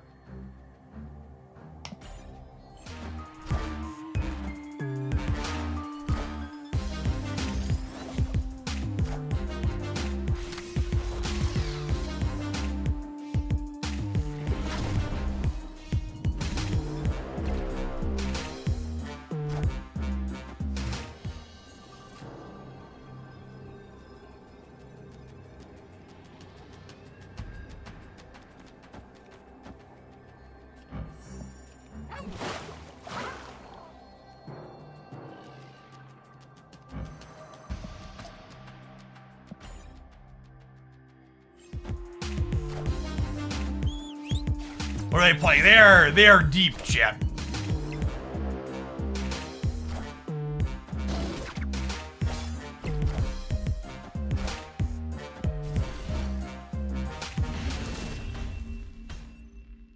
Victory. Yeah, they could be a weird take on negative. I think that's probably a decent guess.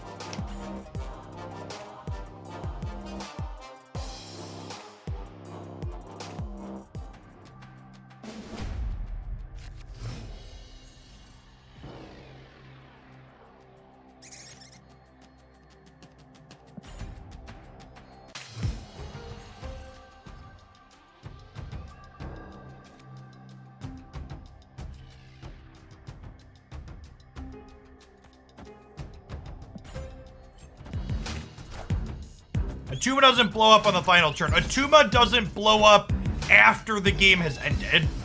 So Invisible Woman reveals cards here after the game has ended, basically, before Atuma has a chance to blow himself up.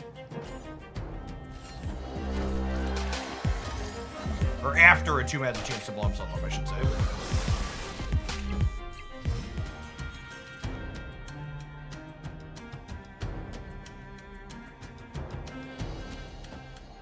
I think I'm gonna Cosmo the right to keep them from magicking there. I think if they don't have magic, they'll have a harder time keeping up there. Also gets to trash can them that way. How's this feel for a gamble? I think I'm into it. I think I'm into it. Should have snapped them.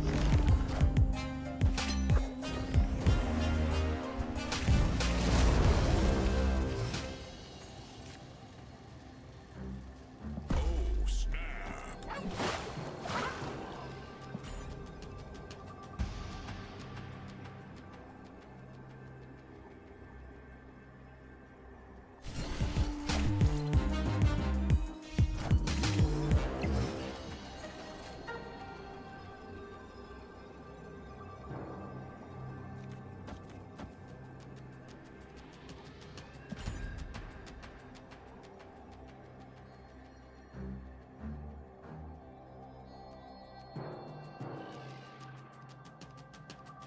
Destroyer was definitely the best draw on our deck. To be fair, it was one of 2 cards.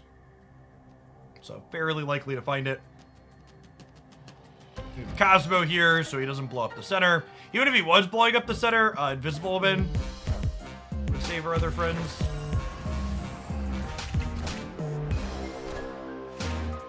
We good? Even tied the middle? A solid set. Titania flipped from a Tuma. No, Titania is behind a Tuma. Yeah, they're bouncing 10 to 2.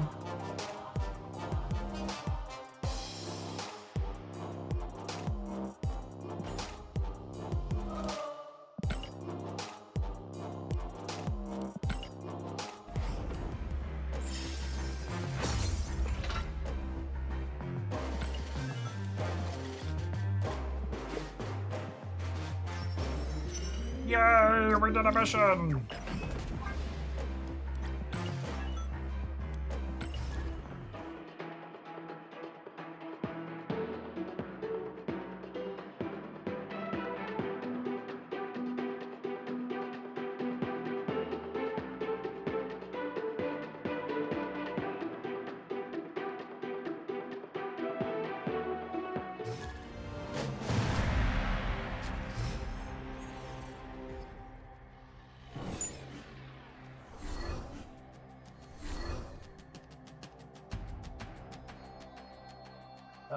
They been Shang-Chi.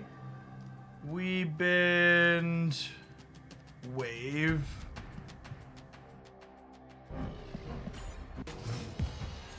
It's for the quarter of a year, Benster. Welcome back. Afternoon.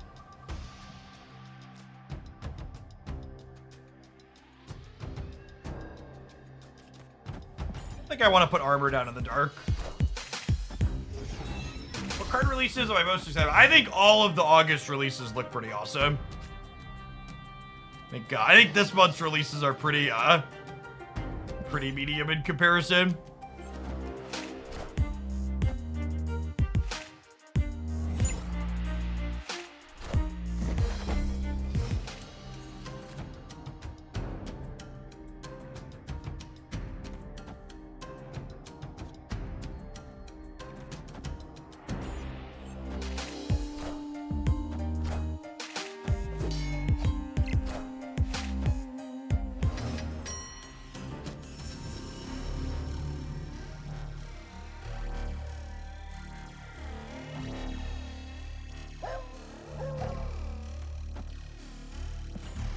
This for now. I think Echo doesn't do enough for Wong to make it worth it. I mean, there's not a lot of Cosmos in the format right now. I know I'm saying that while I have a Cosmo in front of me here, but this is definitely an off-meta brew. If you look at the average Surfer deck list, they're not playing. How relevant Cosmo is you look at the average Surfer deck list and see if they're playing Cosmo, and I wouldn't recommend Cosmo and Surfer right now, and a lot of other people don't either. The Killmonger bugs are supposed to have been fixed in a server-side patch today, is my understanding.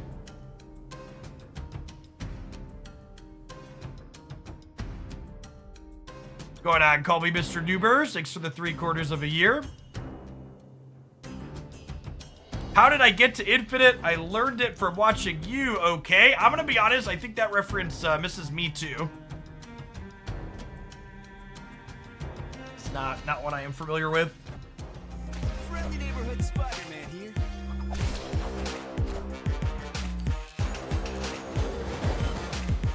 Titania is super unfortunate here. He says before Professor X flips up, it completely ruins their day.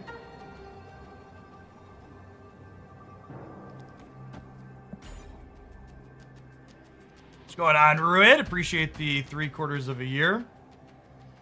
Old anti-drug commercial. Chat, can we just take a moment and give a round of applause to drugs for successfully winning the war on drugs? It was a long, hard fight, but they did it. Hats off to drugs, everyone.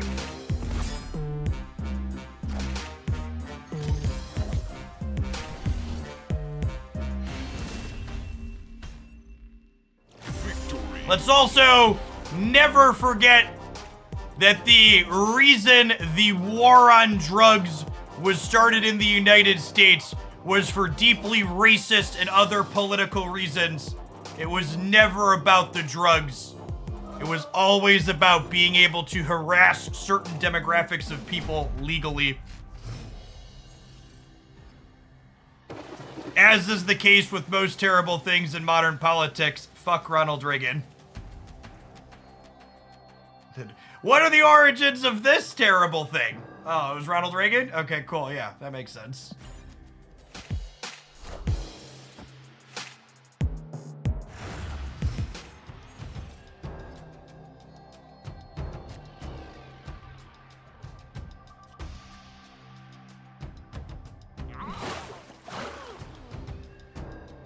NorCal, Can of Bliss, thank you for the 2 months. Timely username resub. They porked our destroyer, chat. We'll snap to that. Victory.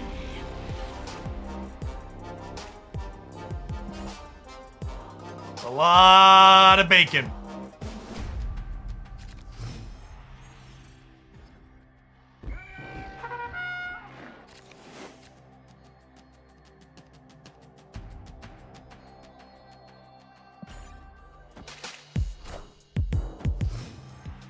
Yeah, this deck's got a number of cards. It just doesn't mind getting porked. Is there a Kitty Pride deck? I guess that makes sense.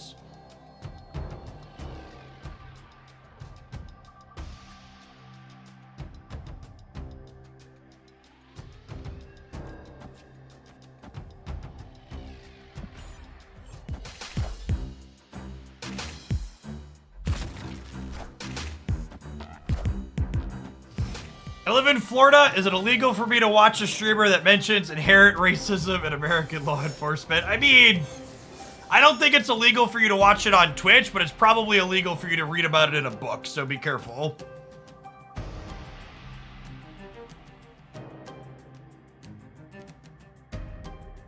Do we snap X into the Superflow? I'm gonna. I'll do it again, I swear.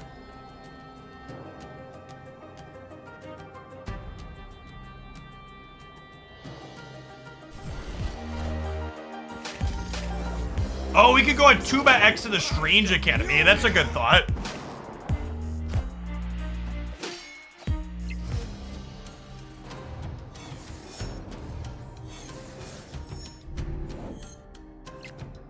This could definitely be a Spider-Man being Professor X over here.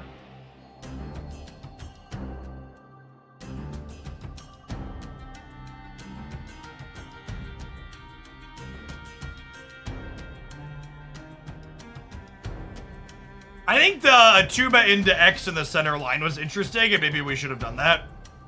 I didn't think about that one. Yeah, Kitty's probably going center. No, we're actually just both Xing the left, the right. Well. LOL.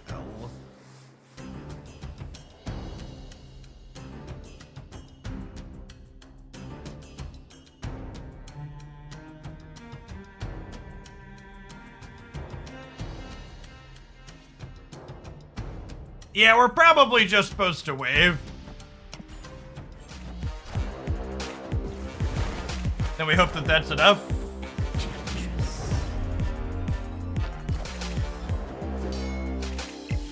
Angela goes left.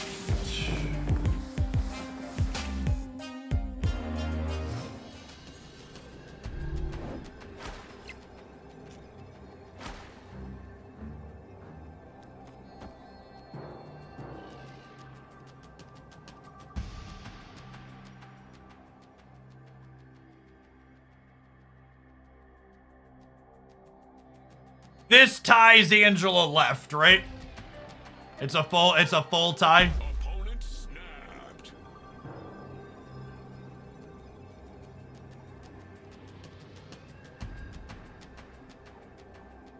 If they killmonger me, I'm 6 to 18, and then I lose. Kitty's smaller than Chavez. I don't think they're a killmonger deck with Nightcrawler. I could have Shang middle. We would lose to Shang middle too. The Shang's definitely in their output range.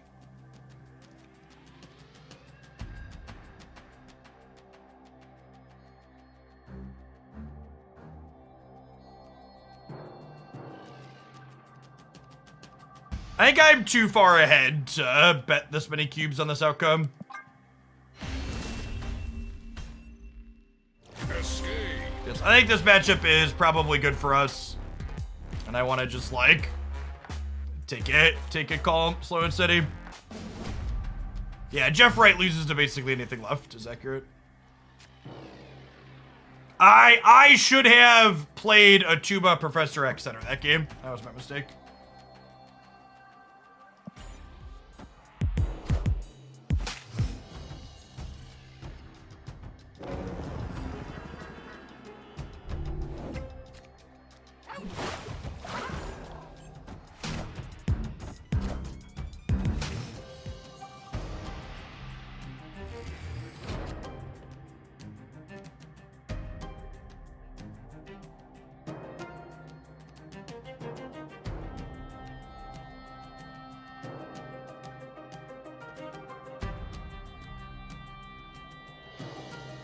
What do we think of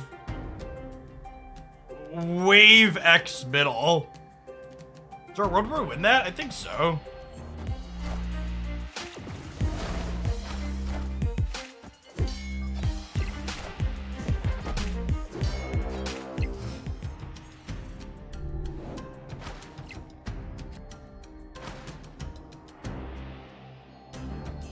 All right, now I have to do this, right?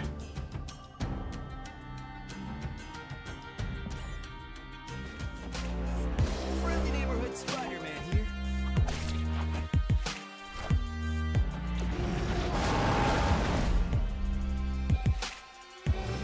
That is not what I was expecting, but okay.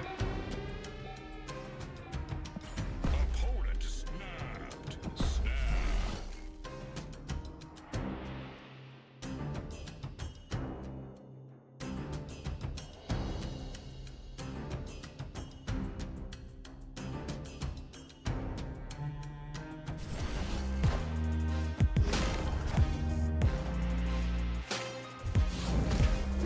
Have a big old cup and get fucked, Mr. Shang.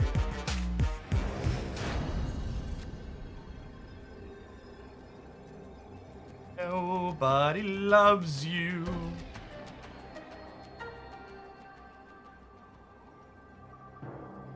This is 10, 15 over here. We've been insulated against Killmonger. Yeah, get out of my game. Get out of my game!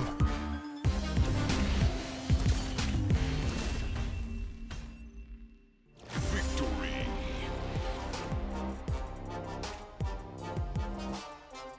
0 Tuma Titania is not only worse against Killmonger out of them, but there's also the big house here, so I can't play that. It's also not that much bigger, right? Like 0 Titania Tuba is only 18, it's 3 more.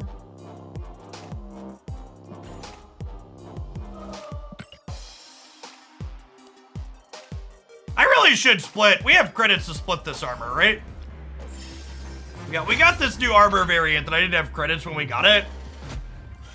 I feel like we should split this armor variant, huh? It's a card that sees plenty of play. Now, that one feels like a forever variant.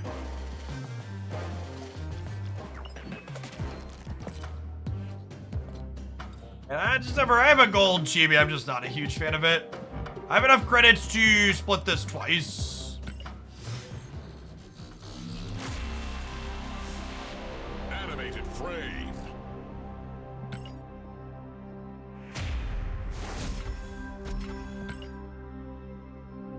Twice, you only need to do it once. That's the attitude I like to hear. 150 credits, money in the bank. I've split base armor a bunch, so this could be inked gold and or some combination of crackle with those.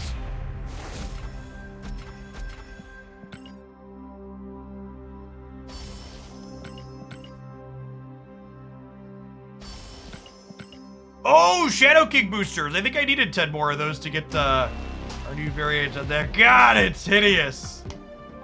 Ugh.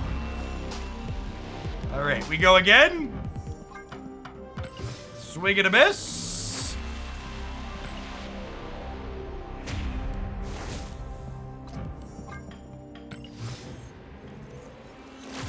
Splendid toadfish. Thank you, the quarter of a year. I appreciate that. Welcome back. There's a green particle effect to really rub it in. Yep.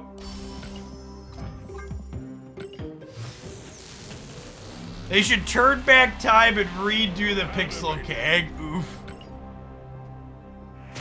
Honestly, that's my favorite part about premium mystery variants existing. The fact that they're guaranteed to not be pixels is basically the Snap team publicly saying, yeah, we know pixels suck.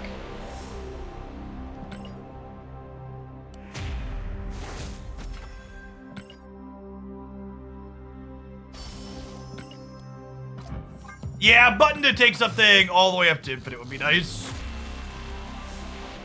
Animated frame. I don't know what Shadow King variant. We got a Shadow King variant out of a collector's reserve earlier today. $8 would you give Snap to never open a pixel again? I mean, to be fair, I have most of the pixels at this point, so probably not much.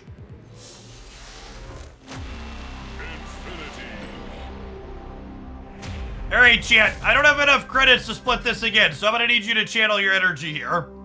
If we miss, we're stuck with whatever we get for a little while.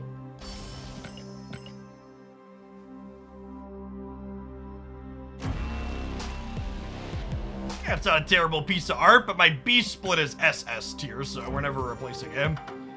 All right, hit me, dealer. Hey, hey, oh, hey, oh, hey, hey, oh. Hey yo, we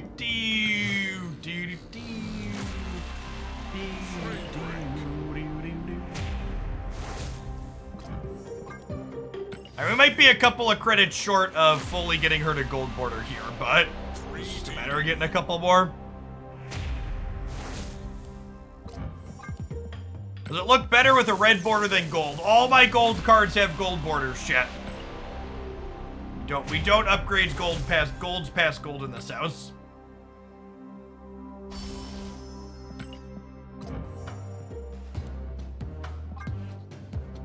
Slightly more.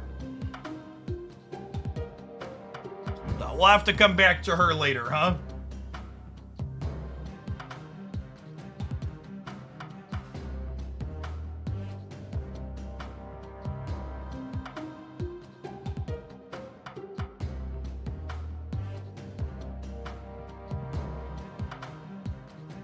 Hey, how many armor splits is that now? 1, 2, 3, 4, 5, 6, 7, 8, 9, 10. You ever got an inked or gold card and rolled it again for your preferred style? A couple of times, but not too often. Usually I won't try and roll for another one until you want a cautionary tale, chat? I wasn't in love with the border effect on my gold background blue marvels I had gotten.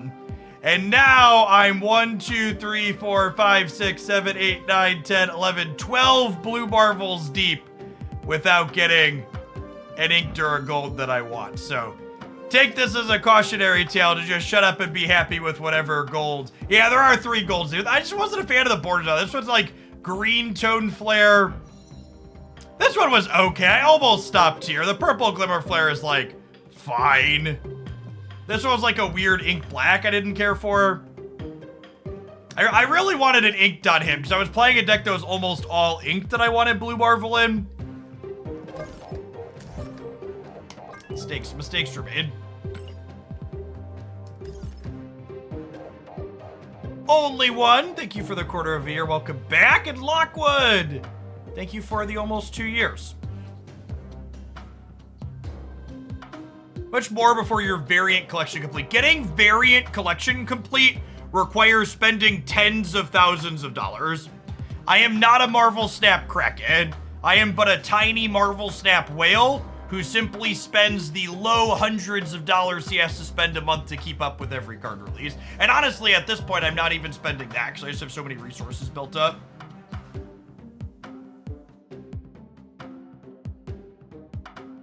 Any thoughts on Titania versus Nova? I really like Titania in that deck list, Aptos. I'd continue playing her.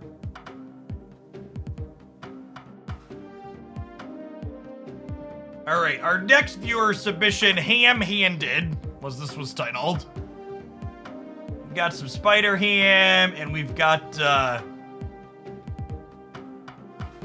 other stuff in here. I don't know that I like Ghost Rider with just Moon Knight. Patriot decks are fine. I don't really love any of them. There are worse things you could play. I kind of want to sub Black Widow for Black Cat. Just so we have another thing Ghost Rider could bring back on occasion.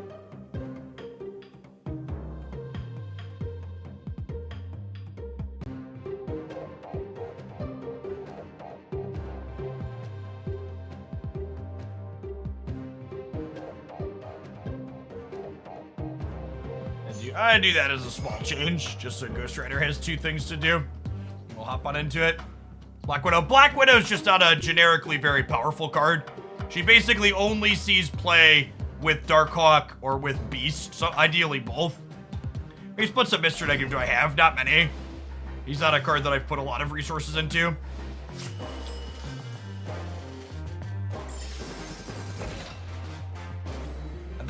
At this point, my split progression has slowed significantly because I am I'm not buying credits every day anymore. I basically only get the credits I'm earning for free. Am I taking more deck submissions today? What's our viewer count like? Floating around 2,000 already? Probably not. I've got this one and one more in the tank. We'll probably do viewer submissions tomorrow. I'm not really expecting Echo to be a card worth highlighting. She's just like a niche tech card. I don't know that I expect Echo to do anything in this current format.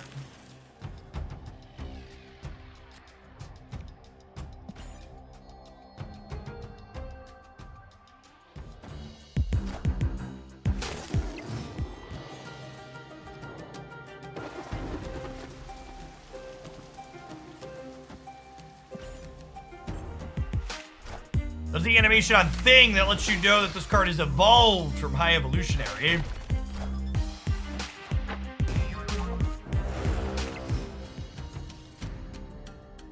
We've porked Sarah, which is against canon, chat.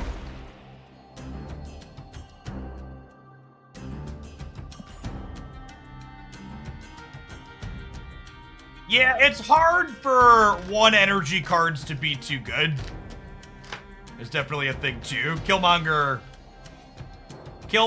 is a real problem for that type of stuff.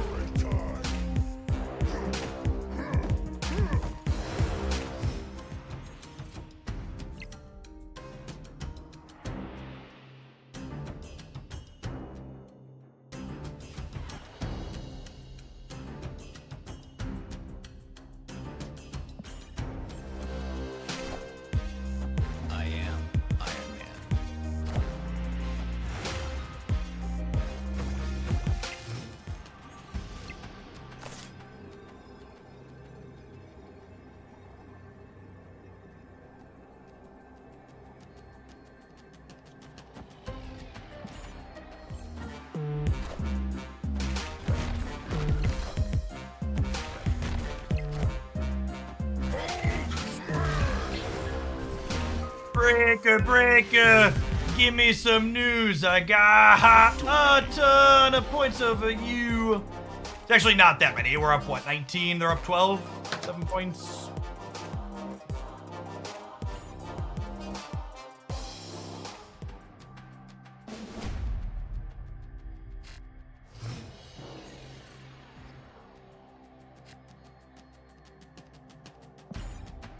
What's going on, Jake? Thanks for the half a year. Welcome back.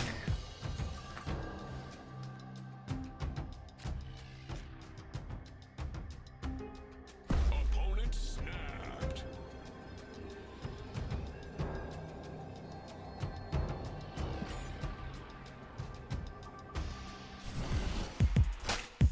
Our deck's not terrible in deep space.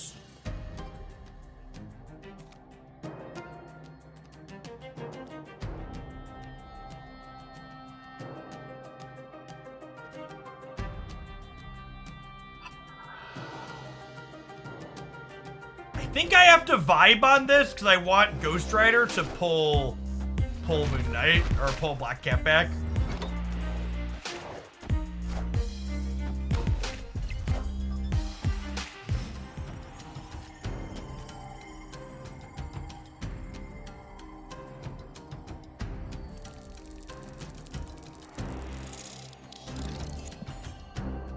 If they have Hawk, they get us here.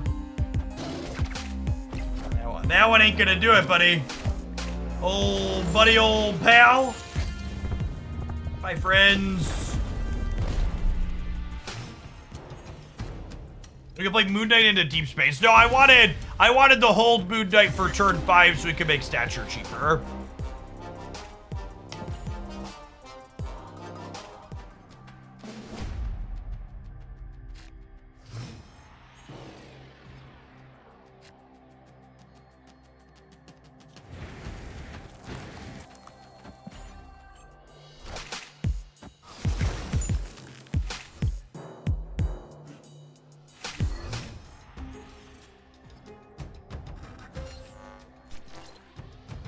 Not want to put Iceman into cloning or into Mojo World because they're a Killmonger deck. Opponent snapped.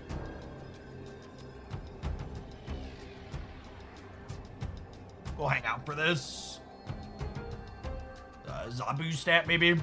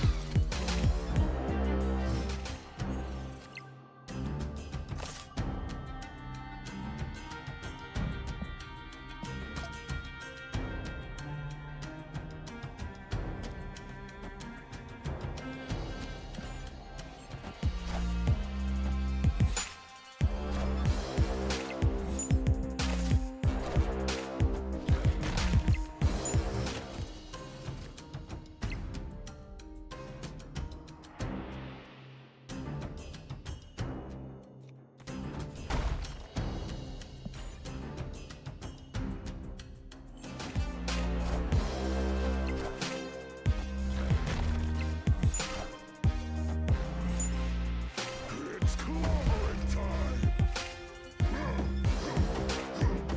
All systems go.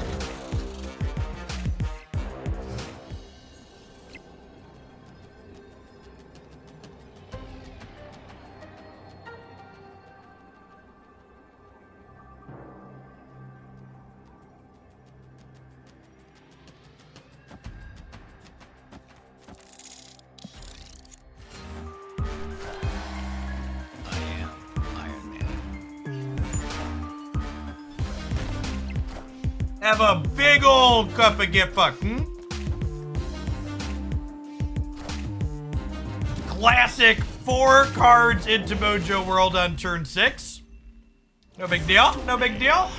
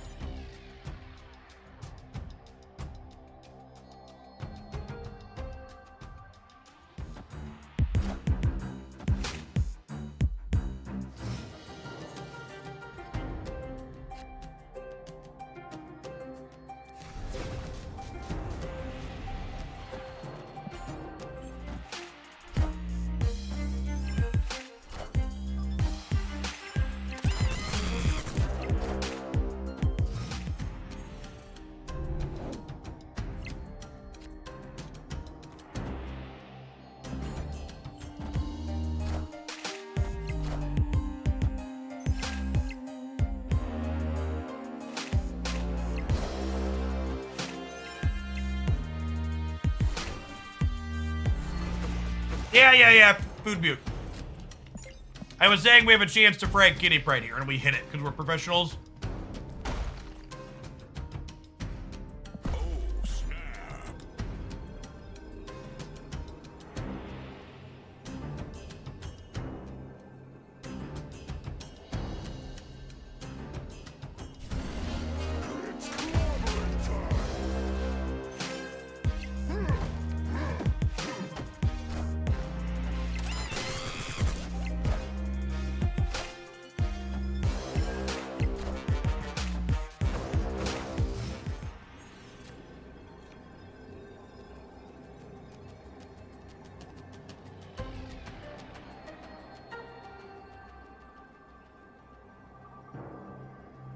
They played around wave on my snap. Stature was the best draw on our deck, for sure. Do I play for all three, or do I commit hard to two?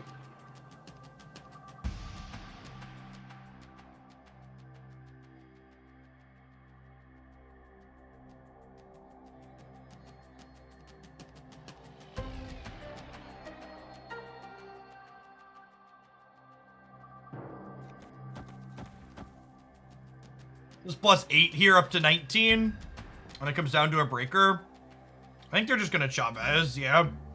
If they Chavez middle, I win here and here. They Chavez right.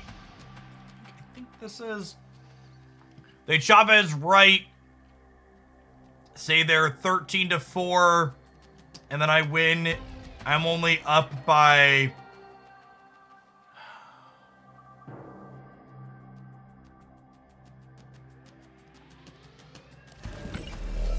Yeah, where the Mysterio is and where the Chavez is kind of just a coin flip here.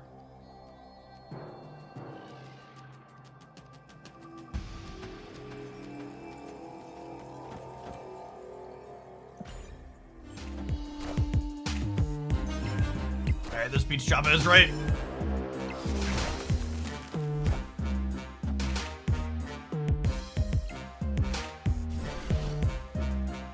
Hey, Glitch, congrats! It's a lot of fun. Victory. You're having a good time with it. Yeah, no Chavez. The,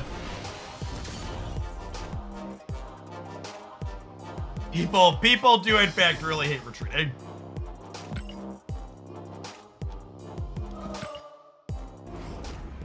It was an ambitious day. Alright, that one was so quick, and this deck's kinda cute and fun, so I think we're gonna run another one.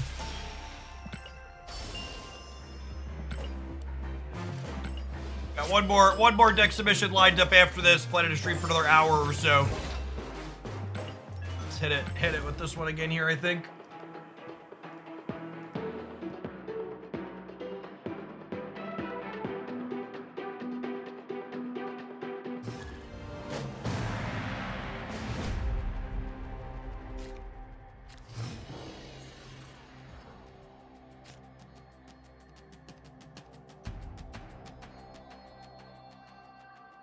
When did Hitmonkey become the more popular bouncer? I'm not sure where you've been, but Hitmonkey's always been. Always been the most popular. Why no gold Conquest? Because viewer submissions are for silver Conquest today. We'll probably do viewer submissions for gold Conquest next week, maybe. I'd like to convert. I like to just stay in the same mindset for each whatever rank we're in and just hammer out all the same ones. We've got a bunch of silver and gold tickets. Just gotta convert them all over on certain days.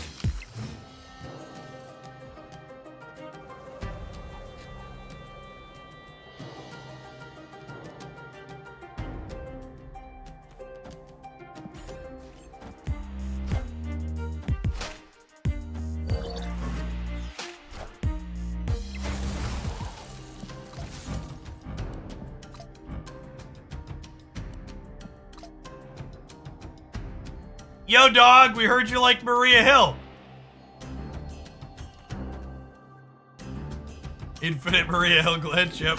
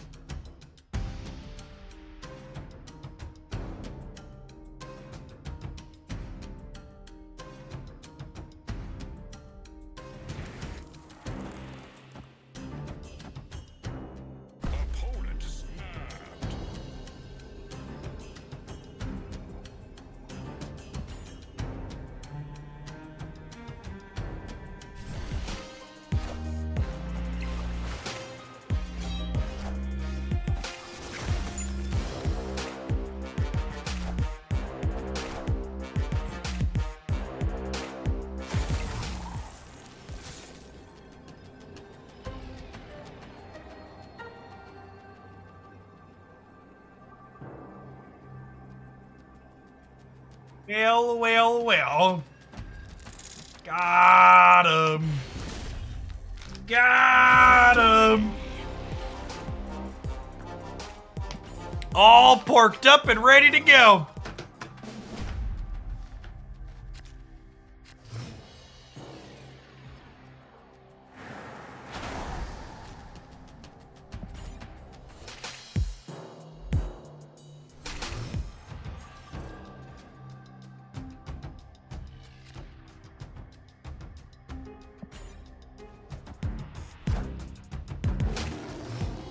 Zabu Gamer.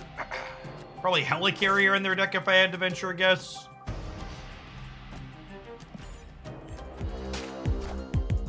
I still believe in heroes.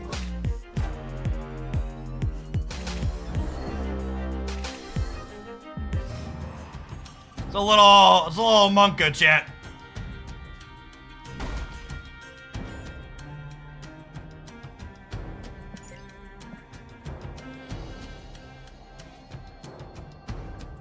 Opponent snapped.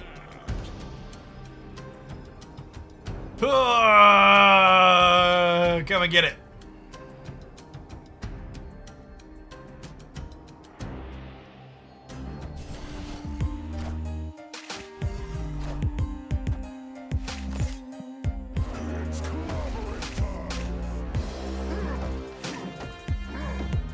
Clear for takeoff. Yeah, if you check out the untap tracker, Johnny, you'll be able to see that. We discarded Black Cat and Wasp. Okay.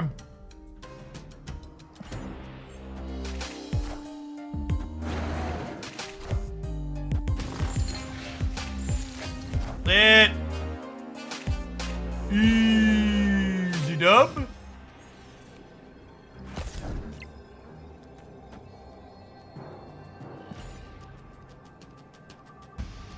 Yes, the boys had a ton of fun camping. They spent three nights and 4 days camping with Christy last week.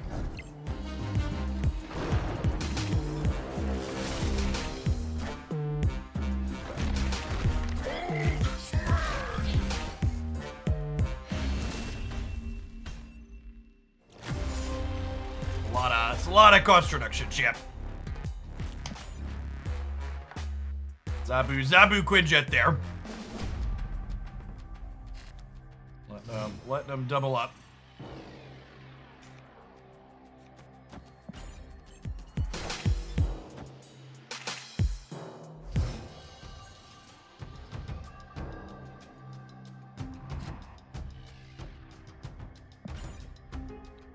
Opponent snapped.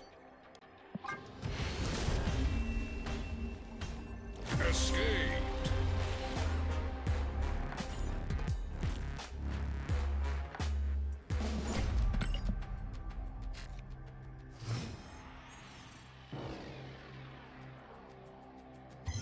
I think Jeff is an excellent card to spend your resources on.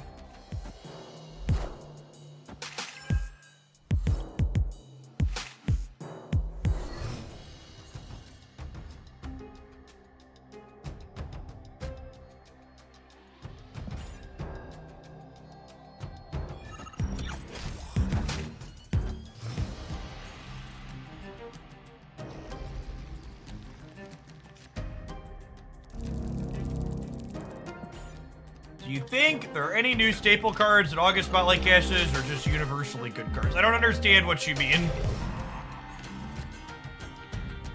I think if I understand what you mean, the answer is no.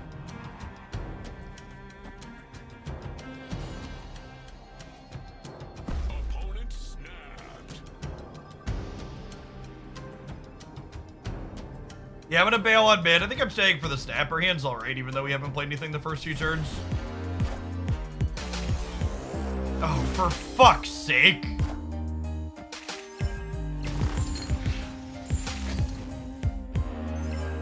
The people that keep saying inked with no effects on my opponent's cards, you just can't see the border effects when they're in play, chat. Stop it.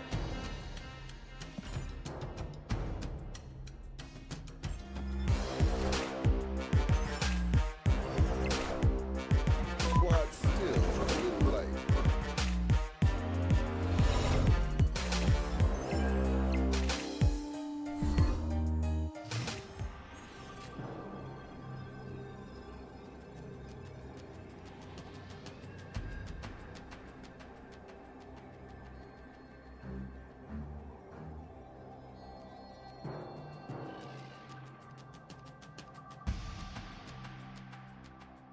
Good rumors or thoughts on series downgrades? I assume series downgrades are going to be cards like the Duck or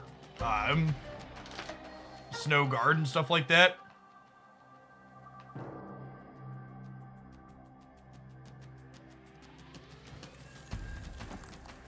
Puts me to 23 here. Any big card gets us. This probably does it, right?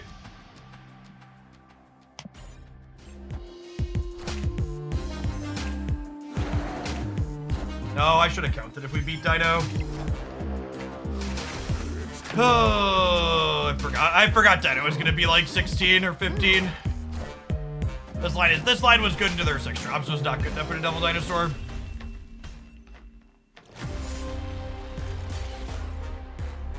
This deck was alright. It was cute. Hulk felt super clunky with the Stature Black Bolt package. I think I'd almost rather like cut Hulk and Iceman and play like Shang-Chi and Zabu. But then at that point, like, is High Evolutionary worth it for like Wasp and Cyclops? So this was fine. It had some okay cards. This deck is playing a lot of good cards that are awkward together. So like you overcome your awkwardness in some spots, but otherwise I think just like playing a High Evolutionary deck versus playing the Stature Black Bolt deck's probably better.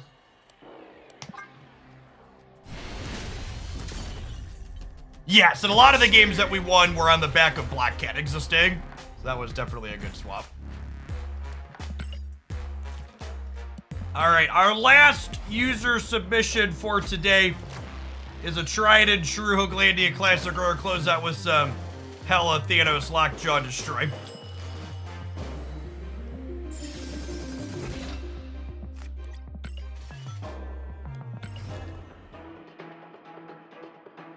And thank you for the submissions, I mean. If I played any competitive this season, I don't know what that means, Prevy. What do you mean by competitive? Help me understand.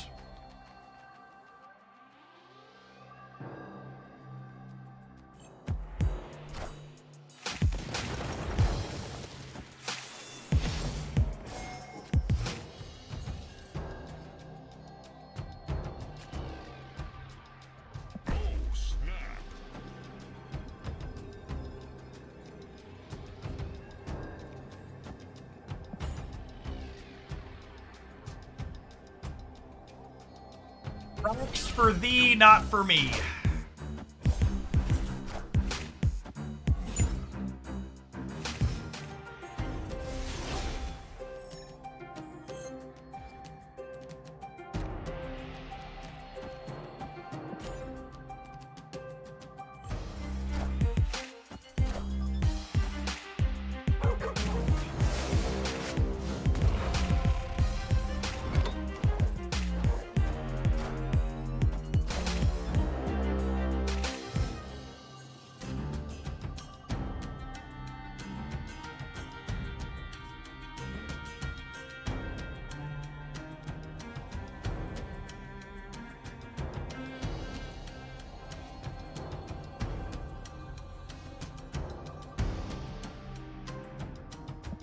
You lost any weight or had changed your daily life after the chair? I mean, just for like, for the record, I'm always someone who's done a good amount of cardio. So like, the chair hasn't really increased the volume I'm exercising so much as it allows me to exercise while I'm sitting at my desk, as opposed to needing to carve out time to exercise explicitly during other parts of my day. If that makes sense.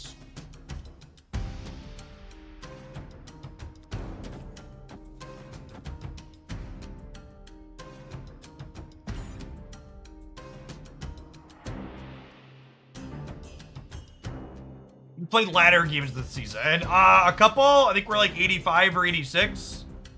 I don't know. Every time I start playing ladder games, we queue into 2 or 3 bots in a row, and I get fed up and I go back to Conquest.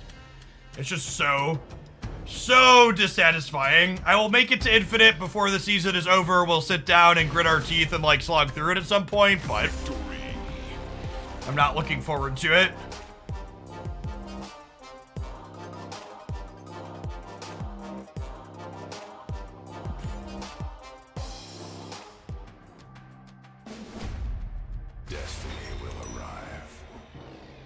There are less spots in Infinite, but I mean, once I'm Infinite, there's no reason for me to play anymore because there's no prizes for Infinite, right?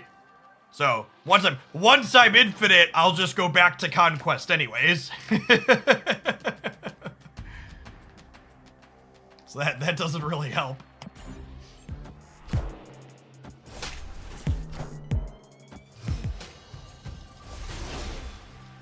Yes, this isn't just a shack shimmy, chat. This is me pedaling on my bike when I bounce back and forth here. It's actually a sponsored product. Flexispot makes both my bike chair and my standing desk. If you are a fellow old like myself, 10 out of 10, would recommend equipment to make your office experience more ergonomic.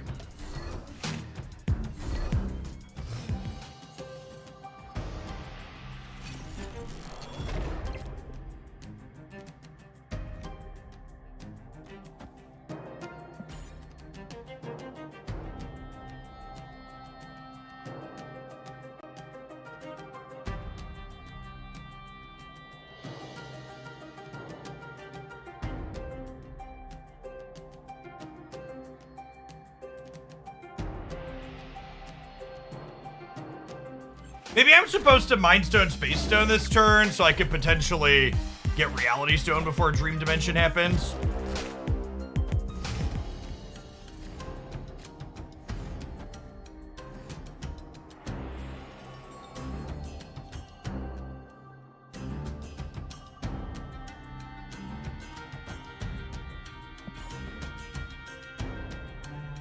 How comfy is the chair? Just use the chair. It's a fine office chair. I'm sitting in it during my normal day.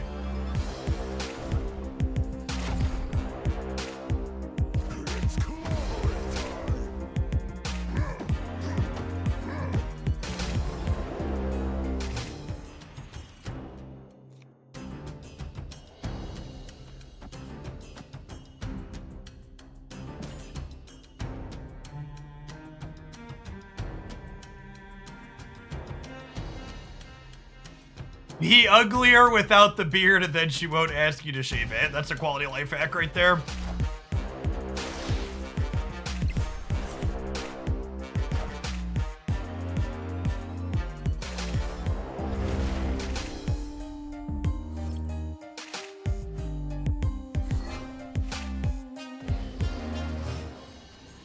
Opponent snapped.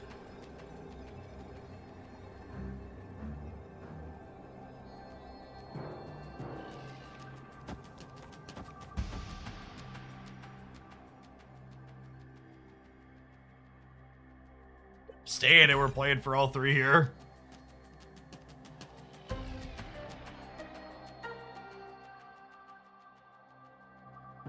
I don't think I'm supposed to lockjaw Civ. Yeah, I think this was just a big dumb Hulk play, and we beat them just playing left and right.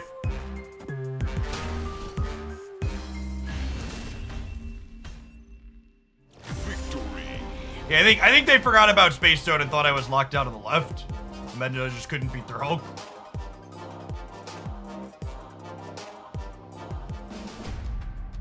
The universe shall be set right.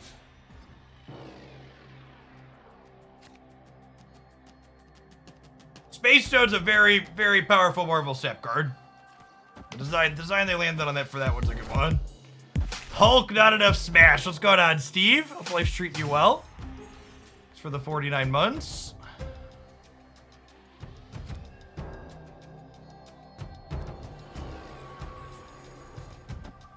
I'm gonna Killmonger anyways, so I'm just gonna play into the Oscorp Tower here. Early mid, sure.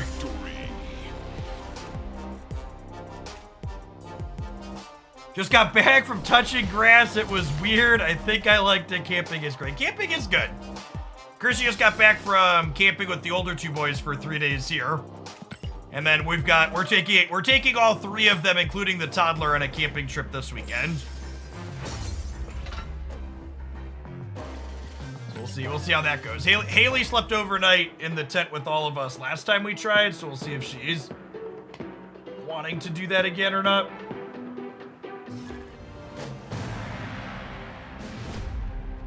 The universe shall be set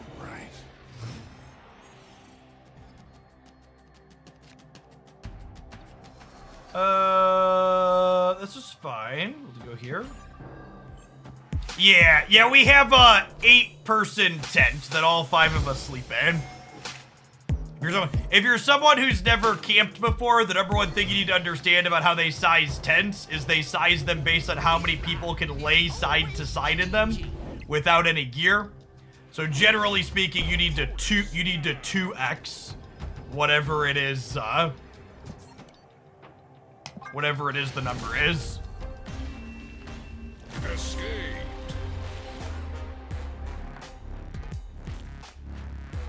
So for 4 adults, or for 2 adults and 3 kids, an 8-person tent covers it. What's going on, Rick? Thanks for the 3rd of a year. Welcome back. Played hella discard surfer deck and Conquest. Heaps of fun. Lots of ropes and salt. I'm glad you're having fun, Sarcastic. Thanks for the 2/3 of a year. Destiny will arrive.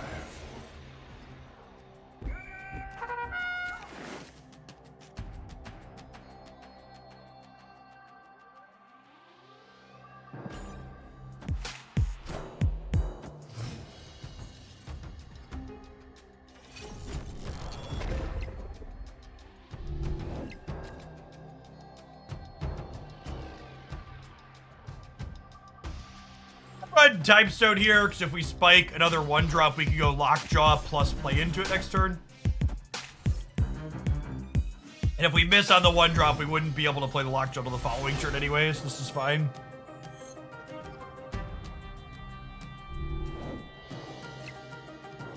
Lovely. Actually, just how we drew it up.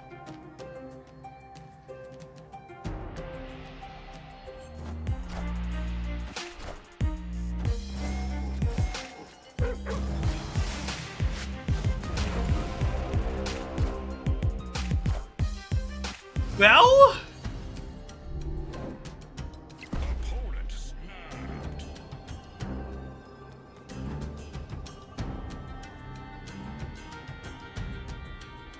Could have gone worse.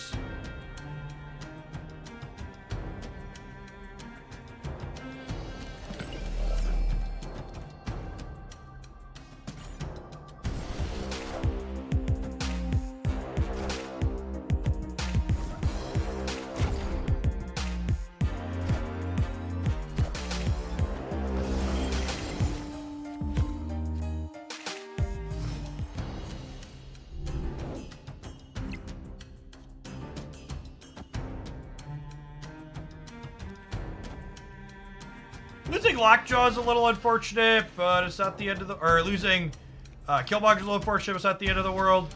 We play Wolfsbane here. This has a decent chance to hit something big, and then we have Surfer plus a 3-drop next turn.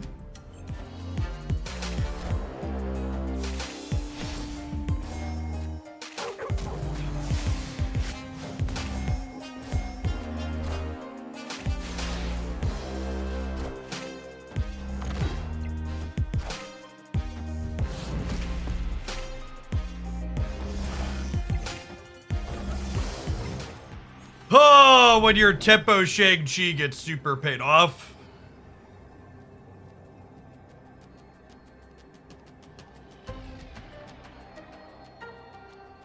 There's an invisible Mind Stone here, because bugs.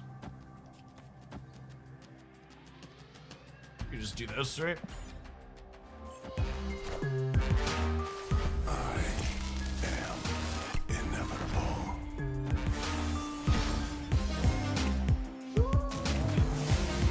That's unfortunate. A lot of low rolls in here for us. We'll see if either of these holds.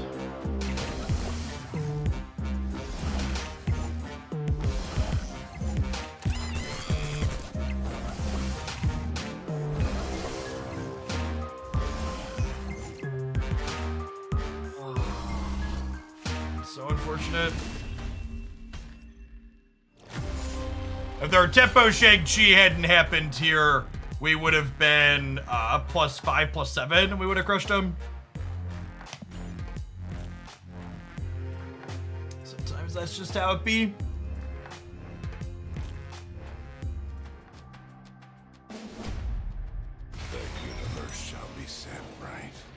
looking forward to the bounce deck getting nerfed just so I can play it myself again more and not feel like I'm the bad guy doing it.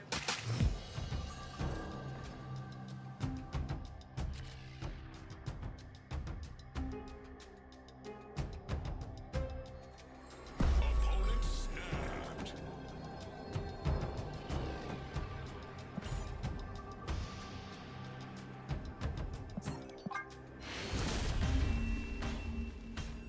Escaped.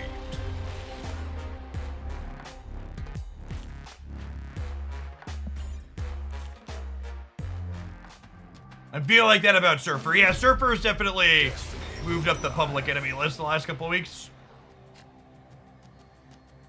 I think Jeff the Shark will drop series soon. I'd be surprised if it does.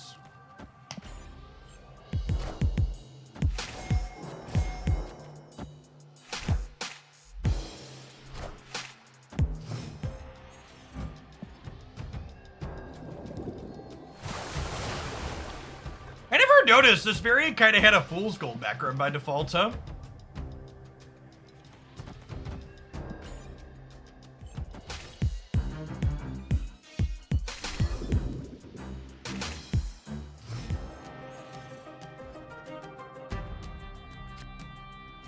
Rewarded for reality stoning the face down.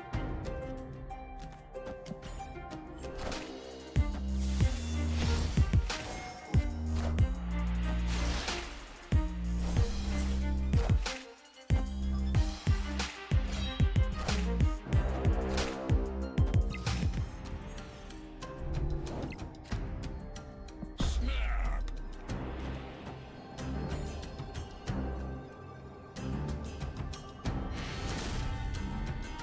Victory.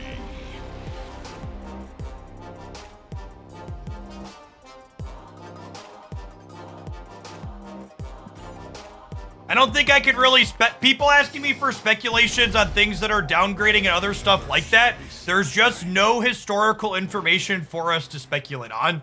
I think there's a good chance Second Dinner doesn't even know yet exactly what they're doing, and they're just kind of feeling it out as they go. They're just like pushing buttons and turning knobs in their economy to try and figure out what gets the desired behavior out of the player base.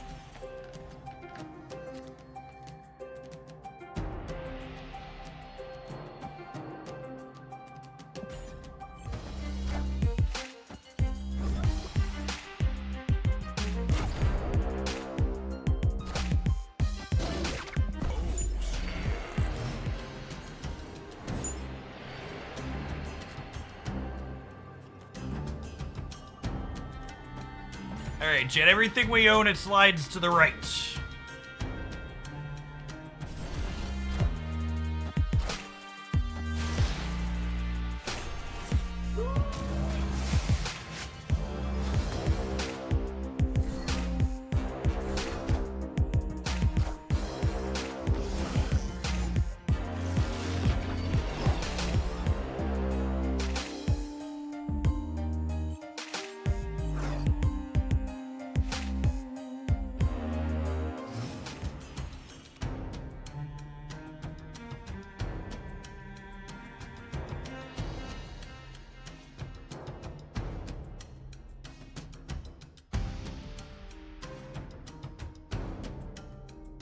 Yeah, I think I need to gamble on the hella hit here. We're just too far. I think we need the points.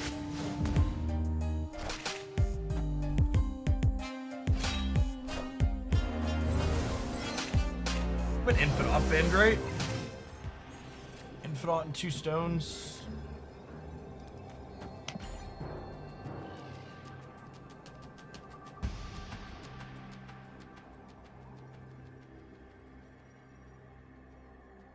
Yeah, I'm curious to see. The current Spotlight Cash video for today is underperforming per average channel metrics, but it's one that'll hopefully have a little bit of lasting click-through.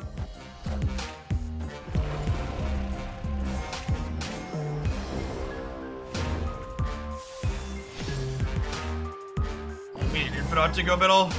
Lost the 50-50. Or we didn't and it didn't matter.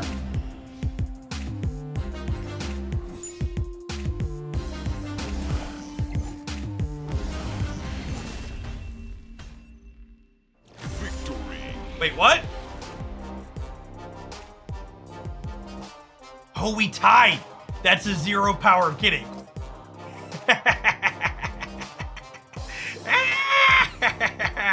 Listen, chat. We thought we were unlucky. We thought we were unlucky with the Infinite. Little did we know Hello was cooking. How does it compare to day one of your bundle videos? Every single bundle video I've ever posted has overperformed compared to daily deck highlights. Whereas this one is underperforming. I think part of the problem is that I think a lot of the general Snap population has themselves worked up and angry about spotlight caches. And my title for that video wasn't negative enough. I should have done something like, which of these spotlight caches suck or something like that. And maybe I'll change it after we're done today. I can update titles after the fact. Opponent snapped. Snapped me? Yeah, sure.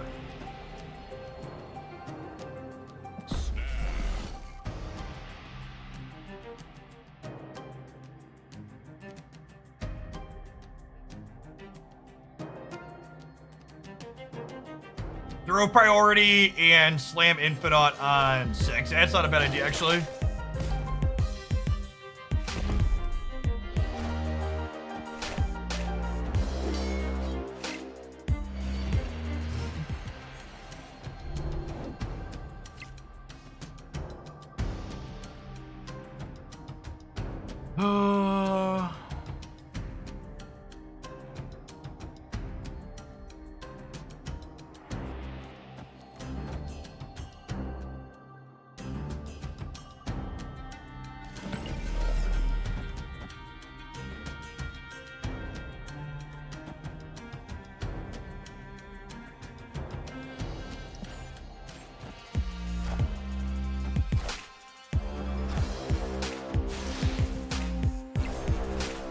Well, they're just trying to play explicitly to not have priority here. Which is smart.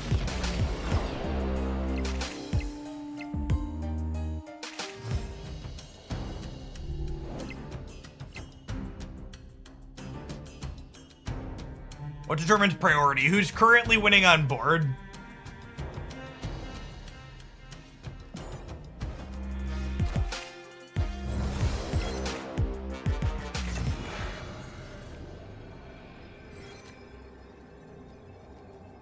Oh my god, they threw priority to us by 1 point because of Sarah.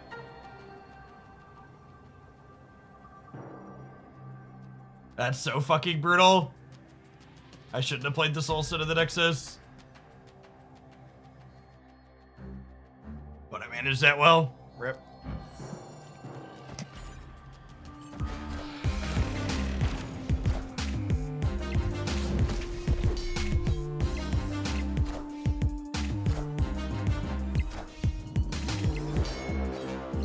Yeah, I just shouldn't have played this Soul Stone out. I guess we were losing regardless, huh? Even if the Shang-Chi hadn't killed our stuff.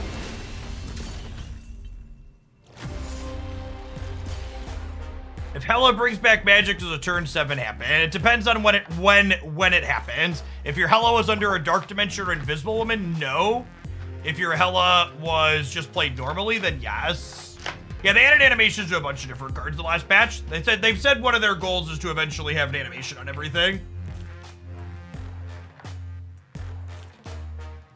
All right, chat, I am out for the day. I'll be back tomorrow morning about 10 a.m. Central. If you want my breakdown on the upcoming Spotlight caches that'll be coming through the start of September and my thoughts ranking them based on the cards, which week's gonna be the best one to open, check that out on the YouTube channel there. Peace.